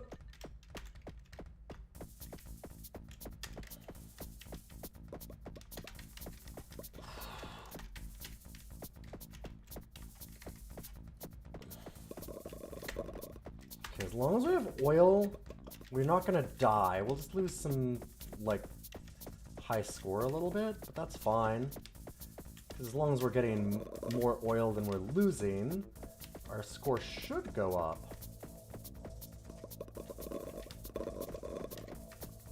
Also, that tractor is wrecking shit.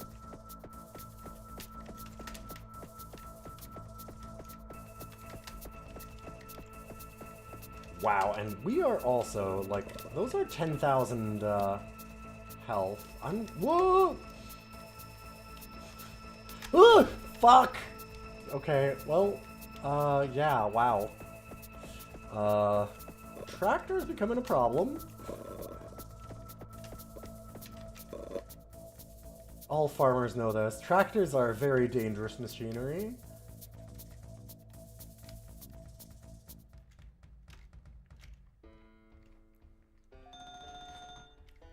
That tractor is wrecking some shit. Yup.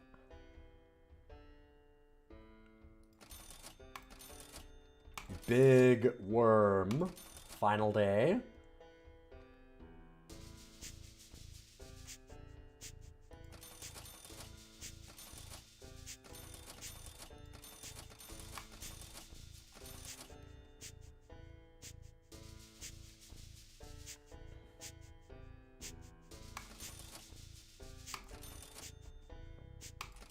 Definitely need another hypervisor.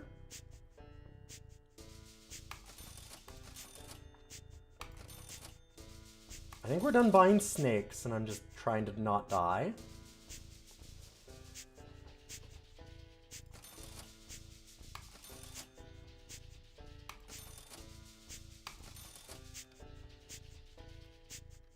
Cool.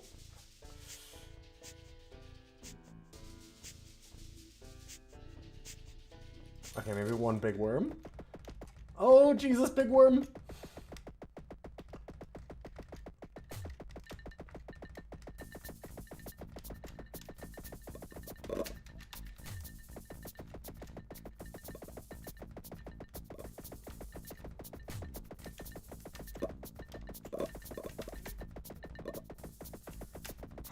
Okay.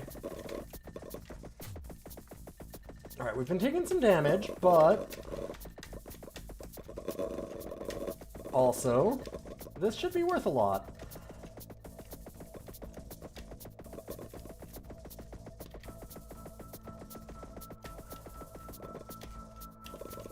Ugh.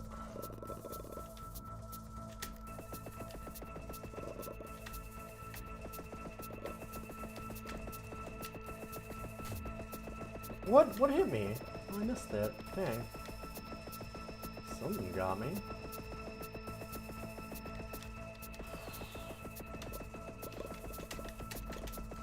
These fucking rat kings exploding into more rat snakes.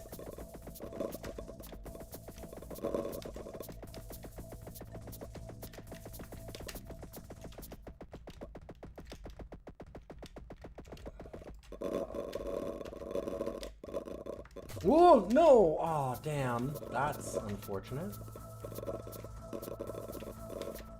Oh, fuck, and we didn't get quite enough. Hey, Mercurio! Thank you for the raid! No way out. Alright, end run. Did we get high score?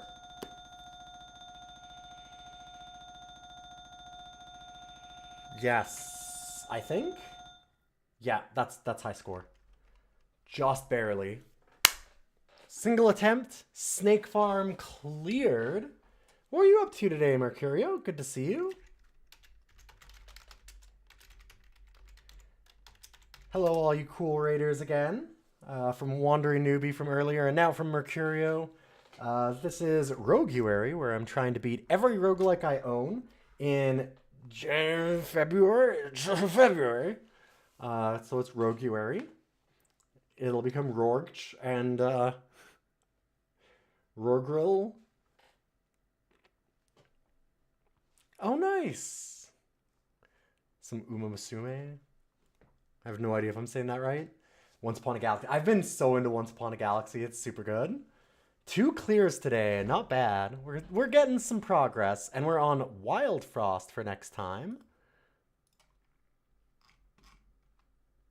But yeah, I'm trying to clear every game that I have for roguelikes, because there's a lot of them that, like, people have bought me roguelikes. I always did this roguelike day where we have a main quest and a side quest. So we'd have, like, in this it might be get a high score with, like, a main quest would be get a high score with the pitchfork. And then a side quest would be, like, beat the high score by 5,000 points or something. And then people can do predictions on whether or not I actually get that. And so we had all these kinds of things. But if I don't know the games that well, it's not really going to help me all that much. Like, I need to actually get wins in more of these so that I know what I'm doing. And I decided, well, since I haven't cleared so many of these and people keep adding more and more all the time, let's just beat all of them. It's easy. Just beat them all. You know, I gave myself a month to do it. It should be fine. I only have 115 of them, so it's easy.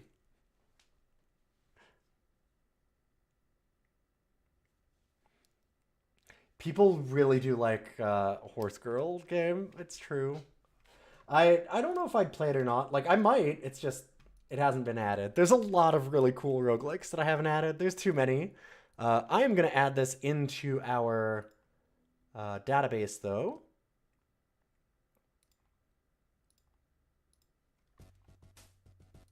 And I think that's where we're ending today. So I'm sorry for you raiding over, Mercurio, but I need to get going. It is almost midnight. I did not do any photo editing today, which I actually should be doing.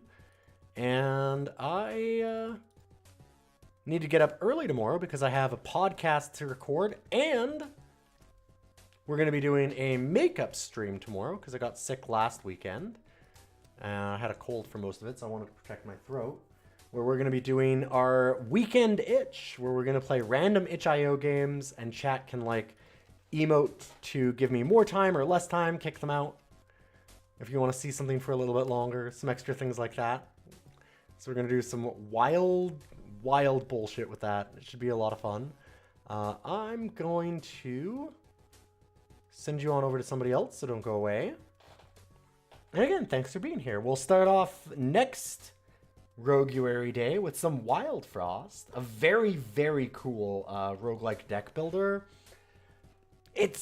I almost hate calling it that. It doesn't really feel like it. It's a very, very different game, and there's very little in terms of actually building a deck. Like, things are represented by cards, but it's more about, like, how you change the cards rather than, like, adding or removing them. It's interesting. Yeah, the cat's been vigorous about me going to bed. This is true.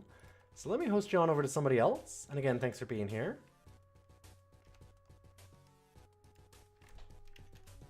Oh, yo.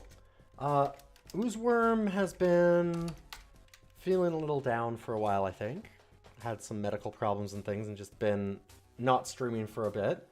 But Oozeworm is actually doing Charity Hut, the 24-hour annual charity stream that Oozeworm does. With Juker and Psychedelic Eyeball and Rejax. Hut. Yeah, it's really, really good. It's super fun. Oozeworm's fantastic. Y'all should check it out. So I'm going to host over to Oozeworm.